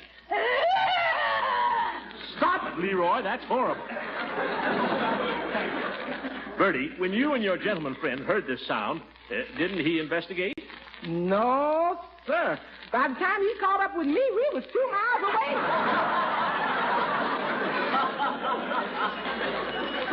I'll go. Yeah, fine time for anybody to be calling on us. Oh, Judge. By George, here he is at supper time again.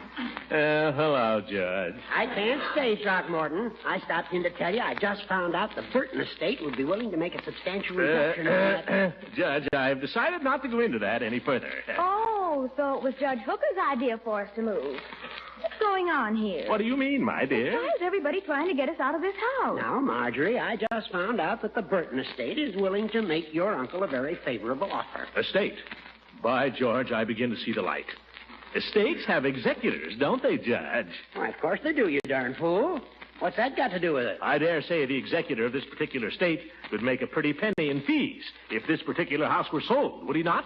It's just a set fee prescribed by statute. Answer my question. I did. All right. Now, who is the executor of this estate? Now, Gildy, that's neither here nor there. It just happens this particular executor prefers to remain anonymous. Oh, he does, eh?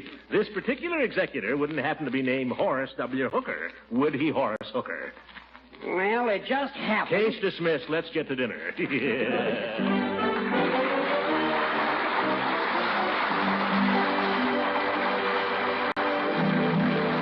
great Gildersleeve will be with us again in a few seconds.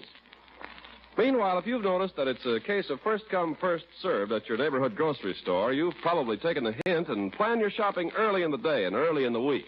That's the best way to provide variety and balance in family meals. And it's also good insurance that your dealer will have on hand the outstanding red stamp values like Parquet, the quality margarine made by Kraft. Parquet sells very fast these days, and no wonder. Millions of people have found that for just 5 red ration points, they can buy a pound of a feasting spread for bread that's fine, also a delicious seasoning for cooked vegetables. They've learned, too, that Parquet margarine is a real flavor shortening for home baking, and that it's grand for pan frying. Now, it's the growing popularity of Parquet margarine in your neighborhood, combined with wartime shortages, have made your dealer supply run out. Ask him for Parquet again soon, for Kraft is doing everything possible to keep all dealers supplied. Ask for Parquet, the vitamin A fortified energy spread. Spelled P-A-R-K-A-Y. Parquet margarine.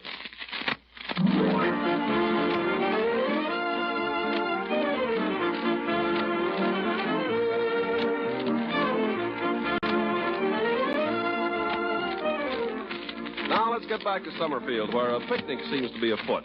It's a lovely Saturday morning, and Leela Ransom, who proposed the idea, has promised to lead the way to an ideal spot, complete with brook. Come on, Leroy, and watch that hook. Okay, Unc. Bertie, get ready to cook plenty of fish tonight. You've never tasted fish like I'm going to catch. No, and you ain't never caught them. Come on, Leroy. I told Mrs. Ransom I'd be over there at 11:30. I'll be right with you, Unc. Let me see now. Have I got everything? Fishing rod, reel, bait, hooks, bobber, Come on. stout knife, canteen, folding camp kit. Where's my camp kit? Leroy, we're only going for the afternoon. I know. Oh, here it is. Now, spyglass, compass. Compass, the place is only a mile from here. We can't get lost. Flash. I forgot my flashlight. Leroy, we will be back before supper. I know. I just like to take it. Sure gets excited, that Leroy. He's going to burn himself out before he's 15. Yeah. What does he want to drag all that stuff along for? I'm late now. Mr. Gilsleeve, you sure you don't want me to pack nothing for you? No, Bertie. Mrs. Ransom to make the lunch. Said she wants... Yes, sir. I just wondered, does she know your capacity? Huh? Well, I wouldn't worry much about that. You wouldn't want me to just wrap up a few pieces of chocolate cake. I got one just fresh out the oven. You have, huh? Well, that sounds mighty good, Bertie. I might just call her up and ask her, huh? After all, you got to have something to keep body and soul together. Yeah. Hello. Leela? Pooji. I just called Huh? Oh, we will, Leela. We'll be right over. I'm just waiting for Leroy. He's gone to find a Huh? Oh, I see. I guess I misunderstood, Leela. Oh, sure. Sure, I think it'd be nicer that way. I'll fix it.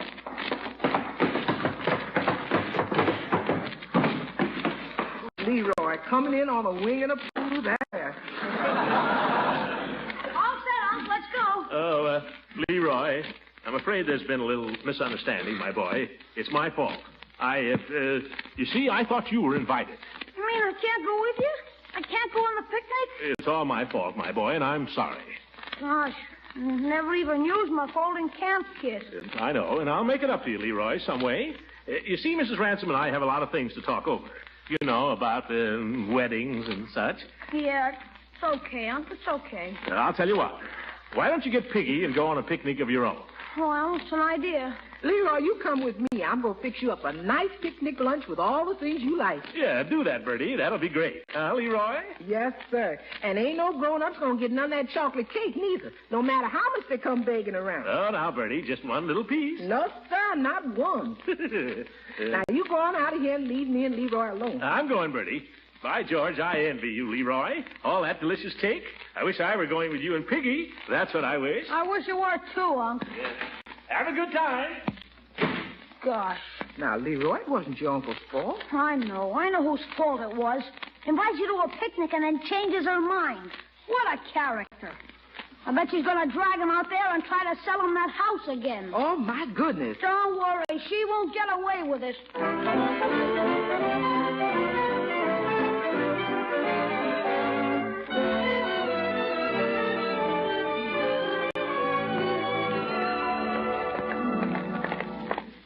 Martin, don't you want me to help you carry that heavy old basket? Why, this is nothing at all, Leela. I could carry it with my little finger. Well, don't try. There's a thermos bottle in it. Oh, you don't mind if I stop in here for a minute at the drugstore? Oh, not at all. I'll get all freckly if I don't, and you wouldn't love me with freckles on my nose, would you, Throckmorton? Hello, Mrs. Ransom. Morning, Mr. Peavy. And Mr. Gildersleeve. Quite a little gathering. Lovely day, isn't it, Mr. Peavy? It is indeed. Well, I see you're carrying a picnic basket there, Mr. Gildersleeve. Yeah. Yeah, picnic basket. Going on a picnic? Yeah. Peavy, you're positively psychic. Well, no, I wouldn't say that. Mrs. Peavy is the psychic member of the family. Mrs. Peavy is psychic? Off and on, yes. She has what is called second sight. Second sight? That stuff is a lot of bunk. Well, now, I don't know, Mr. Gildersleeve. Mrs. Peavy does some pretty strange things. She often sees things that are coming. Did she see you coming? Mr. Gildersleeve. But I'll tell you, one experience of hers is pretty hard to explain. Mrs. Peavy had a dream one night. Everybody has dreams. I have them all the time. I know. But... even cats have dreams. I wouldn't care to dispute you on that, Mr. Gildersleeve. But I was telling you about Mrs. Peavy. She dreamed one night that there was a very bad thunderstorm. Yes? Well, as a housewife, Mrs. Ransom, I don't have to tell you what a thunderstorm does to milk. Turns it sour. Exactly. I suppose the next morning you woke up and the milk was sour. No, stranger than that. The next morning, the milkman delivered us a bottle of buttermilk by mistake. Peavy, I wouldn't have believed it if you hadn't told me yourself. And that's not all. The night Mrs. Peavy dreamed about the thunderstorm, there was a storm. Oh, so she wasn't dreaming at all. That's what I say. There are a lot of things in this world you can't explain. Peavy, if you believe that, you believe anything. I suppose you believe in ghosts, too. Well, no, I wouldn't say that, but I wouldn't say I don't either. I suppose you believe this story about the old Burton place now being haunted. The Burton place haunted? Well, people have heard some strange things going on in there. Why, nonsense. Just because a man happens to murder his wife, what's strange about that? Murder? Well, that was some years ago, Leela. Don't tell me you're superstitious, too. Oh, gosh, no, Martin. I tried. Don't be silly. Well, shall we be going? Oh, yes. Let's get started. Oh, gracious, I'm forgetting what I came in for. I'd like a jar of your cucumber sunburn cream, please.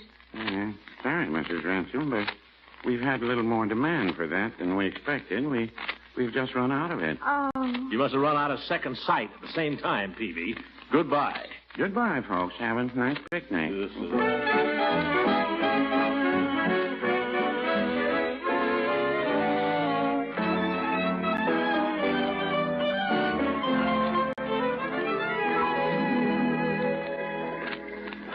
Leela, you're wonderful.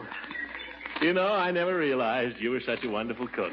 Why, the only thing we had that was cooked, Throckmorton, was the hard-boiled eggs. I know, but they were wonderful. Well, I must say I never saw a man put away so many. Are you sure you had enough? I think. Why, have you got some left over? Need another? No. Well, what shall we do now? I'll tell you what. I'll race you down to the brook. Oh, Leela, race. I couldn't. I'll bet you can't catch me, Throckmorton. Oh, don't, Leela. I'm too full. Come back over here and lie down on the grass beside me. All right, then. Right here, huh? Oh, this is nice. Look at those clouds up there. Aren't they beautiful? Uh-huh. Like little woolly lambs. Uh-huh. Throckmorton, Uh-huh. what are you thinking? Wish I'd eaten one less pickle.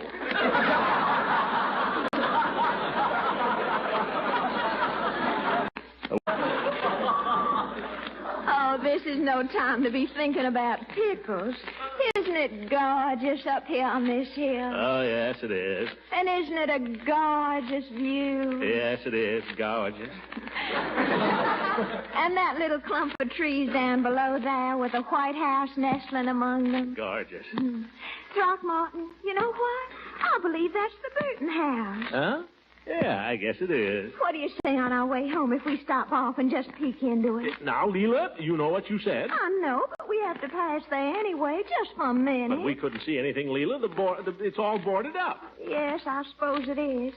You know what? I believe... Wait till I look in my handbag. Yes, sir. Now, what do you think of that? What? I just happen to have a key to the house. Judge Hooker left it with me. Yeah? Now, isn't that a coincidence? All right. Let's get it over with.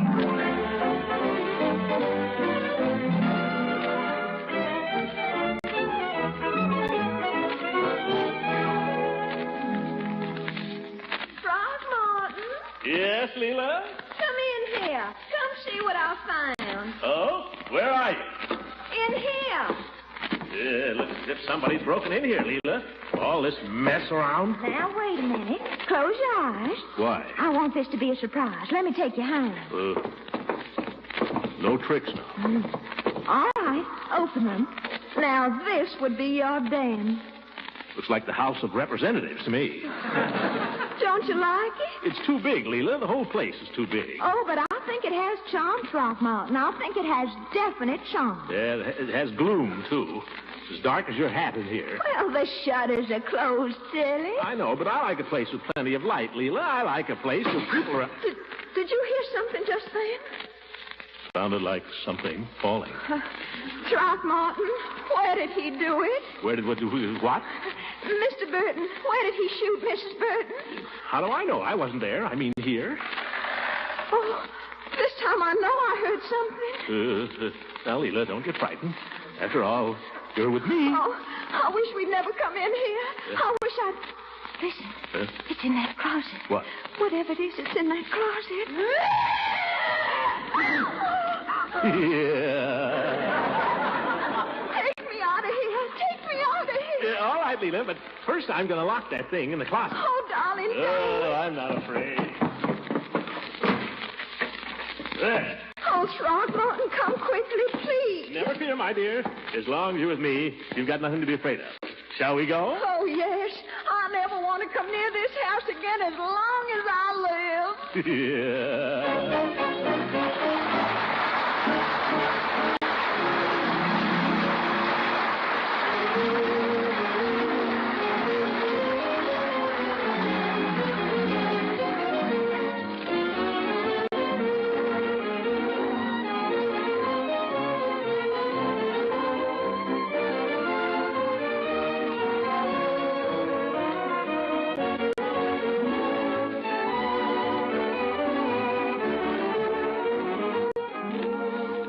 Throckmorton, let's get away from this awful place. Leela, you stay here. Now that you're safe, I'm going back in the house. And leave me alone here? Oh, you'll be perfectly safe here. And I'm going back there and find out what that was. Oh, Throckmorton, I wish you wouldn't. Remember, if anything happens, Judge Hooker has my will. Now be careful, you hear? I'll bet that kid was scared to death when he heard me lock the door. I'll bet he thought I was never coming back. All right, Leroy. You can come out now, Leroy. Leroy, come out of there. Leroy. It's empty. That's funny. Could have sworn it was Leroy. Sounded like Leroy. Oh, my goodness. Leroy! Oh, what a character. Yeah. Good night, everybody.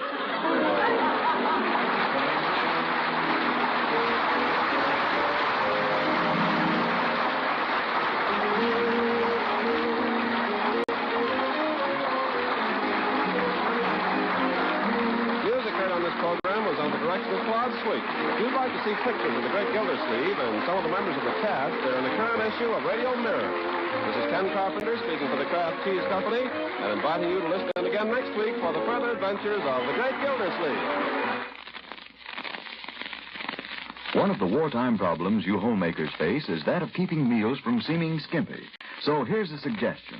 When you're planning a vegetable dinner or when you have just a small amount of meat for the family, serve the vegetables or meat in a cream sauce in the center of a delicious macaroni and cheese ring. And make that ring the quick way with Kraft Dinner. Each Kraft Dinner package contains a special macaroni and some Kraft grated. Just 7 minutes cooking, and you have fluffy, tender macaroni with cheese goodness through and through. For the ring, you merely press the hot Kraft Dinner macaroni and cheese in a mold for just a moment. Still easier is Kraft Dinner served as is without fixings. Kraft Dinner is nourishing, economical, and so good. A box of it gives enough macaroni and cheese for a family of 4 and takes just 1 single red ration point. Notice that, 1 red ration point for Kraft Dinner. Ask your dealer for Kraft Dinner soon. This program came to you from Hollywood. This is the National Broadcasting Company.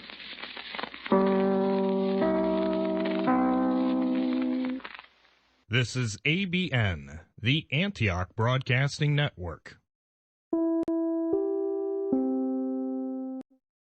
You just heard an episode of The Great Gildersleeve, which originally aired Sunday, May 16th, 1943, 78 years ago today. Here's an episode of The Harold Perry Show.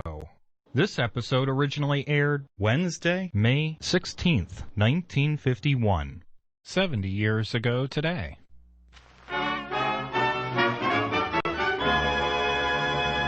The Harold Perry Show.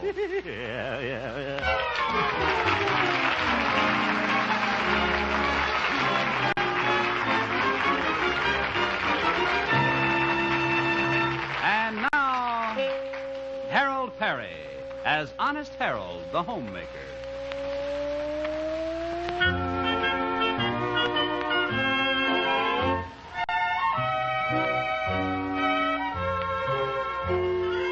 Well, let's pay another visit to the little town of Melrose Springs, home of that popular radio entertainer, Honest Harold the Homemaker. It's lunchtime now, and Harold is wending his way toward home and Mother's meatloaf. But Harold has more important things than food on his mind. He's daydreaming of his fair lady friend, Florabelle. Yeah, Florabelle, sweet. We sure had a wonderful time last night dancing at the Moose Room. Love is the sweetest thing. Mother, Oh, hello, Harold. Oop. Didn't see you there. I've been waiting for you, Harold. Oh, something wrong? Marvin play hooky? No, Cousin Raymond's here. Oh, he is? Yes, he came over from Charleville on the bus this morning. He wants to see you. Why the mystery, Mother? He seems very upset, Harold. I think he's had a quarrel with Gloria. Oh, a little love trouble, eh? Well, I'll go in and have a talk with the boy. Just call me Dorothy Dick's mother. Well, hello, Raymond. Oh, hello, Cousin Harold. Haven't seen much of you since you moved to Charleville. Yeah. How are things between you and our little switchboard operator, Gloria? Gloria. Oh, my goodness. You two lovebirds have a quarrel? Stop doing that, Raymond. You're swallowing too much air. Now, what's the trouble? Well, it's pretty serious, Harold. You know, ever since I moved to Charlieville, I phoned Gloria long distance every night at 6 o'clock. Oh, yes. That's when the rates change. Go on, Raymond. Well, I always say, hello, Gloria. And she says, hello, Raymond. Well, that's a good way to start a conversation. Well, Harold, last night something terrible happened. What's that? When I called up, I said, hello, Gloria. But she said, hello, Frank. Frank? Yeah. My name's Raymond. Yeah, I know that. Then why did she call me Frank? I don't know, Raymond. Didn't you ask her? No. I got so mad I hung up. Yeah, well, I wouldn't worry about it, my boy. Why, I bet there's no such person as this Frank. What? If I know women, and I think I do, Gloria's just trying to make you jealous. You think so? Sure. Now, if you want the advice of honest Harold, the homemaker, my boy, just beat her at her own game. When you see her, act unconcerned. Be nonchalant. Light 'em your ad. I don't smoke. Yeah. Well, chew some gum, then. Just remember, keep her guessing. Well, all right, Harold, I'll try it.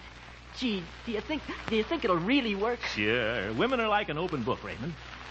Say, think I'll drop over to Florabelle's and read a few pages. Yeah.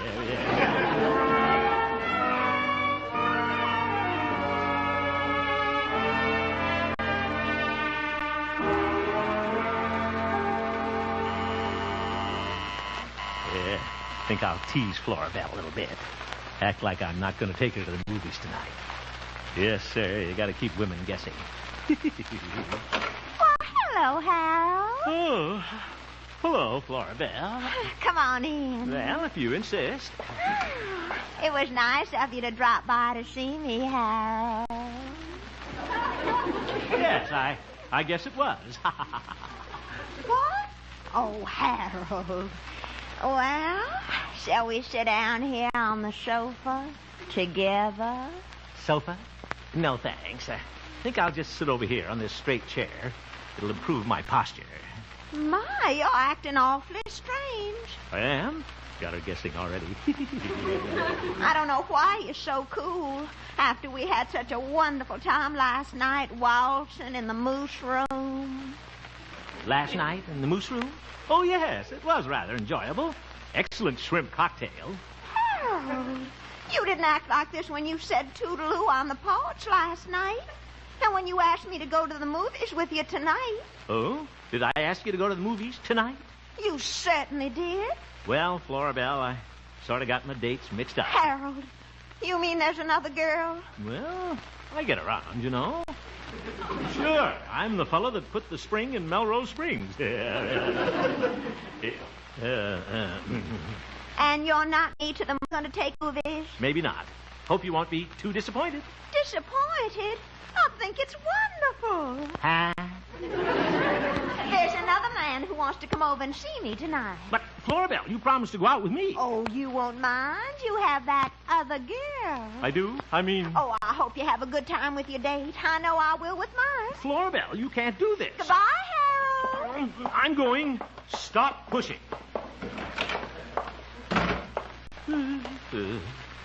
Wonder who she has a date with. Wonder if she likes him better than she does me. Hello, Harold. Oh, hello, Raymond. Harold, I got some wonderful news. Gloria and I are back together again. Why? I took your advice. I just acted nonchalant and it worked. It did? Yeah. Boy, you sure got a system with women. Thanks for explaining it. Oh, it's all right, my boy. Now, would you mind explaining it to me?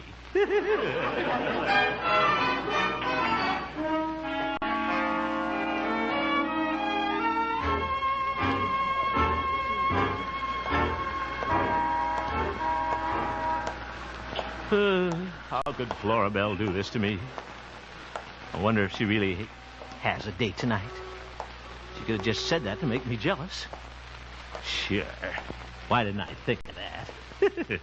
Hello, Herb. Hello, you old horse doctor. What seems to be funny? Well, Florabelle told me there was another man in her life, and for a minute I believed her. There is another man in her life. Huh? How do you know, Doc? Did you see him with Florabelle? No, but somebody else did. Who? Well, I don't like to repeat gossip. Doc, you've carried more tales than they have at the dog pond. Well, I heard it when I was shopping this morning at Schroeder's grocery store. I went in to get some ground round steak for Torrance, my Airedale. He likes it medium rare.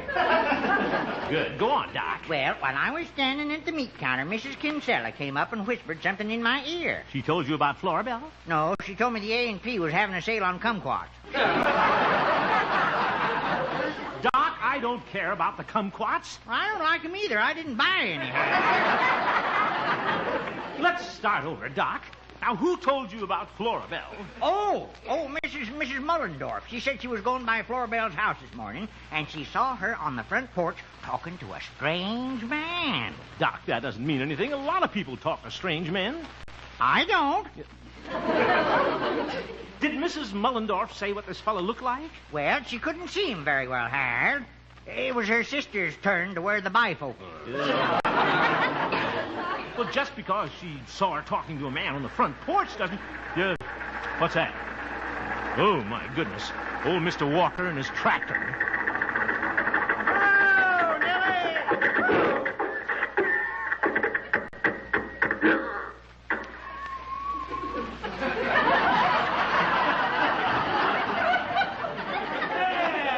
Hi there, Sonny. Oh, hello, Mr. Walker. Howdy, Doctor. Hi, Olga. Say, Sonny, how's your love life? What? From what I hear, something new has been added.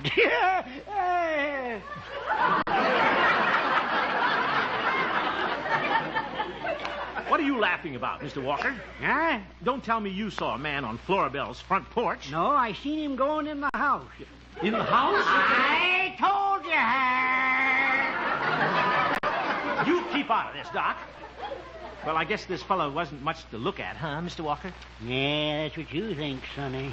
He was tall, dark, and handsome. Tall, dark, and handsome? Yeah, kind of Latin looking. Long sideburns. Looks something like that movie actor, Caesar Sombrero. Well, just because he went in the house doesn't mean anything. He could have been the plumber. Never heard a plumber playing the guitar and singing love songs. Love songs? Yeah. When I walked by, he was really hooping it up on old Solo Mio. He was? Yeah, Solo Mio. Oh, Solo you are. Okay, Walker. Oh, yes, I remember that. What? Oh, Solo Mio. Oh, Solo you. Oh, so long.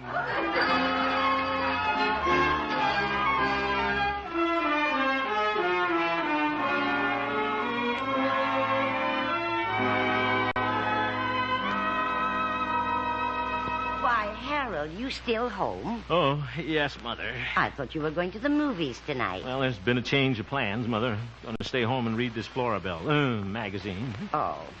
You're sure you feel all right, Harold? You didn't eat much dinner.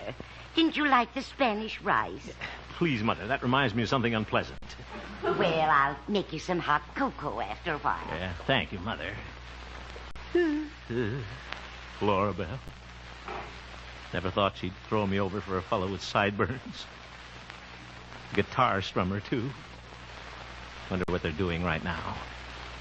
Probably holding hands between cadenzas.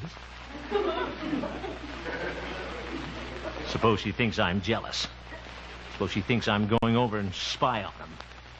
Well, she's right, I am.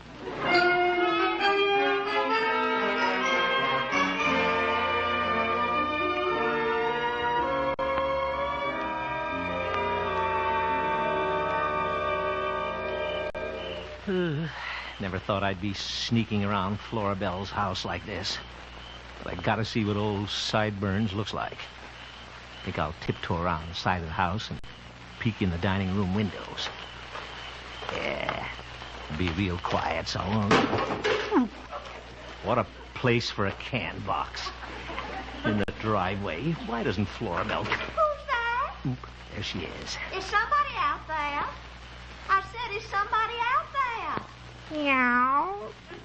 Oh, it's the cat. That's what she thinks. Hey, I make a pretty good cat. Meow. Meow. Oh, my goodness. That wasn't me. Oop, go away, cat.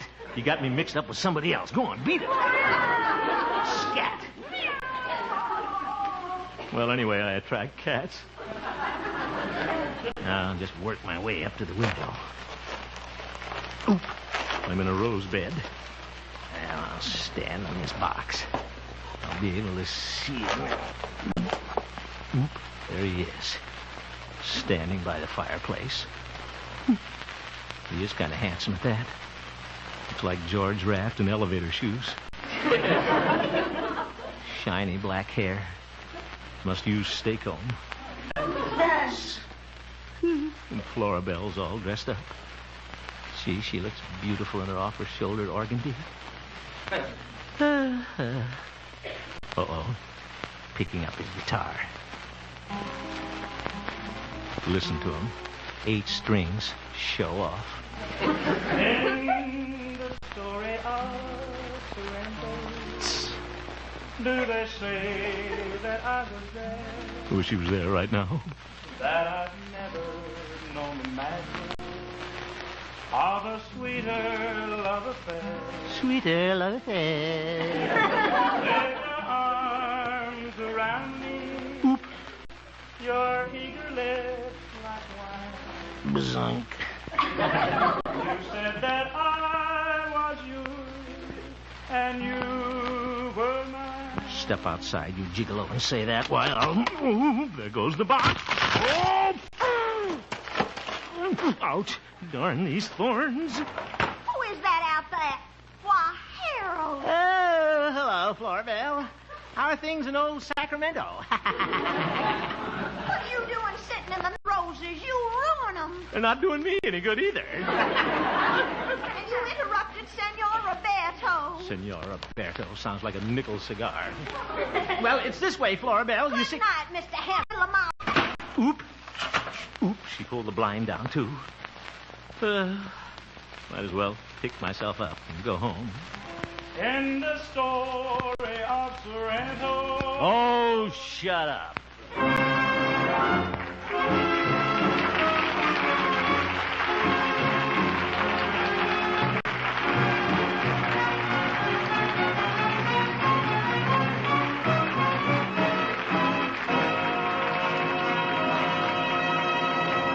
We will return for the second act of our story, Honest Harold, in just a moment.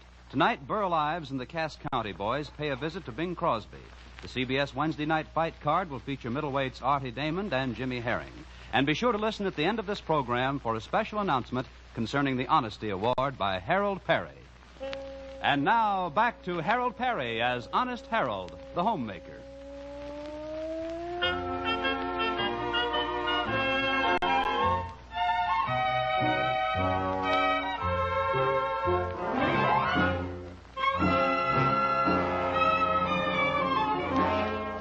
Well, Honest Harold has spent a sleepless night.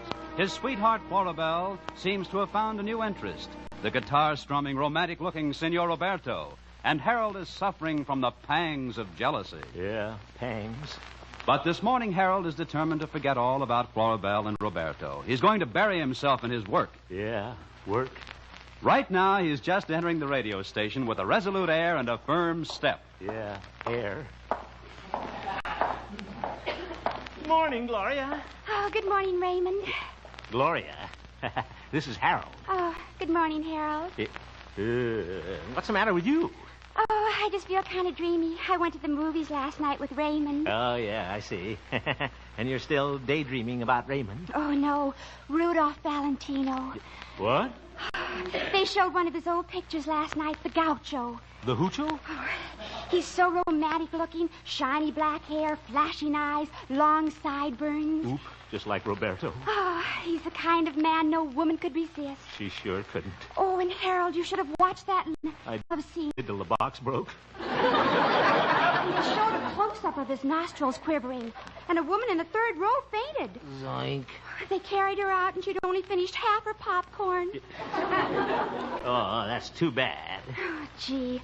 I wish there were a romantic man like that in Melrose Springs. Oh, there is, Senor Roberto. Who? Never mind, Gloria. I'll see you later. I'll be in my office. What chance have I got against one of those lover boys? Nobody ever looked at me and fainted. Except the time I walked into the Young Republicans Club wearing a Harry Truman mask.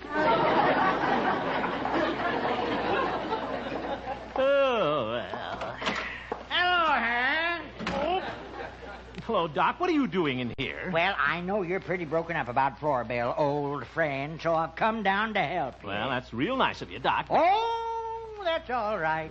When the skies are dark, who comes peeping through like a ray of sunshine? Me.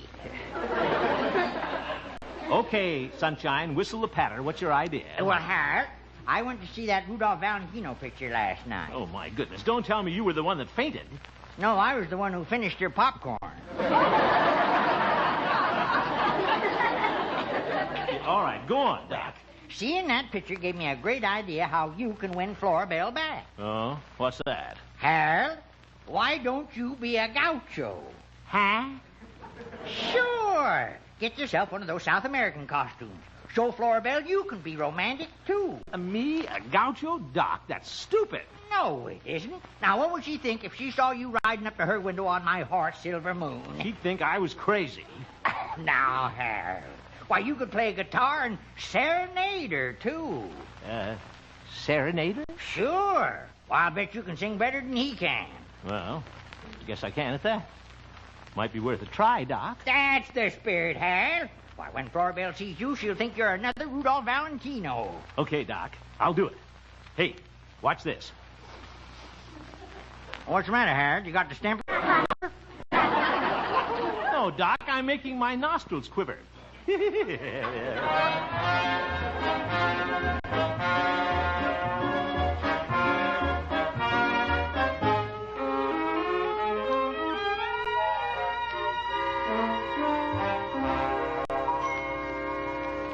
Well, how do I look in this outfit, Mother? Well, it's very different, Harold. Doesn't it choke you the way that hat ties under your chin? Oh, no. All gauchos wear these. And boots like these, too. And these roomy pants. Sure nice of the Bijou theater manager to let me borrow this outfit. Got to get it back by 7 o'clock tonight, though. He has to wear it to advertise the picture. Oh, yes. Well, I guess Florabelle will be kind of surprised when I ride up in this outfit. Oh, yes, I suppose she will. Oh, Harold, that's Mr. Walker. Will you please let him in? I want to take off this apron. But, Mother, oh, well, all right. Why did Mother ever get a boyfriend like old Mr. Walker? Hello, Mr. Walker. Hello, son. I declare, Rudolph Salino, best. Okay, come on in and leave the jokes outside. What are you wearing them bloomers for? Going out for the girls' basketball team?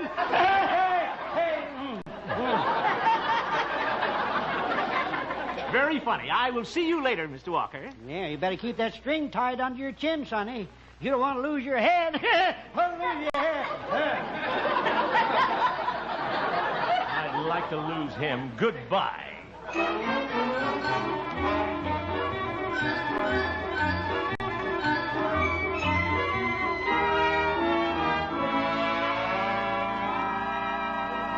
Now, Harold, why don't you get on Silver Moon now, and we'll see how you look. Well, okay, Doc. Wait till I hang this guitar around my neck. Now, I'll boost you up on Silver Moon. Boost me up with that sway back of hers. I'll just step down. Ah, she heard you. Oh, he didn't mean it, Silver Moon, honey. Heaven's sake, let's get this over with, Doc. Well, here goes. Yeah. Hold still, Silver Moon. Come on now. You can ride this horse and walk at the same time. Oh, Harold. Why, you and Silver Moon make a wonderful picture. Wait till Florabelle looks out the window and sees you. I don't know, Doc. Maybe I ought to give up this whole idea. She may just think I look silly. Oh, now, Harold, she'll love it. Now, why don't you rehearse singing and riding at the same time, like those singing cowboys in the movies? Well, all right, Doc. Come on, Silver Moon. We'll go around the barn. Giddy up. Silver Moon, quit jiggling. Good thing my hat's tied on. Let's sing, Harold. Okay. Bésame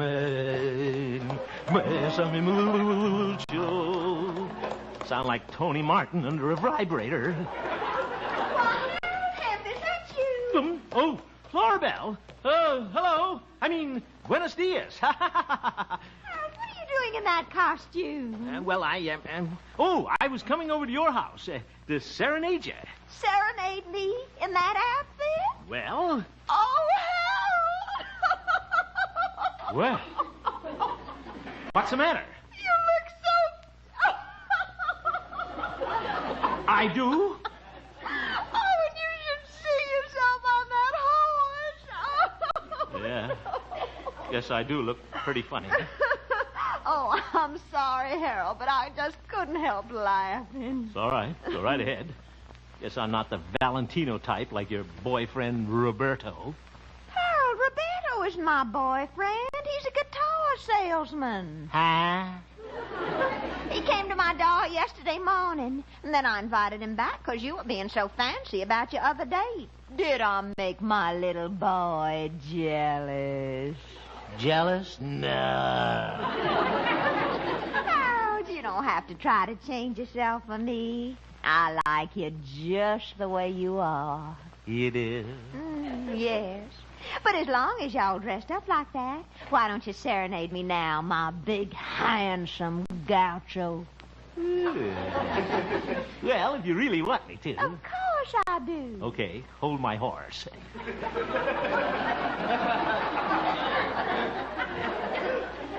Wait till I adjust my capo here. Yeah.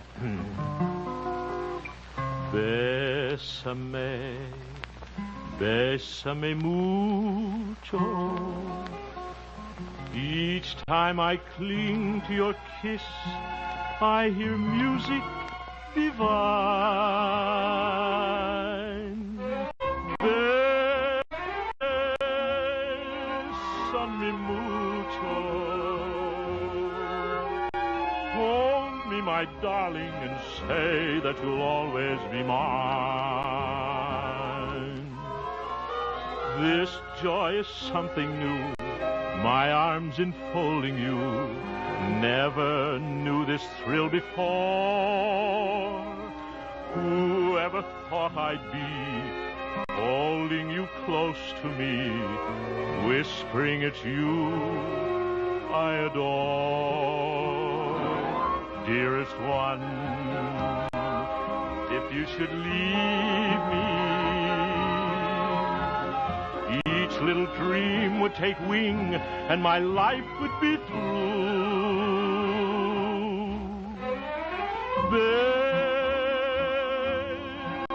Bésame mucho. Love me forever and make all my dreams come true.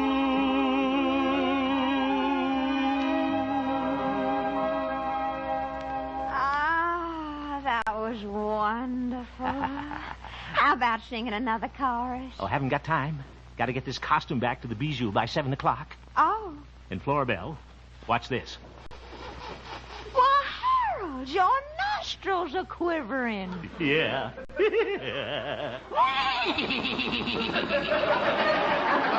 Look at Silver Moon.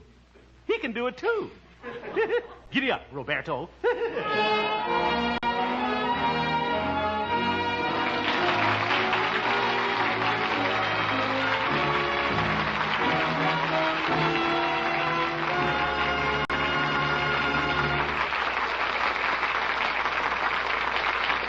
And now, Harold Perry. Thank you, Bob. I want to thank all of you who have sent in letters recommending some youngster you know for our Honesty Awards. Our committee, which includes actor Kirk Douglas, Sheriff Biscaloos of Los Angeles County, and yours truly, have selected for our first award young Ralph Harding of 506 South 2nd East, Brigham City, Utah.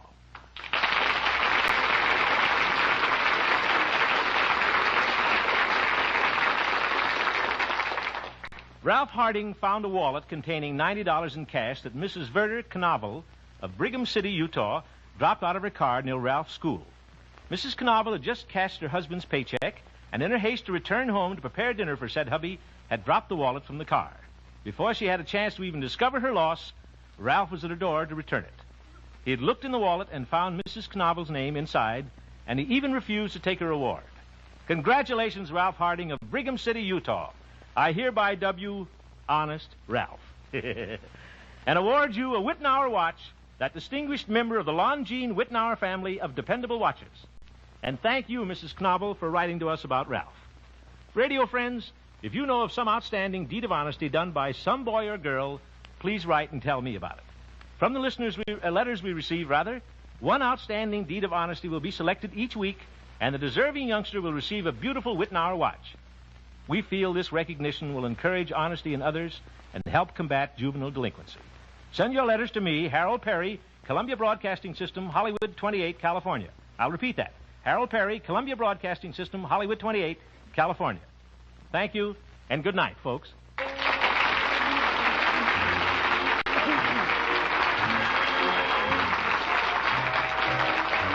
You have just heard the Harold Perry Show, Honest Harold. The supporting players tonight included Jane Morgan, Shirley Mitchell, Cliff Arquette, Eddie Firestone, James Widener, David Light, and featured Gloria Holliday as Gloria and Joseph Kearns as Old Doc Yak Yak. Norman McDonald directed, and the music was composed and conducted by Jack Meakin. Honest Harold, created by Harold Perry, was written by Gene Stone and Jack Robinson. Don't forget the letters, folks. 3 of the screen's outstanding stars, Charles Boyer, Jeff Chandler, and Dick Powell, are to be heard on Suspense this month. Tomorrow night, Charles Boyer will be heard in a brand new suspense drama entitled Another Man's Poison. Stay tuned now for the Bing Crosby Show, which follows immediately on most of these same CBS stations. Bob Lamont speaking. This is CBS, where you meet Mr. Keene. You're listening to KPNL Radio, Portland, Oregon. Brought to you by Mac & Mind Software and your donations. You're listening to ABN, the Antioch Broadcasting Network, serving listeners on the Internet and community radio stations with a variety of old-time radio. Visit radio.macandmind.com for more information. We now present comedy shows on ABN, the Antioch Broadcasting Network. This episode of Fibber, McGee, and Molly first aired Tuesday, May 16th, 1950, 71 years ago today. The Johnson's Wax Program with Fibber, McGee, and Molly.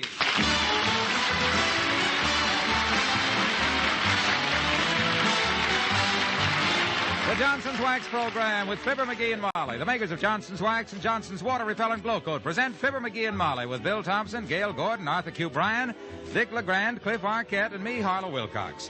The script is by Don Quinn and Phil Leslie. Music by the King's Ben and Billy Mills Orchestra.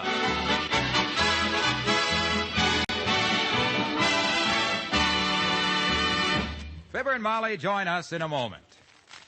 By this time, millions of women have tried Johnson's new Glow Coat on their floors and linoleum. They've found out what it means to them to protect their floors with a self-polishing floor wax that's positively water repellent. Brighter shine, less work, less scrubbing. Real economy, too, for water repellent Glow Coat lasts up to 4 times longer. But now, how about you? Have you ever actually used the new water repellent Glow Coat? If not, this is the time of all times to do it. For right dealers, you can get 1/3 more Glow Coat with its new water-repellent properties at the price you'd usually pay for regular pints or quarts. Now, this offer is for a limited hour at your time only, so take my advice. Take advantage of this opportunity while it lasts.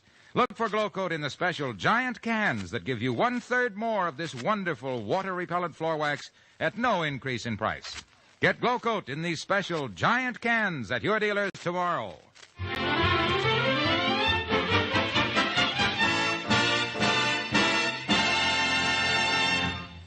Mrs. McGee, being a woman, loves picnics.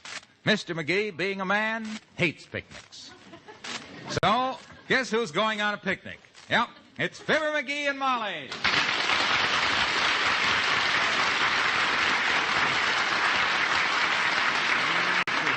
Here's the basket.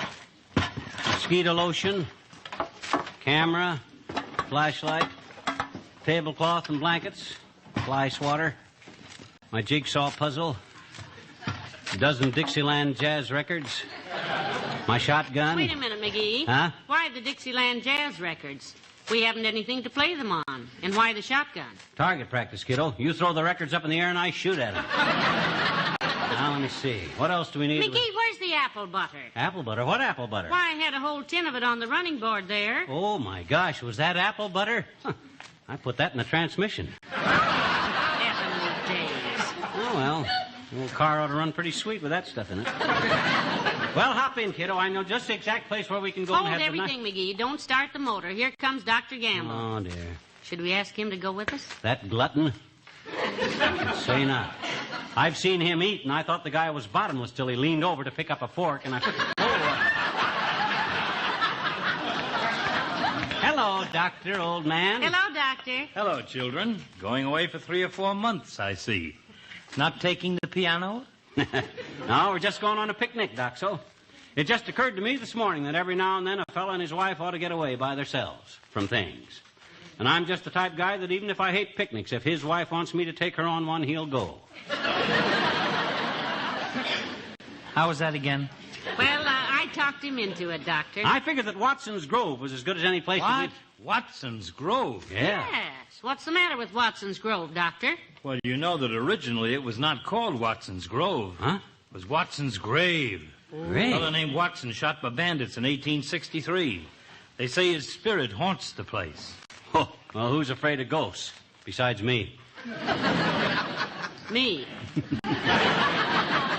Well, let's go someplace else, McGee. Far be it for me to disturb the spirit of the late, Mr. Watson. You ever see this ghost yourself, Doctor? No, but if we see it this afternoon, I'll let you know. This afternoon? You mean... Yes. Fifi Tremaine and I are picnicking in Watson's Grove ourselves. Oh, I So see. find yourself another spot, Eggface.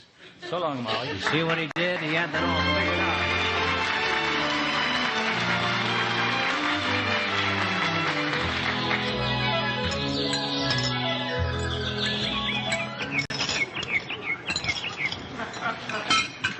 Be sure and don't tip over the thermos jug, dearie.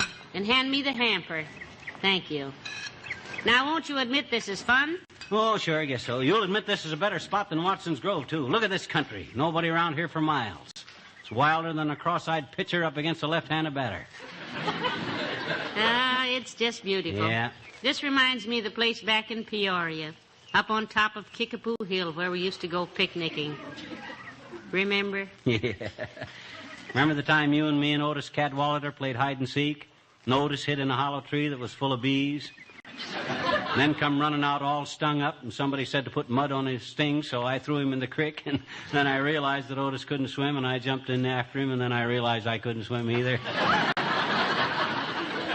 You jumped in and pulled me out, and I was so muddy you didn't recognize me, and you said, "Thank goodness you're safe, Otis." And I says, "I ain't Otis, I'm Fibber." And you started to cry, remember?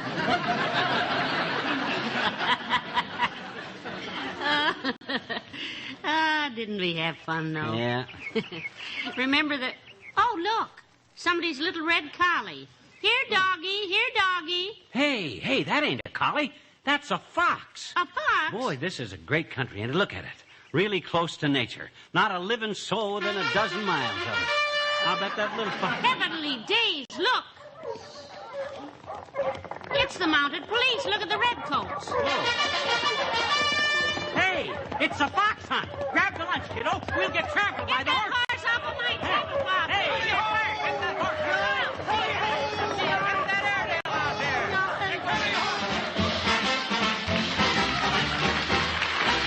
Billy Mills and the orchestra and Billy's own cornball rag.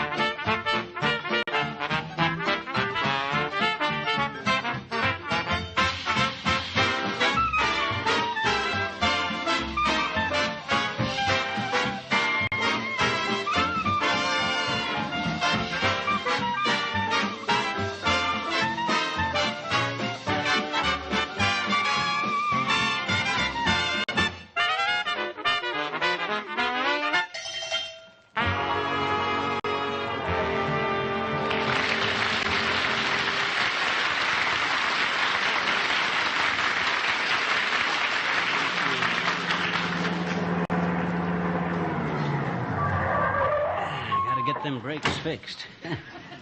This is a lovely little road, McGee. Mm-hmm. Bring the basket and the blankets and things, and let's find a nice spot in here. Okay, kiddo, but the thermos jug is leaking. It got kicked by one of them horses. Well, hold it with the leaky side up. Okay. We can find a nicer place to picnic anyway, so... Well, hello there, McGee. Hello, missus. Well, for the high, Ole. What are you doing way out here, Ole? Don't tell me you're picnicking, too. Oh, no, missus. I used to walk out from town to visit my cousin. He's got a little truck farm out this way. Oh, truck farm. Raises vegetables, eh? No, he raises trucks. Raises trucks? Why, that's ridiculous. Sure, but it pays good. He raises trucks out of mud holes with 2 mules. You see, when the trucks get stuck in my cousin's mud hole, he unstucks them with his mules, and then they reel. $10 is sure to get stuck. $10, that sounds like quite a business. That'll teach the local drivers not to muck tracks with their Mack trucks. How's he doing, Ole? Oh, his business gets so good this spring, he puts on 2 more mules and opens a branch mud hole down the road.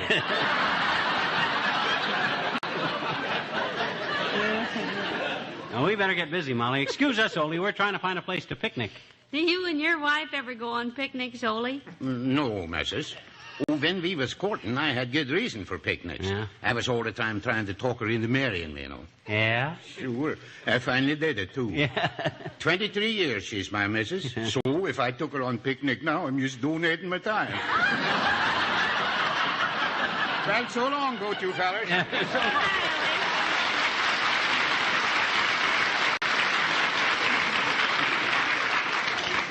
Come on, McGee, let's walk on up this pretty road here and see if we can't find a nice place to Hey, park. here's a spot, Tootsie. Look, through this bunch of bushes. Oh, boy, look at that beautiful grass. Oh, will you look? Why, that's lovely. Yeah. What a sweet little meadow. Yeah, must be an old abandoned subdivision. See the red flag sticking in the gopher hole there? Number 16. Probably the lot number. Bet that lot sold for a lot of dough at one time. Well, I'll get that thing out of the way so it won't bother. So it can... There. See. Oh, McGee, look in the gopher hole. Huh? There's a little round white dimpled egg in it. My gosh. A gopher egg. Don't touch it, dearie. Don't touch it. The mother may come back. Boy, there sure is wildlife in these parts. Look at that guy way over there in the gully, whacking away at a snake or something. Look, he just busted his stick. Ah, that doesn't matter. He's got his little boy there with a whole bag of them. Oh, yeah. Well, let's start spreading out the lunch, McGee. Okay. We'll have a lovely time here. McGee, leave the chocolate cake alone. Oh, my gosh, it looks so good. I thought I... What was that? I don't know, something landed in the potato salad.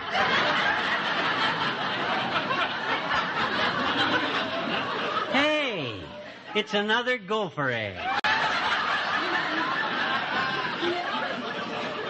You know, McGee, a thought just occurred to me. Maybe this patch of grass... Oh! Hey, somebody busted the olive jar. Hey, what the heck's going on? McGee, pack up quick. Huh? We must be trespassing. What? Here comes a bunch of farmers, and they're all carrying clubs. Well, let's go, kiddo. You take the basket, I take the cake. Okay. Hey, you, get off of that golf green. Huh? Hey, this is a championship match. Go on, now beat it. Hey, you got a lot of nerves coming around your Come on, dearie. Let's duck through the hedge here. Whew. We got out just in time, kiddo. They'd have killed us.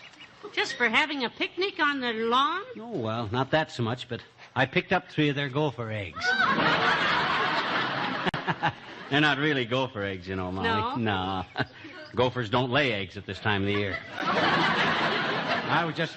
Quiet, McGee. Here comes one of them. Uh-oh. Oh, excuse me, folks. I didn't know there was anybody. Oh, hello, Molly. Hiya, pal. Hello, Mr. Wilcox. Hi, Junior. Boy, we run into you in the darndest places, don't we? Yes, I'm following this golf tournament, kids. I'm taking a shortcut to the next tee. What's so interesting about the next tee? Well, it's number 17, 520 yards over a wide stream. Oh. A couple of friends of mine are playing, and I gave them each some of that sensational Johnson's water-repellent glow coat. Why? Are you trying to tell us, Junior, that with Johnson's water-repellent glow coat on a golf ball, it won't go into the water? Pal, it works like a charm. Yeah?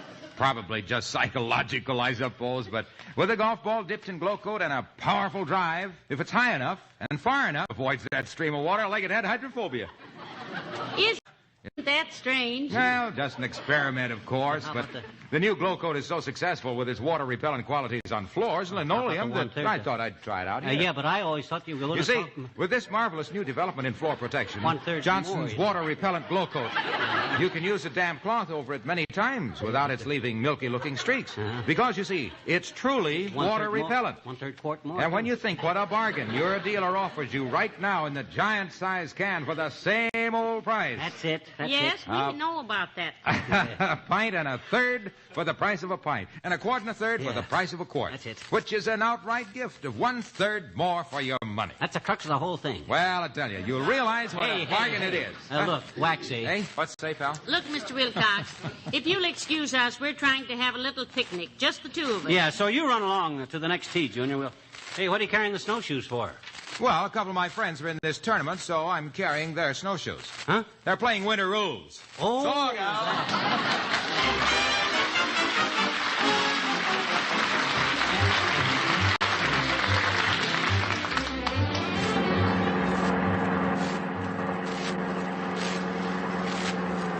Now, McGee. Search me, kiddo. We ought to be somewhere near Crawford's Creek. There's a wonderful place to picnic there if I can only locate... Oh, hold it, dearie. Hold it. Here comes the man. Let's ask him. Okay. Hi, Bud. Good day, sir. We're looking for Crawford's Creek, sir, but we don't quite know where we are. Yeah. Can you give us a few directions? Why, certainly, sir. Fine. That way is north. That way is south. That's west. This is east. That way is down, and I never did know which way is up.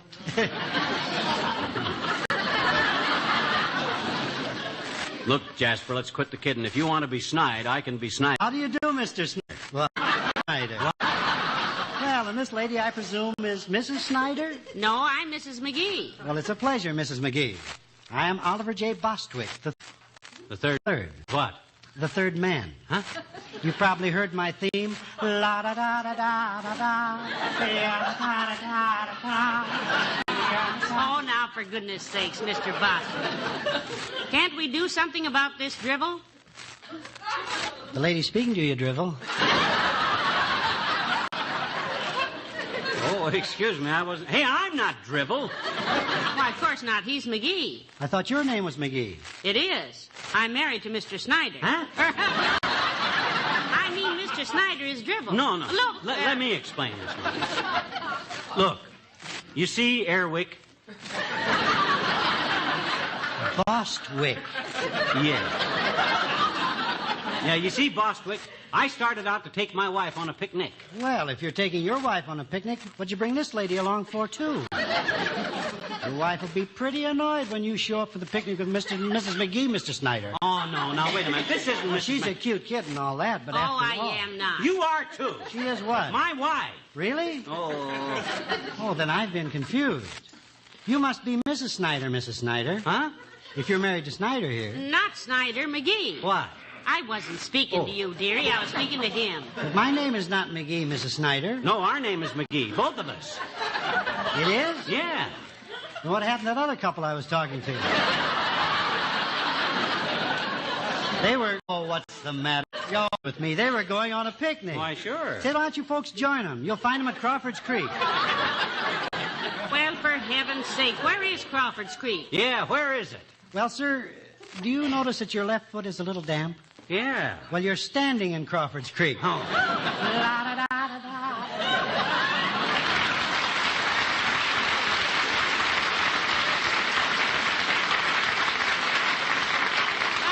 This is a lovely spot, McGee. Yeah, but I'm hotter than a $3 raincoat. Let me hang my coat on this old sign here. Hey, it's nice and shady here, isn't it? Oh, yes. I just love these big boulders. Mm-hmm. Now, you just sit down and relax, sweetheart. Mother will spread out the lunch. Boy, am I hungry. I just want to lay here on my back on the grass with a sandwich and catch cold like I always do at picnics and go home. Oh, wait a minute, McGee. Somebody's coming. My gosh, can't people leave us alone? When all we want is a quiet picnic out in the... It's Mayor Latrivia. It is. What the Sam Hill does he McGee, want? Molly, you can't picnic here. Why can't we, Your Honor? Yeah, why can't we? My gosh, we've been chased out of everything. You'll have to get out of here. The new highway comes through here, you know. Not today, it doesn't, Mr. Mayor. Ah, this ain't city property anyway, Latrivia. You got no right to make us... I know it's not city property. It's county property. Well... Do you know what time it is? Yes, it's time people stop bothering us and let us have our little picnic where we... For your information, it's 4 minutes to 3. It is? Well, gee whiz, no wonder I'm so hungry. Hand me a sandwich, kid. No, you don't have time to eat. Ah, yes, we do. Heavenly days, we planned all week No, for this... please, don't argue. Bring your things and run this way. McGee, where's your coat? It's hanging on that sign over there, but... Didn't you read the sign? No, he didn't. We've been reading signs all day. Keep off, no trespassing, no picnicking, beware of the... Oh, here's your coat. McGee, read the sign. Huh? Read the sign. Danger. Blasting here 3 p.m. County Highway Commission. Well, so what? What have we... Oh, my gosh! Come on, Molly. Grab the stuff. I got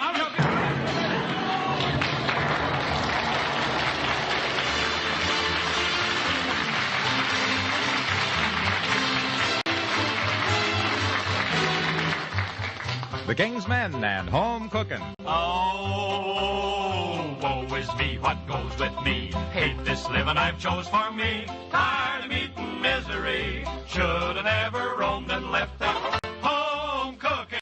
Home cooking. Life is cruel and I was a fool to roam. I climbed this hill, this dale. Then I step on a rusty nail. Never even get no mail. I'm so far from all that goes with home cooking.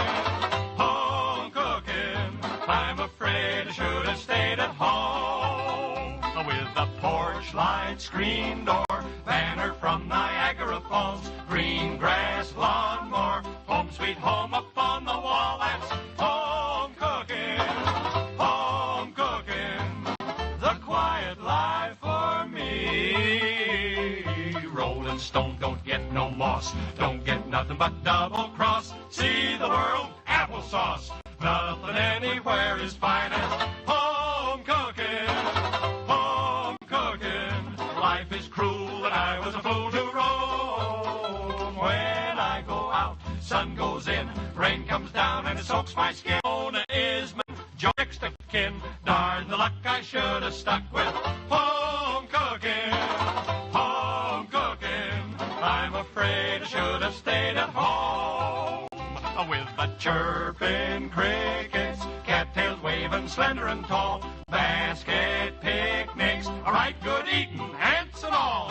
Home cooking, home cooking, the quiet life for me. Home cooking, the quiet life is quite the life for me.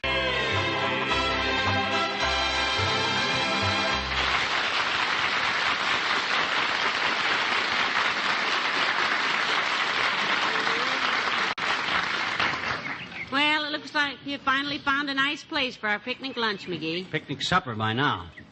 Don't think I ain't ready for it. After being fox hunted, golfed, drowned, blasted, and chased out of 9 places, I could eat the hem off a blacksmith's apron. I'm hungry, too. And this is a lovely place to eat. Yep. Just smell the apple blossoms. What a charming little orchard. 'Tis pretty, ain't it? Gets me in a kind of a romantic mood. It does, lover? Yeah. Hand me a piece of cake and a pickle.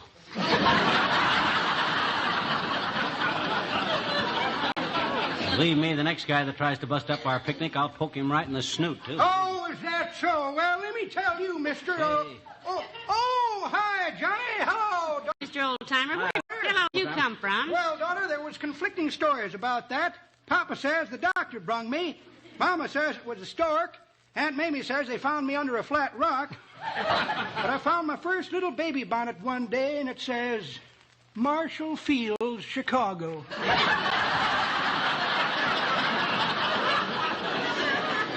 Well, look, old-timer, we've been trying all day to have a peaceful little picnic, all by ourselves. Well, good for you, Johnny. Get away once in a while with a little woman. Get away from people. Betcha. You're entitled to some privacy. Yes, indeed. And I'm going to help you get it. Good. I'll just sit here and keep people from bothering you. Just hand me a couple of sandwiches, ham if you got 'em, chicken if you ain't. Hey. Cut it out. Doggone it, we're trying to have a picnic. If you were picnicking with Bessie, you wouldn't want us butting into your picnic. Oh, don't mention Bessie, Johnny. I'm afraid I've gone and lost my girlfriend. Oh, no. Yep, it's a sad story, daughter. Well, skip it. Okay. Well, sir, me and Bessie was on a picnic, kids, when a snake crawled out of a log and took a bite right out of Bessie. Oh, dear. Did it make her very sick? Didn't seem to hurt her at all, daughter. She crawled right back in the log again and, oh, you mean Bessie? Certainly, my guy, snake bites are dangerous. What'd you do? Well, it all happened pretty fast, Johnny. When Bessie got bit, she bellowed like a scalded buffalo and run up a 60-foot cypress tree. Wow. I notched the tree with my Boy Scout like a fire axe soldier again and run back to town for the doctor, but he was out of the ball game. Gee. Oh, dear. I hope you got there in time. Just barely made it, daughter. It was the 9th inning. Score was tied. There was a vacant seat next to the doctor. The game run 14 innings, and you can't find a notch in a cypress tree in the dark. My gosh, you mean? Yep. That's how I lost Bessie. Well, happy picnicking, Johnny. So long, daughter. So long.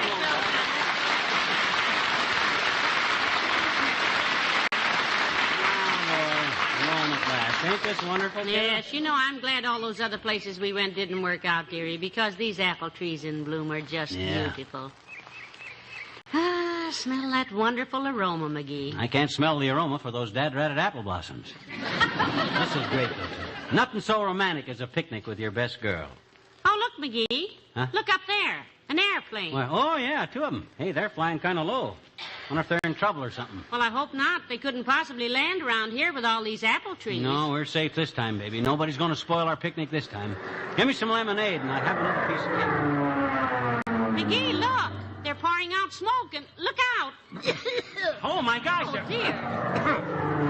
Hey, that's not smoke. They're dust in the orchard. My gosh, grab the lunch. That's arsenic. Oh, dear.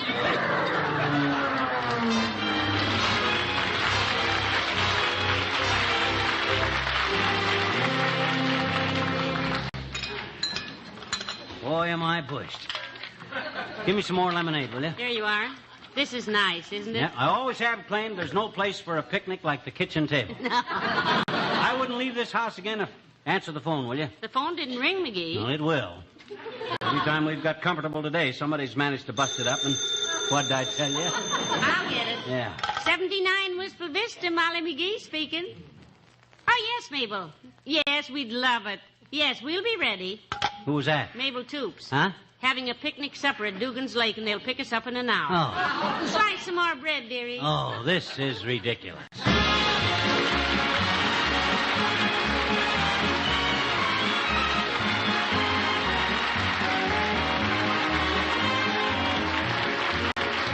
Fibber and Molly return in a moment. It's the bargain of the year in Johnson's Glow Coat. It's your chance to get the world's most popular floor wax in special giant containers that give you 1/3 more wax at no increase in price. And it's the new Glow Coat, the self-polishing floor wax that lasts up to 4 times longer because it's positively water repellent. Look for those giant containers tomorrow at your dealers. Look for those special cans of this finest quality wax that tower head and shoulders over ordinary containers and give you 1/3 more of this brighter shining, longer lasting, water repellent floor wax at no increase in price. This offer is for a limited time only, so get Glow Coat in the special giant cans tomorrow at your dealers.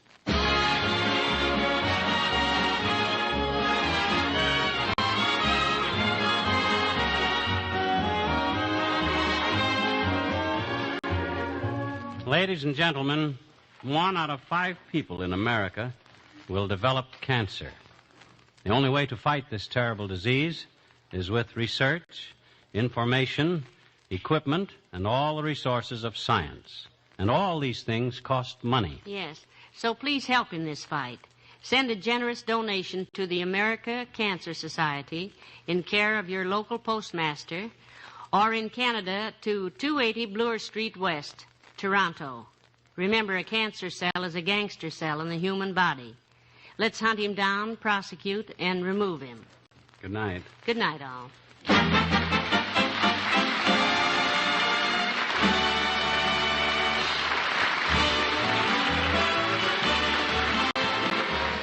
The makers of Johnson's Wax and Johnson's Water Repellent Glow Coat, Racine, Wisconsin, and Brantford, Canada, bring you Fibber McGee and Molly each week at this time. Be with us again next Tuesday night, won't you? Is your car still hiding its springtime beauty under winter grime? If so, why not take just a few minutes tomorrow to clean and polish it to lustrous beauty with just one application of Johnson's Carnew. Carnew, you know, is the wonderful auto polish that cleans and polishes in one application. It cleans as you rub it on, cuts through road film and traffic tarnish water won't touch. It polishes as you wipe it off, leaves your car bright and shining. Your car shines brighter because Carnew cleans cleaner. Just rub it on, wipe it off. That's all you do with Johnson's Carnew. Get some today.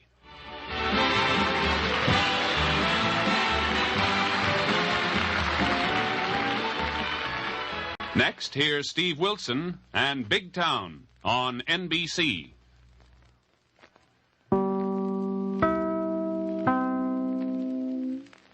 This is ABN, the Antioch Broadcasting Network.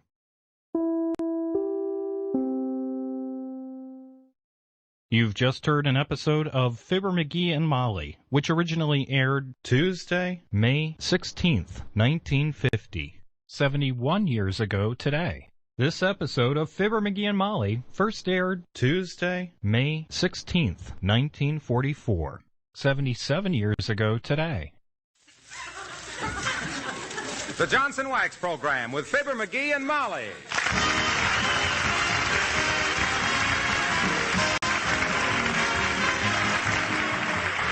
The makers of Johnson's Wax for home and industry present Fibber McGee and Molly, written by Don Quinn with music by the King's Men and Billy Mills Orchestra.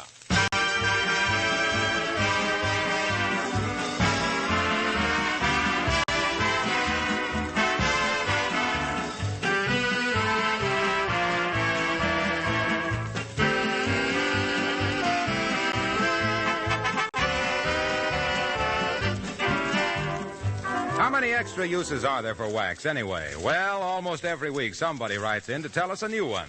I'm looking at a letter now that comes from a man in the drapery business. He writes, tell your friends this about Johnson's Wax. When their drapery rods don't work right, just rub on a little Johnson's paste wax and they'll slide like new with no grease to spot fine fabrics. Wax is much better than soap or candle tallow because it won't become gummy or sticky. This would save people like me making unnecessary service calls. Well, now, if your drapery rods don't work smoothly, why not try this suggestion? And while you have your Johnson's Wax out, put some on your picture frames and lampshades, your metal ornaments, and especially on your windowsills. Johnson's Wax protects the finish of woodwork and furniture just as it protects your floors, at the same time saving you work and making your home more beautiful. The glowing wax film itself takes the wear, and the surface underneath is safe. Johnson's Wax is available in 3 forms: paste, liquid, and cream wax.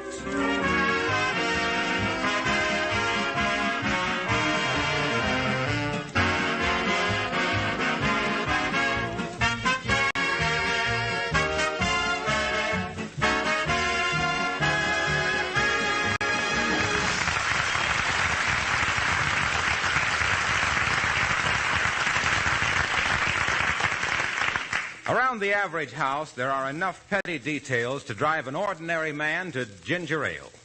For instance, take a look at the daily schedule of the Squire of 79 Wistful Vista. 8 a.m., out of bed, wash face, brush teeth. 9 o'clock, breakfast, read paper. 9:30, back to bed. 10 o'clock, up again, shave, shower, dress, do crossword puzzle, smoke half cigar, work on ship in bottle, take short nap, decide not to mow lawn.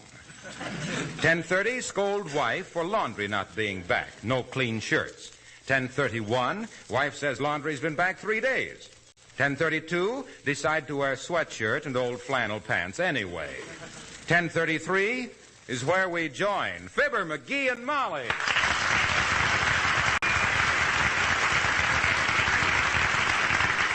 Gosh, if I was smart, I'd get up early in the morning and dash down to the Elks Club.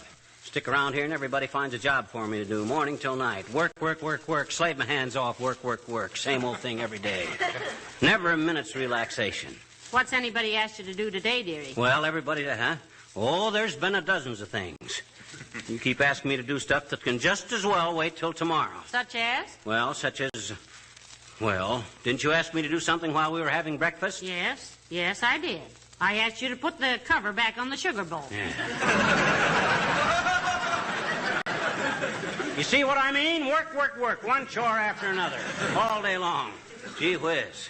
Hey, who let Beulah in this morning? I thought we didn't have any extra keys. Oh, well, Beulah stopped and had some extra ones made. Oh. Here's 3 of them. Now put them away someplace where you'll be able to find them. Oh, fine, thanks. Okay. Hey, Molly, did you stop at the bank yesterday and get the dough for the FHA? Yes, it's in the desk. 3 nice new $10 bills. If you're going downtown, you can stop and make the payment. That's fine, I will. I got to get my gun repaired anyway. What gun? This old hog leg of Uncle Sycamore's.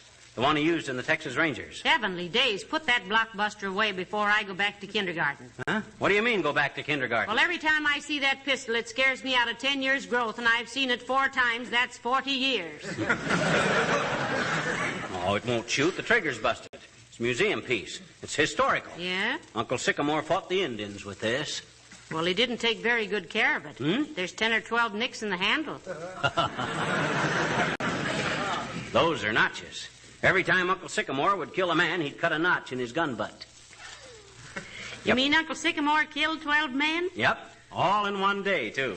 Heavenly days. Who were they? They were members of a jury that convicted him of horse stealing. So he added murder to larceny? Not at all. They sentenced him to be hung, so he shot him. It was his life or theirs. Self-defense. The law of the Old West. He told me that one time when he was... Oh, hello, Alice. Hi, Alice. Hello. Has anybody called? Jeepers, Mr. McGee, where'd you get the gun? Belonged to my Uncle Sycamore, Alice. Old Indian fighter and Texas Ranger. He was killed when his gun jammed, daughter. Yeah. The coroner's verdict was hardening of the artillery. Great old guy, Uncle Sycamore. Kind of a Robin Hood of the border. Used to cattle, rob the rich and give the money to the poor sheep herders. What you might call blameless burglary. You mean it was a stainless steel? Oh, Alice. Well, if Bert should call, which I doubt, will you let me know, Mrs. McGee? Certainly, Alice. Are you going to bed now? Yes, but I'm afraid I won't be able to sleep much. The sun is so bright, and I forgot to get a new sleep mask. This one is all bent and torn. Sleep mask? Uh-huh. That what this thing is? Yeah. Sleep mask. Looks like one of those false faces you wear to a macaroon. Oh. You don't mean macaroon, dear. You mean masquerade. I don't any such a thing. Masquerade is that black lipstick a woman puts on her eyelashes. Stuff that makes her look like she'd spent the day shoveling coal. No, Mr. McGee, that's mascara. What are you gals doing? Give me the old razzmatazz. Mascara is the capital of Russia. McGee, that's Moscow. Well, then, doggone it, what's a macaroon? It's a small cake. Cookies. Of course it is, and they always serve them at masquerade, so what are you trying to hand me? Well, this is a sleep mask, eh? Mm-hmm. Yes, dearie. Those are for people who have to sleep in the daytime. Keeps the light off of the eyelids. Yes, lots of us war workers use them. Is that so? The first time I ever wore one, I woke up at noon, thought it was midnight, leaped out of bed, ran into the wall, and knocked myself unconscious. Who told you? Leave this one with me. You leave this here with me now, and I'll get you a new one this afternoon. Oh, thanks very much. Good night. Good night, dear. Night, Alice.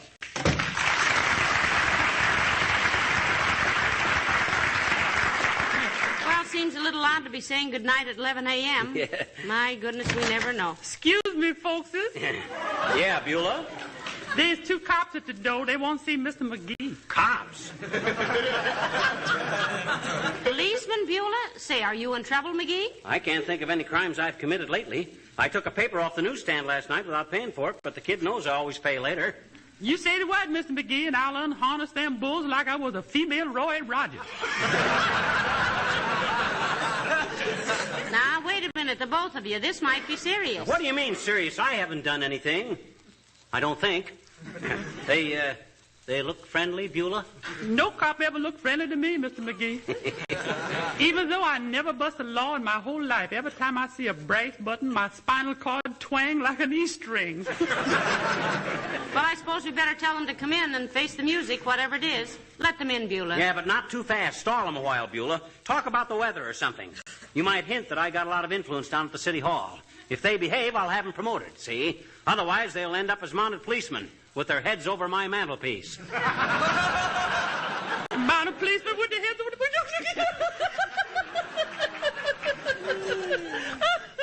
I love that man. Well, leave it to me, sir. I'll stall him for 4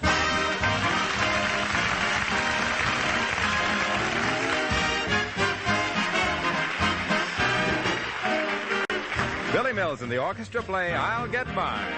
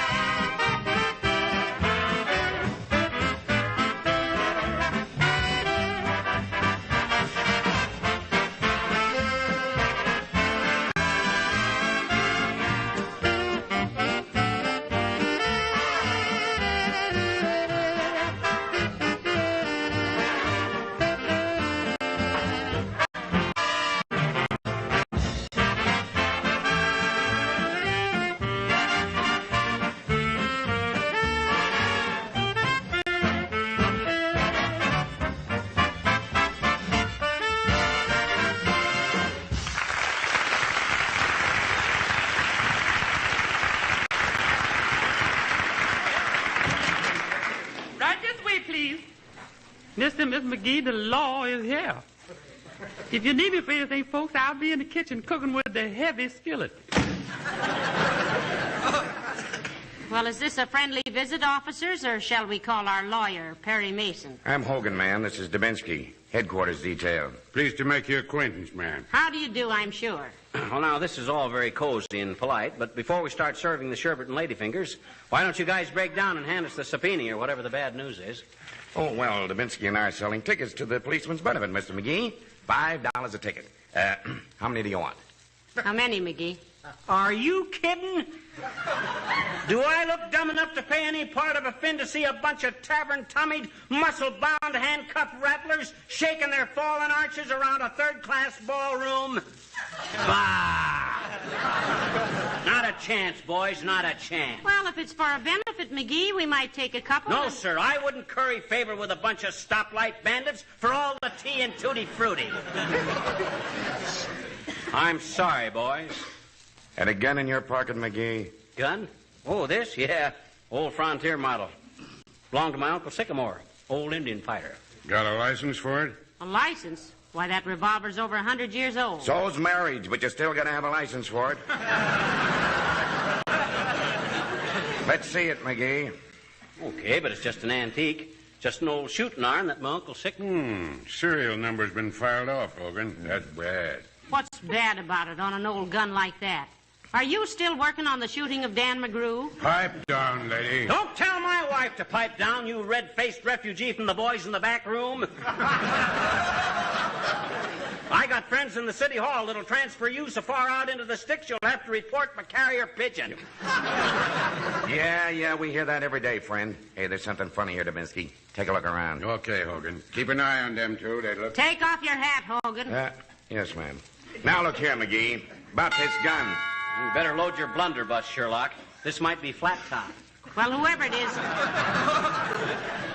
is, we can send a message to the mayor. Come in.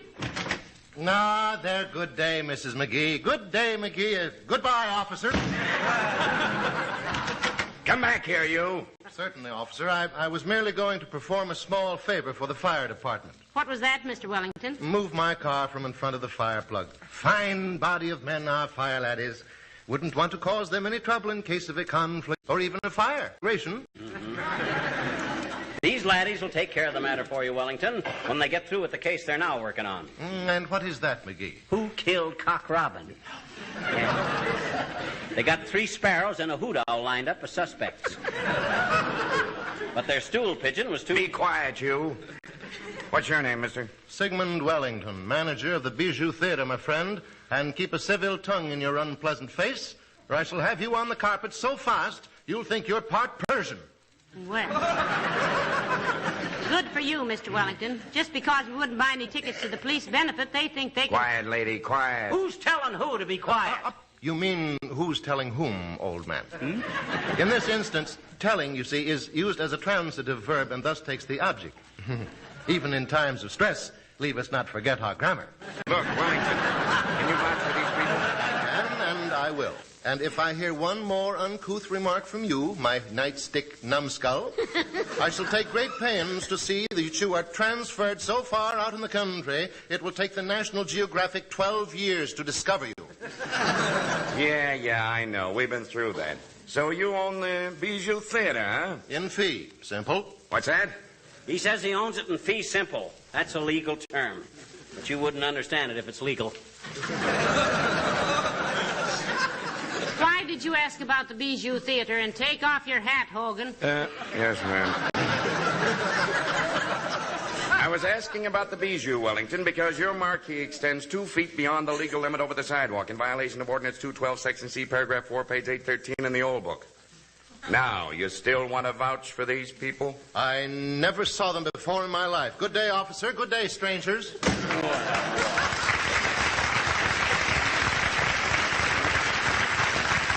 Why, that dirty little opportunist threw us to the wolves to save his own neck. Hey, what's the charge against us anyway? You either got to book us on some charge or release us. This isn't legal. I'm holding you as material witnesses, and I may charge you with carrying concealed weapon. Well, that's a laugh. Concealing that weapon would be like trying to hide a giraffe in a rumble seat. Quite simply ridiculous. Hey, Hogan, you were right. This is a regular criminal hangout. Yeah, what'd you get? Look. What'd you get? McGee, look, he's got my jewelry. Why, of all Be the still, you. You'll have a chance to identify it. Look, Hogan, jewelry, 2 wristwatches. One of them with the initials DD on it. That stole from that man. Wasn't Mr. last week? Don't DD mean Reverend? That watch belongs to my wife's uncle, Dennis Driscoll, and the other one is mine. And if either of you like fingered Lugan McGee, so much... be quiet or I'll tap you with my sap. Go on, Dubinsky. Well, there's all this jewelry, see? And here's $30 in new $10 bills. Brand new $10 bills, Hogan. Like was lost when the First National was stuck up. We got those bills at the bank yesterday to make an FHA payment. Sure, lady. And these 3 skeleton keys that was on the desk there. I suppose those unlock the padlock on your diary. We never claim to have a diary. We buy our milk from the Wistful Vista Creamery. What are you trying to do? What else, Dubinsky? Look what I found right here on the table, Hogan. A black mask. That's a sleep mask that belongs to our roomer. Yeah, any stoop could see there's no eye holes in it. The only thing you can hold up with that mask is your eyebrows.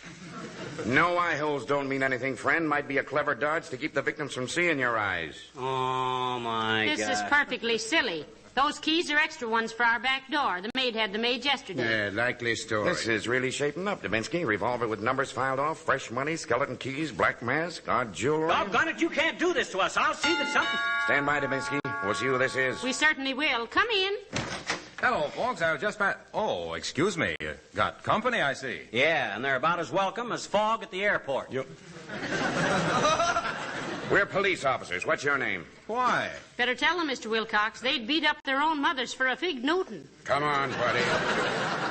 Here. Turn that light in his eyes, Hogan. That's it. They're going to give you the 3rd degree, Junior. If you're the guy who put the lighted lantern under Mrs. O'Leary's cow, now's the time to get it off your chest. Or if you happen to know where Judge Crater Shut up, you. All right, what's your name? Harlow Moffat Wilcox. Moffat? Well, heavenly days, what the police don't find out. Born? No. What? They found me in a cabbage patch. They think the pixies brought me.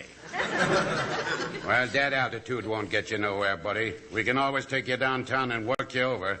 Where was you born? Omaha, Iowa. Omaha's in Nebraska. I know that, but I didn't think you would. Okay, Omaha, Nebraska. What's your racket? What's yours? Oh, Hogan and me go around.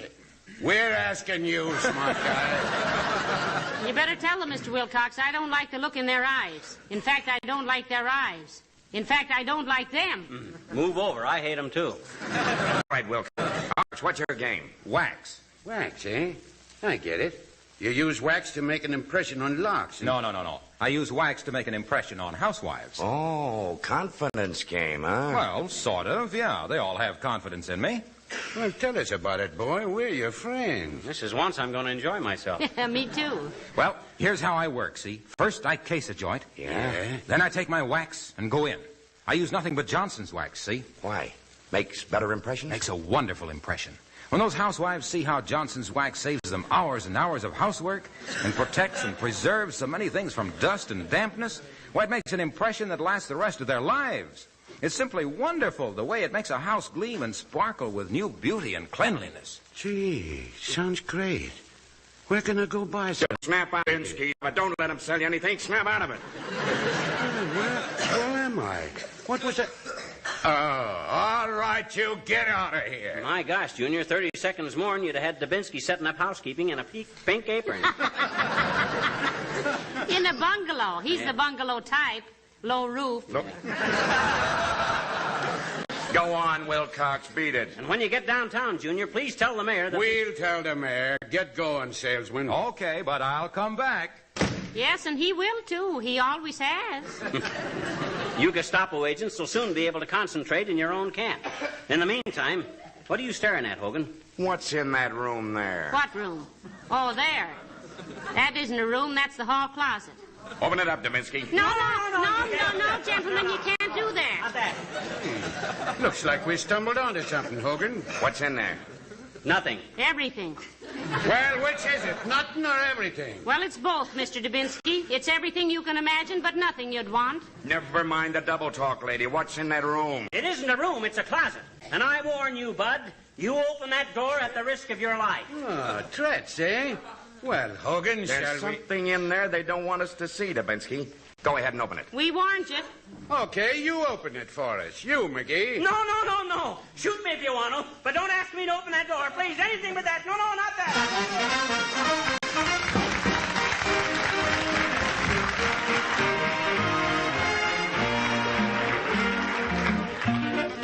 that. The King's Men sing Old Dan Tucker. Funny old man with a funny old pan, and the name of this funny old body was Dan. Yep, old Dan Tucker was a fine old man. His face in a fry, washed in pan. He combed his head with a wagon wheel and died with a toothache in his heel. So get out the way, old Dan Tucker. Get out the way, old Dan Tucker. Get out the way, old Dan Tucker. You're too late for supper, too late for supper. What a hungry old fella was old Dan Tucker. Come too late for to get his supper. Supper over, breakfast a-cooking. Leaves old Dan all standing looking. Get out the way, old Dan Tucker. You're in the way, old Dan Tucker. Get out the way, old Dan Tucker. You're too late for supper, too late for supper. Old Dan Tucker, too late for supper was. Old Dan Tucker, now he got drunk. He fell in the fire and he kicked out a chunk. A red-hot coal got in his shoe, and oh my golly, how the ashes flew. So get out the way, old Dan Tucker. Get out the way, old Dan Tucker. Oh, get out the way, old Dan Tucker. You're too late to get your supper, old shortening bread. Possum in the pan, should be a plenty for a hungry old man. But Dan was starving for to eat some corn pone with the chicken meat. He went out and stole some pullets, come a-running home with his pants full of bullets. Get out the way for old Dan Tucker. Get out the way for old Dan Tucker. Get out the way, get out the way, get out the way for old Dan Tucker. Can't sit down to eat his supper now, poor old Dan. You said poor old Dan. I said old Dan Tucker is a-growing gray. The time is a-coming for the judgment day. But when he gets to the pearly gate, I hope to goodness he won't be late. Oh, get on the way, old Dan Tucker. Get on the way, old Dan Tucker. Get on the way, old Dan Tucker. Get on the way. Get on the way. Get on the way. Get out of his way. He won't be late for supper on that judgment day.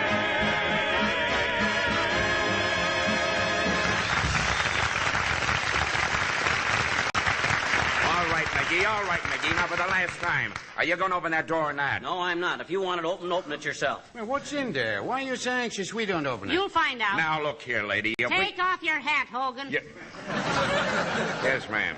Okay, McGee, quit stalling. When I count 3, you open that door, I'll slug you. I believe you would at that, Hogan. You're strictly a bruiser, fist last and always. And what's more... Oh, I never realized before how beautiful those door chimes are. Come in. Oh, Dr. Gamble. Hello, Doctor. Hello, Mrs. McGee. Hello, pin-up boy. Hi, Doc. What goes on here, if I'm not too nosy? These two characters are cops, Doc. They busted in here to sell us a couple of tickets to the policeman's benefit, and we wouldn't go for it, so they started getting nasty. Yeah, for which they are eminently qualified. Aren't you men exceeding your authority a little? A little? These raisin heads are farther out of line than a cross-eyed chorus girl. Pipe down, you. Now, look, Doctor, this man got very impudent with us officers. We found him carrying a gun with no license for it. He also had several skeleton keys, some fresh $10 bills, and a black mask. Yeah, now he refuses to open this door here. Do you blame us, Doctor? I told them they'd open that door at their own risk, Doc. This I shall have to see. Yeah. Why, you blundering, bull-headed bandits, you got a lot of moxie to come barging into a private home and browbeating 2 innocent citizens? Yeah, but why, you 2 Neanderthals couldn't detect a sliced onion in a nose bag? I'll speak to the commissioner about you, and you'll wind up so far down on the seniority list you'll have to be promoted 5 times to be a citizen. Yeah, that's 3 times we hear that in 20 minutes. Let's do something, Hogan. I want to know what's in that room. We told you it isn't a room, it's a closet. That's what you say. Now, look, we'll give you one more chance. If you'll buy a couple of tickets... Take off your hat, Hogan. Yes, ma'am. All right, McGee, open that door. I won't ask you again. You're a witness to this, Doc. I want you to remember everything. Because when I get these gorillas up before the Civil Service Commission, I'll make them squirm like a bucket of bait. I'll testify, all right. What are their names again? Lugan and Budinsky. Hogan and Dubinsky. Oh, yeah. Can I be any help to somebody, ma'am? No, thanks, Beulah. Just stand to one side so you won't be hit by flying teeth. Okay, Hogan, what are you going to do? I'm going to open that door myself. There must be something very valuable in there. Interesting would be a better word. Go ahead, Hogan. Open it up. We'll confiscate any evidence we find. That's what I was thinking. You was the kind that confiscated a red-hot stove from an orphan asylum. Shut up. Go ahead, Hogan. Okay, cover me. Cover me, Dubinsky. Here we go.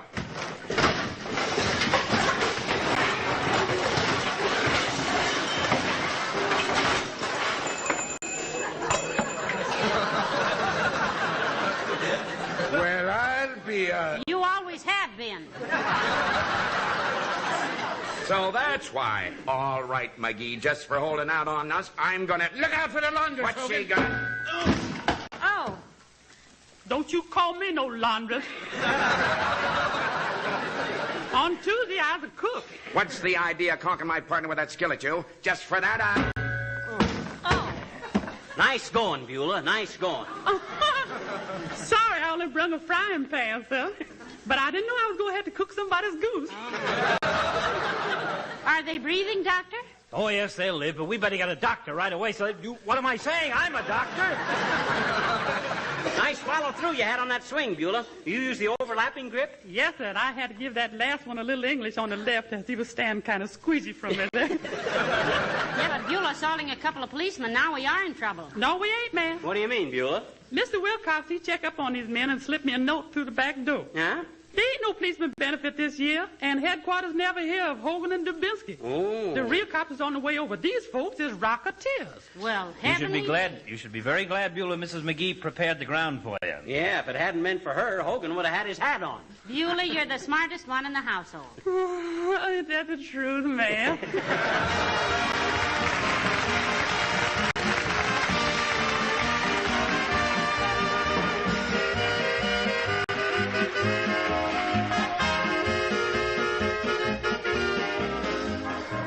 Now that we're reaching the out-of-doors season, that back door of yours will be open more of the time. Your front door also. That means, of course, that your linoleum floor coverings in the kitchen and front entrance hall need to be protected. And that's a job for Johnson's Self-Polishing Glow Coat. Because you not only want the linoleum protected against wear, you want it easy to keep clean and gleaming with beauty. You've practically told the Glow Coat story right there. Protection, work-saving beauty. The tough Glow Coat film guards the linoleum surface against wear, makes it last 6 to 10 times longer. Glow Coat needs no rubbing or buffing, and therefore it takes practically no work to apply it. And because dirt and spilled things are quickly wiped up with a damp cloth, keeping a glow-coated floor spotless is a cinch.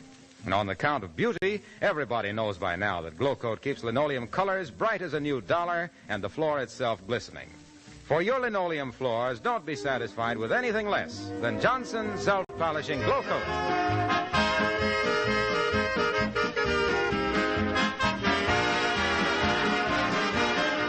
What'd the police say when they picked up those two hoodlums, Molly? Well, they said we should have made them prove they were real officers. Well, my gosh. Who'd have expected a couple of crooks to be selling tickets for a policeman's benefit? Yeah. Might as well expect to find Tom Dewey inviting Mrs. Roosevelt over for a game of pin the tail on the donkey. Good night, all.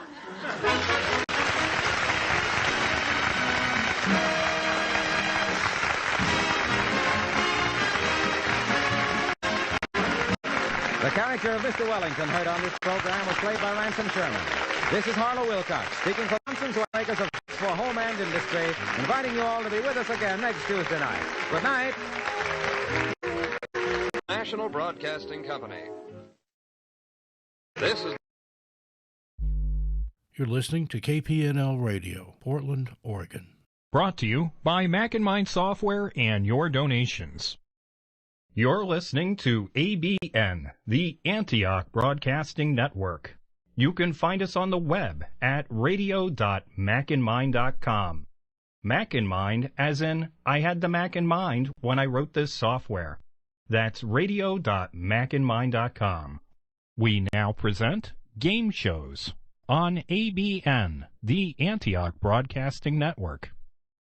Here's an episode of Information Please, which originally aired Friday, May 16th, 1941, 80 years ago today. It's 8:30. It's 8:30 New York time. Time to wake up America and stump the experts. Each week at this time, Lucky Strike sets up a board of 4 undaunted experts for you to try to daunt. For every question we use, Lucky Strike pays out $10 plus a copy of the new Information Please quiz book. If your question stumps us, you get $25 more plus a 24-volume set of the current Encyclopedia Britannica. Send your questions to Information Please, 480 Lexington Avenue, New York City. If our editorial staff edits your questions a bit, don't fret over it. In case of similarity, we'll have to be the sole judge of who shall be paid, and all questions become the property of Information Please. And now light up a Lucky Strike as I present our master of ceremonies, the literary critic of the New Yorker magazine, Clifton Fadiman. Mr. Fadiman. Ladies and gentlemen, Information Please keeps right on going in its carefree, unrehearsed, and unprepared way. And tonight, our board includes Franklin P. Adams, light verse writer and conductor of the Conning Tower in the New York Post, John Kieran, sports writer and rememberer extraordinary. And our guests are a couple of old feudists. The humorist, Frank Sullivan, one of the backers of the great hit Arsenic and Old Lace, is here to pick a bone with the famous theatrical publicity agent, Mr. Dick Maney, who has done what he could for that show, but just hasn't been able to satisfy Mr. Sullivan. Now remember, for each question that's missed, Lucky Strike rings up $25. And that's paid out to the sender, plus 24 volumes of the Encyclopedia Britannica. We're off with a question from Allison Smith of New York City. Now this is all about oil, gentlemen, oil. O-I-L, Mr. Adams, oil. Who is or was, get 2 out of 3 on this, the oil man who backed a baseball league? The oil man who backed a baseball league. We have Mr. Maney's hand up at once. Harry Sinclair. Backed what league? Federal League. That's exactly right, Mr. Maney. Very good. And now, you should have known that as an old backer, Mr. Sullivan, yourself. Who is or was the oil man who backed a play and paid for its audience? Got 3 hands. Mr. Sullivan. Edgar Davis. Who was Edgar Davis? He was a Texas oil millionaire who backed a play called The Ladder, I think. Yes, that's right. How long did the play run, Mr. Sullivan? Do you remember? A long time. I think nearly a year or more. Yes, I think practically the entire population of the Tickets city. were free. Yes, tickets were free. That's right. And well worth it. I was going to say no bargain. Now, gentlemen, who is or was the oil company who backs a comedian? Mr. Adams. The Texas Oil Company. Yes, backs what comedian? F. Allen. F. Allen. Give him his full name. And well worth the money, too. F.P. Allen. Thank you, Full Mr. name Kieran. and right name is John Sullivan. Is it really? Yep. Any relative? No. Changed his name for business reasons, Mr. Adams? For Sullivan reasons. Now, off the record, and speaking of backers, can you name a water boy who backed wholesale murder? Mr. Meany.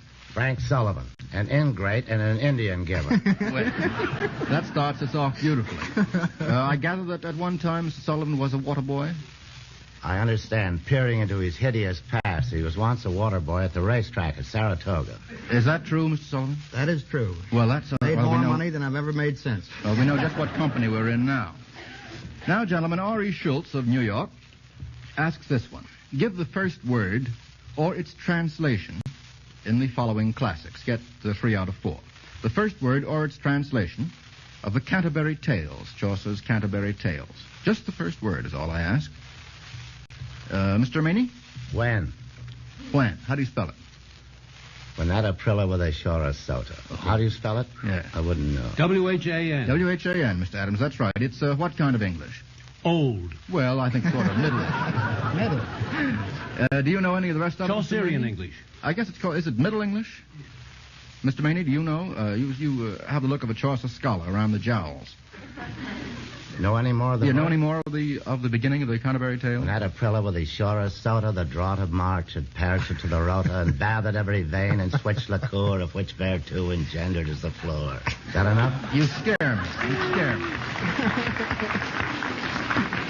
Mr. Sullivan, are all theatrical publicity agents built along these lines? I've been coaching him for some months.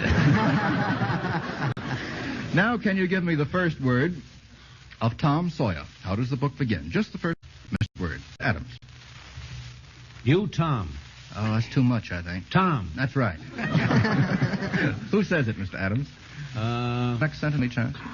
Exclamation point, end quote. I'll let it go at that. The next non-punctuational line is, there was no answer. Now, gentlemen, how does the face on the ballroom floor begin? What is the first word of same? Mr. Adams? It. No. 'Twas. That's right. What is the first line, Mr. Adams? 'Twas a balmy summer evening. Yes, I think I'll give you 100% on that. Now, how about the Iliad? Written by one Homer. The Iliad. What is the first word? In Greek or English? Achilles, I think, isn't it? No, it is not.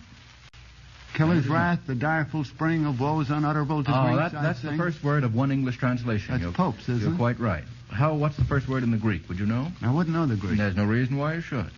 The first word in Greek is menin, which means wrath. Fury. Yes, wrath or fury, which is the theme of the book. Sing muse, the wrath of Achilles, and so forth. Well, that gives us about 3.5 out of 4, and sends us on to a question from Hartley Baxter of Brunswick, Maine. Get 2 out of 3 on this.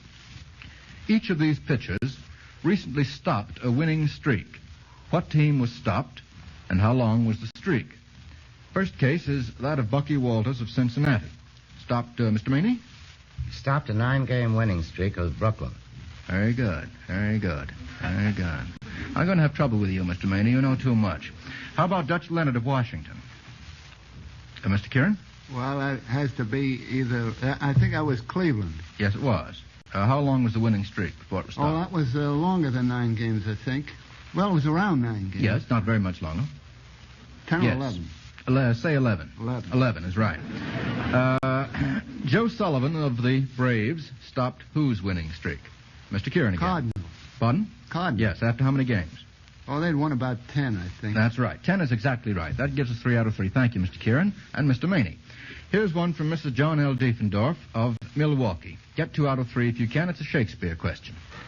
Identify the famous Shakespearean speech from a few words that I'm going to give you, and quote a few lines of the speech if you can. Here's the first set of words that occur in the speech. Slings, arrows, arms, coil. Mr. Adams? Bear the slings and arrows of outrageous fortune. Yes. It's from what speech? Hamlet. Which one? He speaks a great deal. He's soliloquy. Yes, which one? There are 5. I think the second. Oh, now you have me. I thought as much. Mr. Curran, want to help us out? I think that's the first soliloquy. What is the first To one? be. I think? To be or not to be. Yes, that's exactly right. Now, here's another set of Shakespearean words. Throne, isle, fortress, stone. Mr. Curran.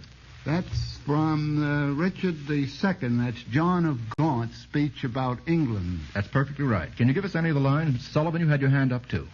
This England, this something or other, this isle. Very good. It goes on like that for some. That's good. That's good. Mr. Maney, can you help us out? This demi-paradise. Or is it this demi-Eden? This seat of Mars, this other Eden, demi-paradise? Demi-paradise. Have you been coaching Mr. Sullivan, Mr. Maney? Just a little. I see. That's quite right. Now, here's another set of words. Sleeve, bath, bomb. That's B-A-L-M, feast. Mr. Adams? How do you spell sleeve? I spell it on this card, S-L-E-A-V-E, but it's the same as the well-known sleeve. Sleep that knits up the raveled sleeve of care. That's perfect. It's from what play? There you have me. No, I think I can get it out of you by a little extortion work. What would you think? I don't know. I had a great deal of trouble with that last week. Because the composing room thought I was wrong and should have spelled S-L-E-E-V-E. No, Shakespeare spells it S-L-E-A-V-E. I know Adams it means does, a too. knot. Well, if you know everything about the spelling, why don't you know in what play the line occurs? Mr. Kieran? I think that's King Henry IV, isn't it? Oh, no. Well, he has there are about 16 soliloquies on sleep in Shakespeare. Yes, but none, I think, that uses the word sleeve. Oh, yeah. Mr. Sullivan? I'll guess Macbeth. Macbeth would be right. Mr. Kieran, you seem to think I was wrong. I may be. Yes, he has used that same simile in other soliloquies on sleep, but that's the one where Macbeth calls sleep great nature's second course. That's quite right. Well, apparently you all know it in parts. Thank you very much. It was nice not to have you talking for a minute or two, Mr. Maney. Here's one. Here's one from Palmer Hager of Hagerstown, Maryland. Can you give me 4 cliches, common expressions, frequently heard in leading up to a bit of gossip? Before people give you a bit of gossip, they sometimes say, Mr. Sullivan? This one will kill you. That's a good one. Mr. Adams? Don't look now. Or if you're going to say a joke, I think, rather than a bit of gossip. Mr. Kieran? This is right from the feed box. That would be good, yes. Mr. Sullivan again? Now, don't say I told you, but... That's a very good one, Mr. Sullivan. You ever make collection of that particular kind of cliche, Mr. Sullivan? I know you're an old cliche expert. I haven't. That's an idea, though. It's an idea, yes. I'll make a little extra this money. way, Mr. Sullivan. Here's one from Mrs. E. Carter Rawson of Portland, Oregon. Get 2 out of 3. What did each of these words mean originally, and how did it come to get its present meaning? And the first word is infant. What did it originally mean? What is the actual derivation of the word? It comes Mr. Kieran? from infans. You're quite helpless. I think it means helpless, doesn't it? Not helpless, no. Not doing. No, not that speaking? Either. Not speaking, Mr. Not Kieran. speaking. That's right. That's right. In means not, plus fare to speak, therefore speechless. Almost helpless, but not quite, Mr. Kieran. Now, how about police? Police. What's the original? No. That's polish.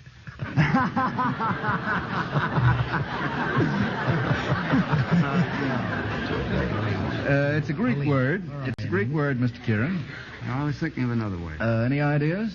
Well, it's from the... City. Yes, it's from city, Mr. Adams. That's quite right. Now, how do you connect it with police? They work in the city. I'll take that. It means simply the guardian, the city, from the Greek polis, meaning city. We have words Metropolitan. like metropolitan, cosmopolitan, all of those come from the same root. How about the word insult? You ought to be good at this, Mr. Sullivan.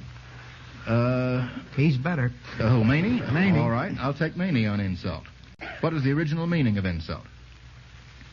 How about guesses, gentlemen? Jump in. So you're very good, Mr. Adams, at these guesses. Very good. Guess? Oh, did you know that all along? Seems to me you're an instinctive etymologist. Yes, from the Latin salere to in me upon, which is pretty near the same as jump in.